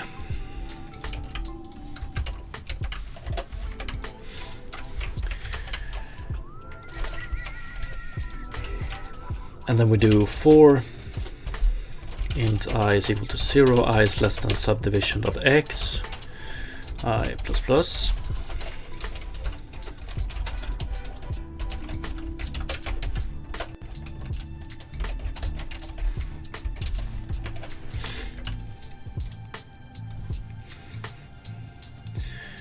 And for each here we want to do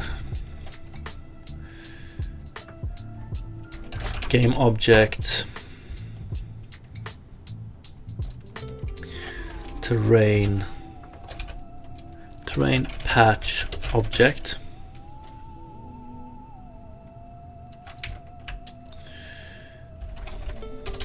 Is it just new game object? Yeah, let's add a nice name to that one later as well. But for now, and then we do terrain patch is equal to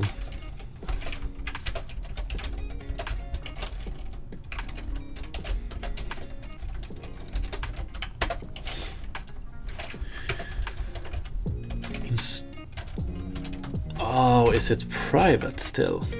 Terrain patch instantiate public void instantiate public void generate.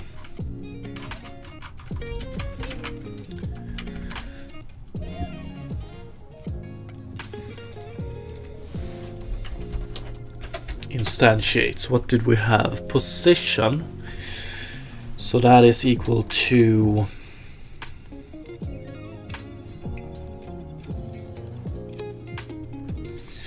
I times, let's do it like this.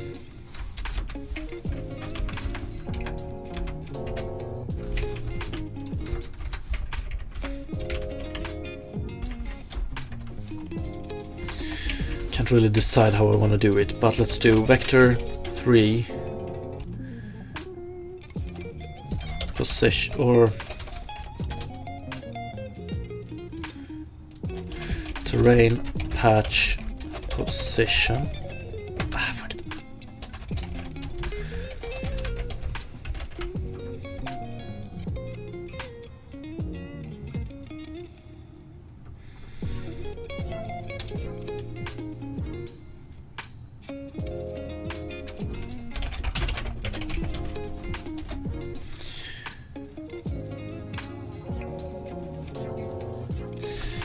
Alright, Megasonis, thank you for stopping by and have a great weekend.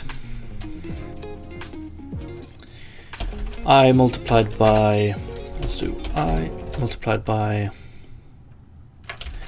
dimension subdivided delta. Thank you.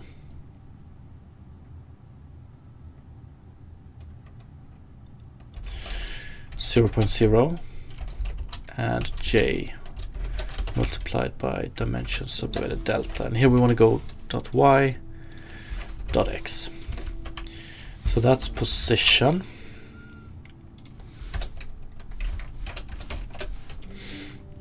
Dimension we already have, right? Dimension subdivided. Resolution subdivided we have. Range, height range we don't have. Material and terrain data we have. Okay.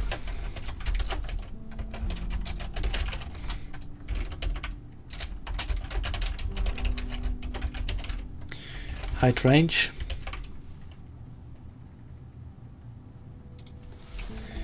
Position. Oops. Position.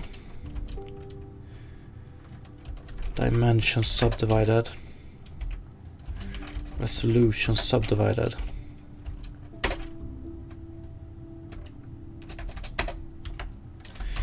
Height range.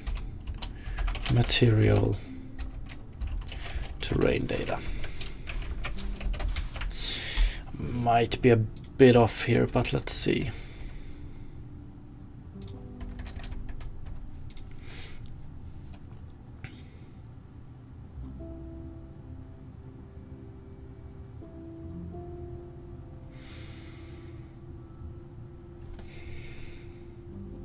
We're gonna need to offset it to center it as well. I just want to see what kind of result we get here. I'm interested.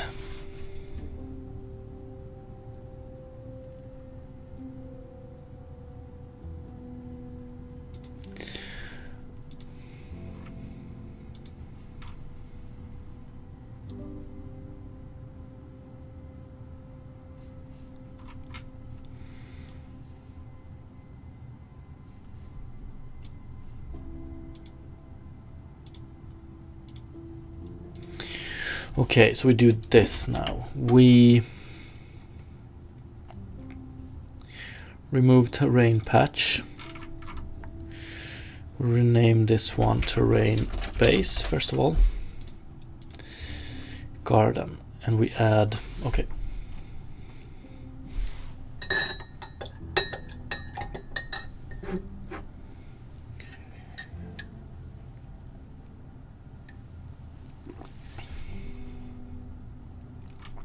We add terrain base here, and then we have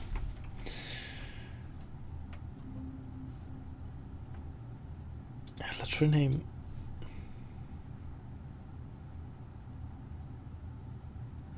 because ground depends on it. Ooh, that's true. We don't let's worry about the ground later on.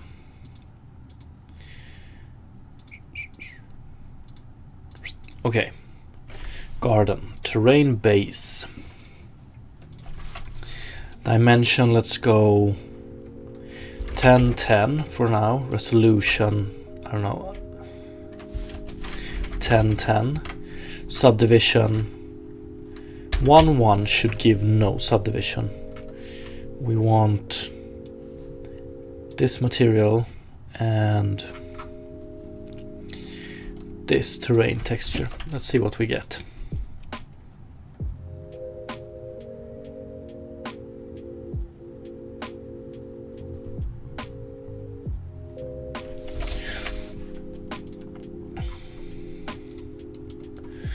Ooh, new game object. We have it here as well. Okay, but everything seems to work except for the fact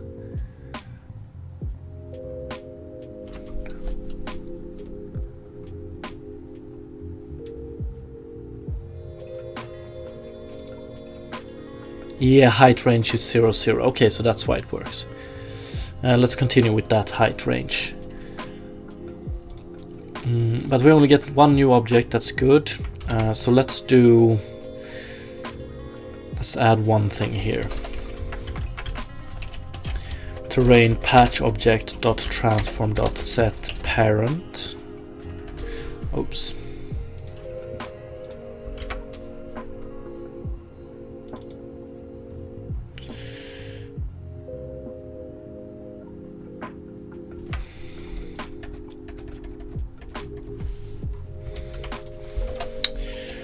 Terrain patch object dot transform dot set parent transform.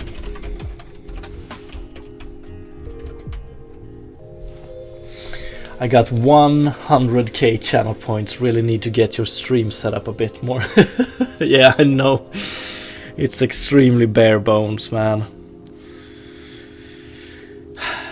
I need ideas. What are some usual stuff people want to spend their channel points on?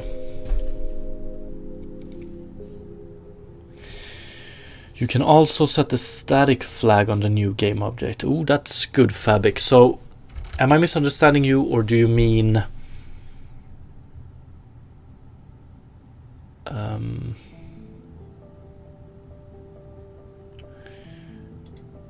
this one up here, so making all of these static?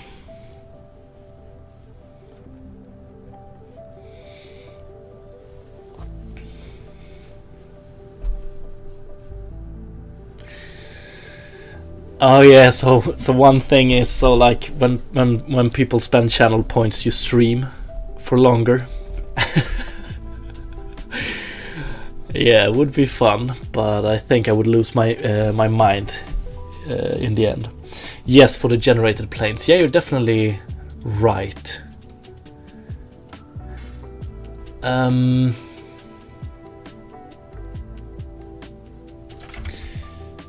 gonna be totally honest and say that I have never done this programmatically. Set static flags game object Unity. Is it this?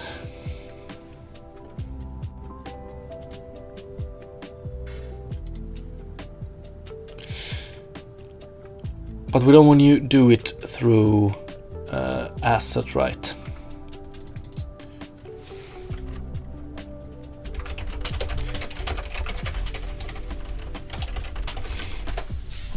I have no idea, Cypher. That's a nice usage of your channel points. Now you can use it, what is it, 1,000 times more.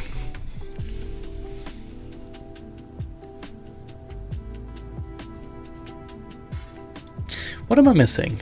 Or...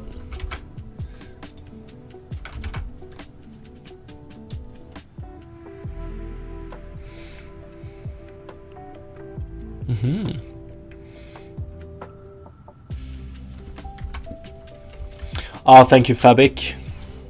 Appreciate it. Appreciate it. So let's see. So when we do it here, do you do is static true? Ah, okay. But with initializing it like this, is static is equal to true, and name is equal to I plus j. So like this. Thank you. That's a lot of spam. Careful what you wish for. Okay, I take it back. I take it back, or I'm gonna have to ban you. But you're entirely correct. We need something to spend those points on. I just don't have, like, I have zero ideas.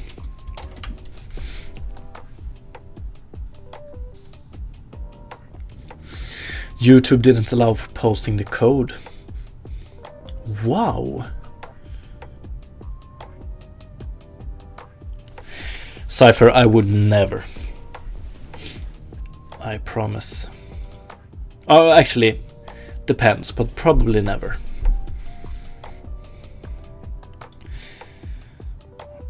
Okay, let's try this.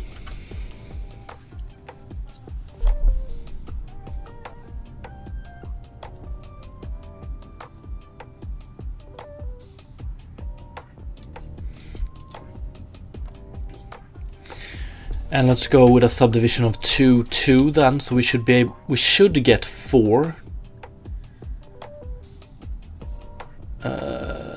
terrain patches, I think.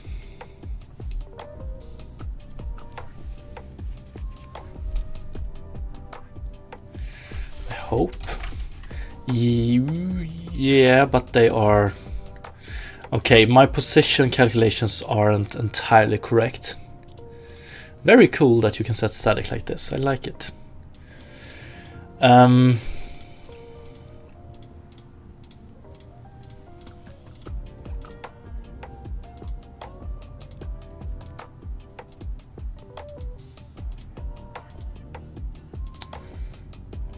Actually,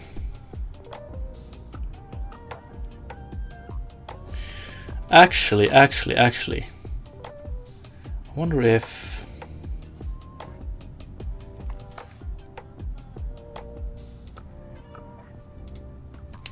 we have some offset in these ones, but that shouldn't matter, right? Let's see.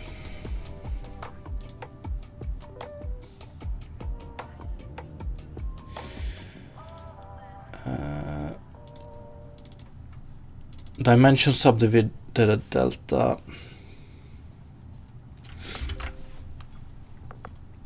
Yeah, the patches themselves are currently being offset. I don't think removing that might solve the problem, but let's try it. Because I want the center to be the center here as well. And where we do it is, we do it here. But let's see what we get.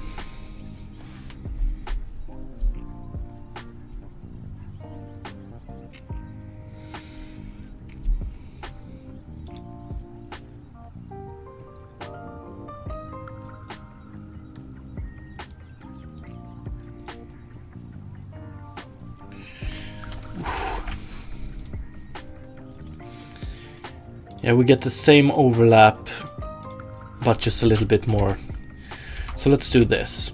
So here we offset it to make the patches have a correct center, right? I think the biggest culprit of this is this one, Subdivision. So 2 to the power of subdivision. I wonder if we need to do -1, but does that make sense?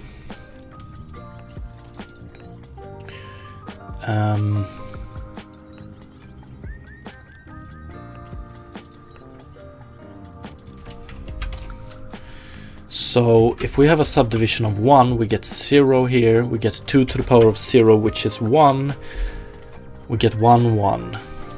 Let's try this.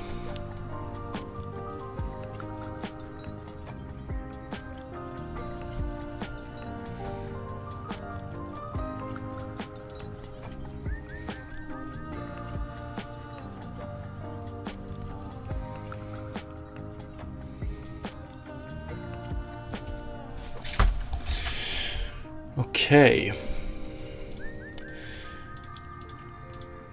So now we don't have them overlapping. They are positioned correct. Actually, what is it? 0, 0, 0, 1, 1, 0. Nice. Now we just need to offset these as well, so that the center of the garden is at the center of the garden, basically. But this is pretty nice, pretty cool.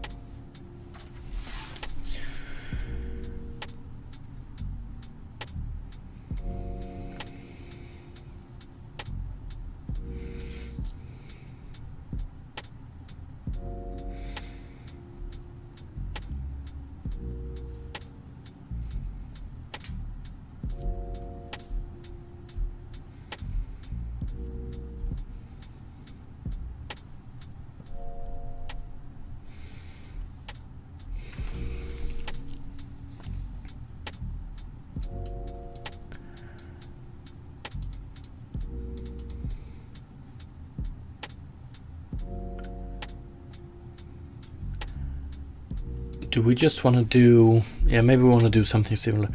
Dimension subdivided delta.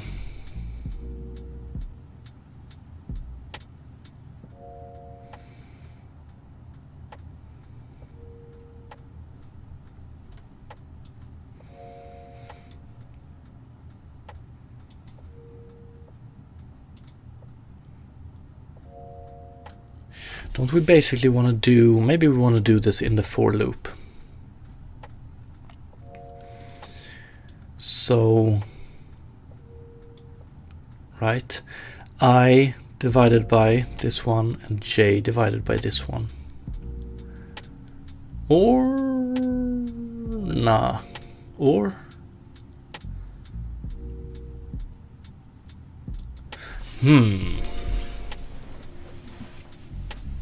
we basically just want to offset each position with half the dimension in both directions. So the easiest way to do this would probably be position is equal to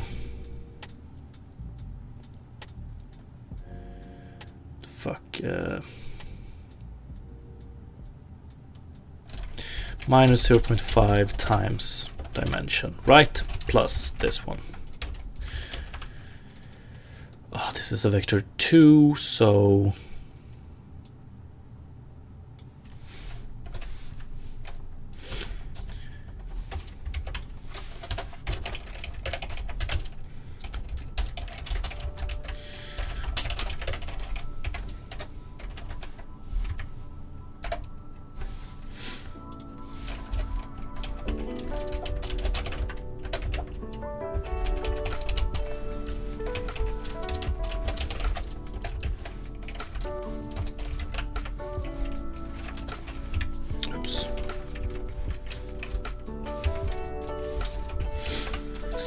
offset position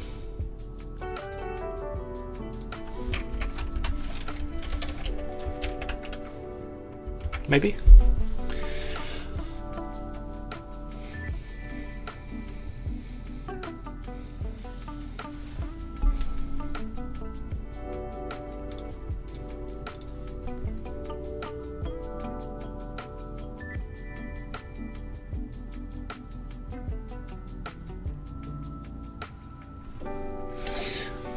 Not entirely correct. Right. Not at all, actually. What happened here? So 0. Did we subtract too much?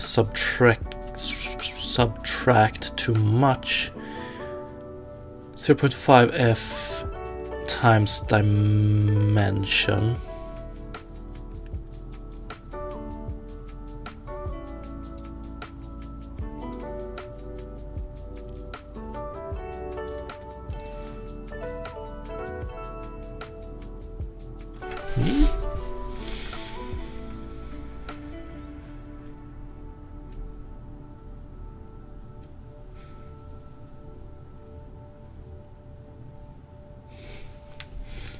And this is probably something we can calculate outside of here.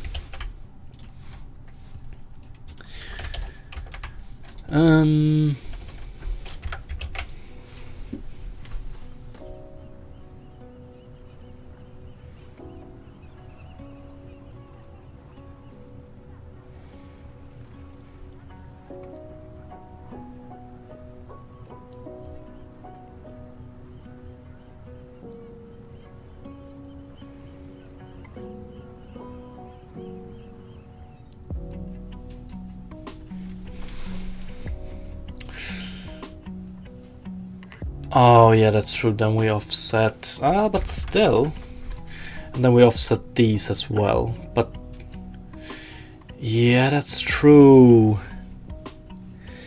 That's true. Fabic, can't wait to see how this system will evolve. Same here, actually. Yeah, we do a double offset here since we offset the original patches as well. But like for me, it's important that this patch, its origin is in the center, and it's also important for me that this garden origin is in the origin. So the offset here should be plus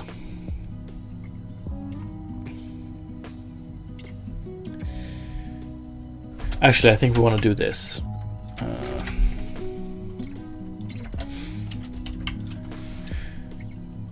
Plus, is it plus? Yeah, probably 0.5f times dimension subdivided dot x plus 0.5f times dimension subdivided by y.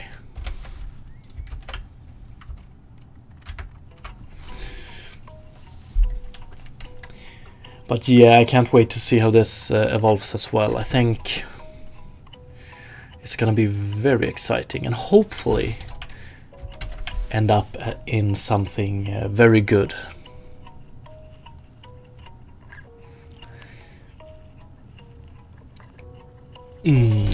There we go. That's what I like to see. This patch, so each patch has the correct origin and the garden itself has the correct origin. Beautiful. And what do we have? Garden has 10 times 10.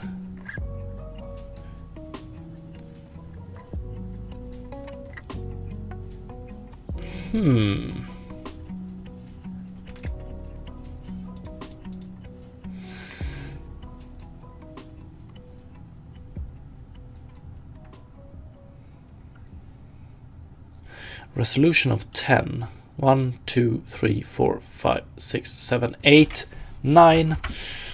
Fuck. So, what did I mess up? Dimension subdivided.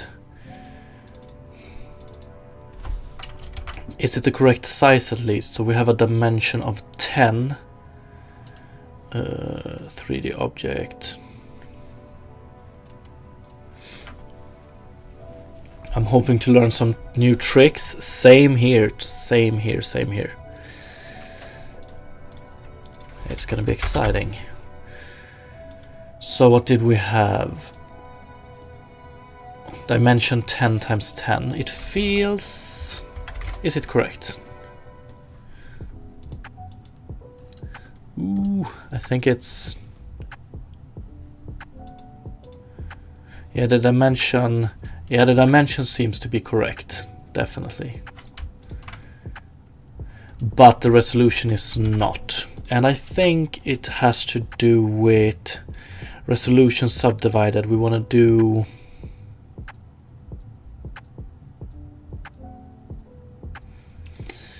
There's some...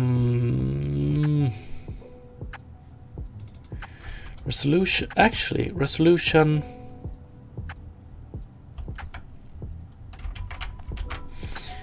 Let's see.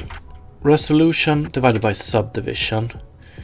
Resolution is 10. Subdivision is 2. So this one is 5.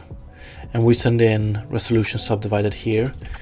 And then in terrain patch we do resolution minus... that's just in triangles. We do resolution... So this one is 5. We go 0... 1, 2, 0, 1, 2, 3, 4.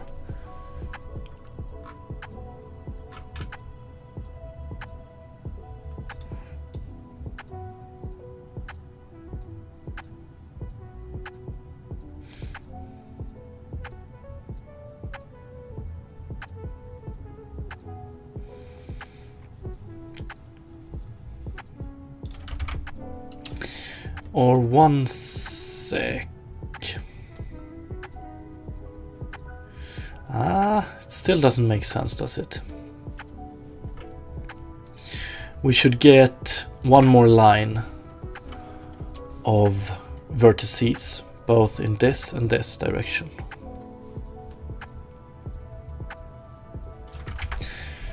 For sure. This is 4 times 4, 4 times 4.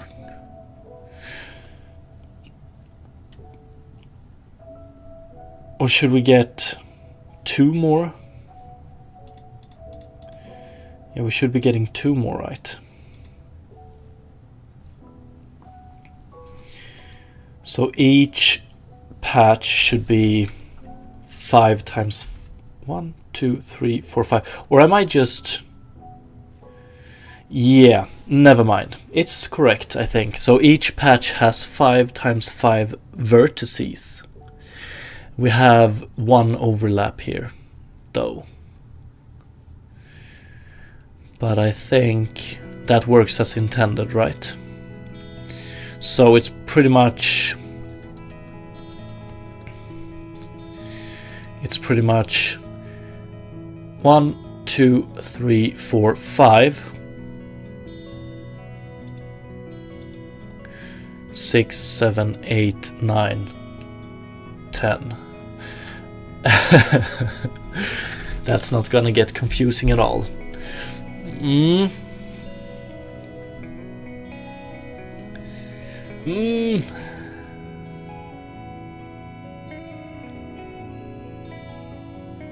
But I think what we reference here in resolution, that's the number of vertices, not the number of quads.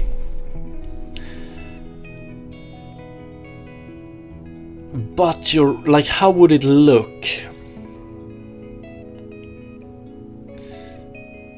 But maybe, yeah.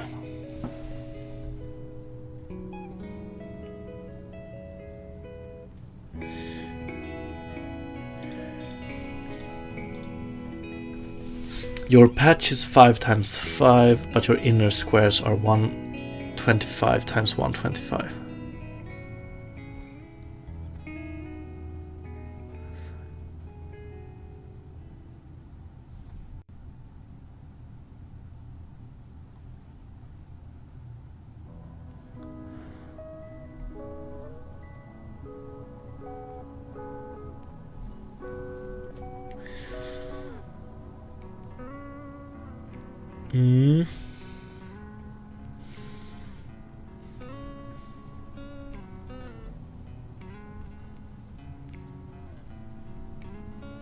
Yeah, we want to make this into 5 times 5, right?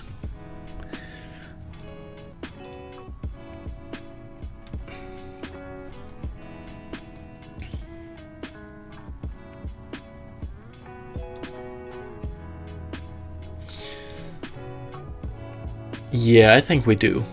So I wonder, is it...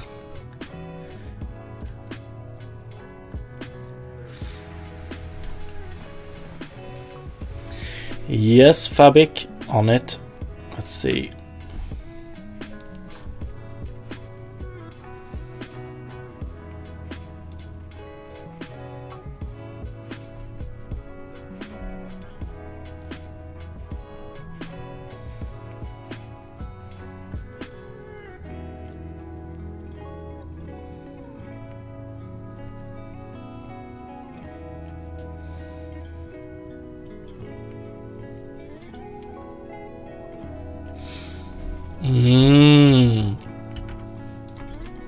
Yeah, you're right. So it is... Yeah, so now we want to change that here as well. But I wonder, will I screw some things up if we do... So when it comes to vertices here, do we want to go to +1 triangles? We remove the -1, and here we do this.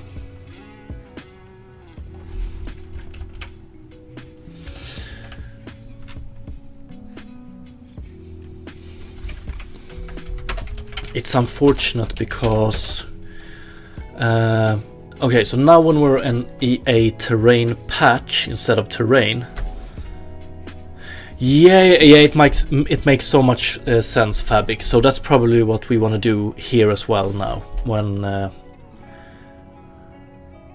that is true. I pulled up your generation on the other screen, and you are right.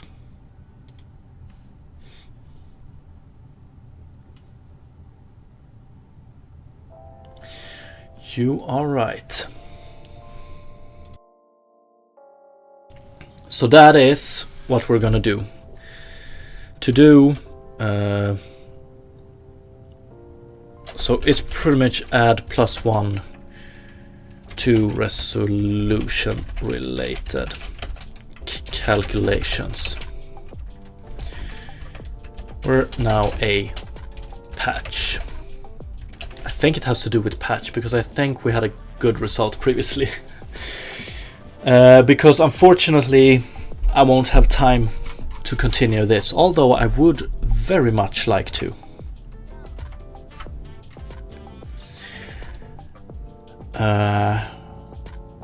But yeah, very nice progress today. I'm also extremely, I'm looking forward to where this might end up a lot. I think it can become something great.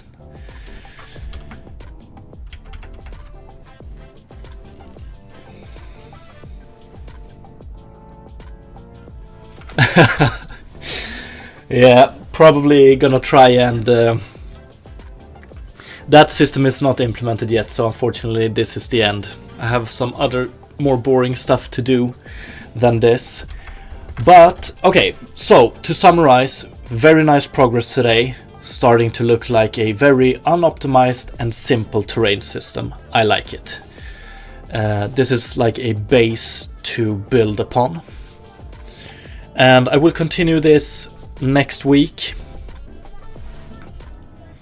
So I just want to end today's stream and this week's last stream with saying thank you so much for watching, everybody.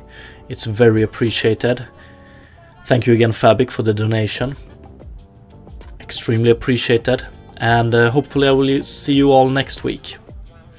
Have a great weekend. Peace.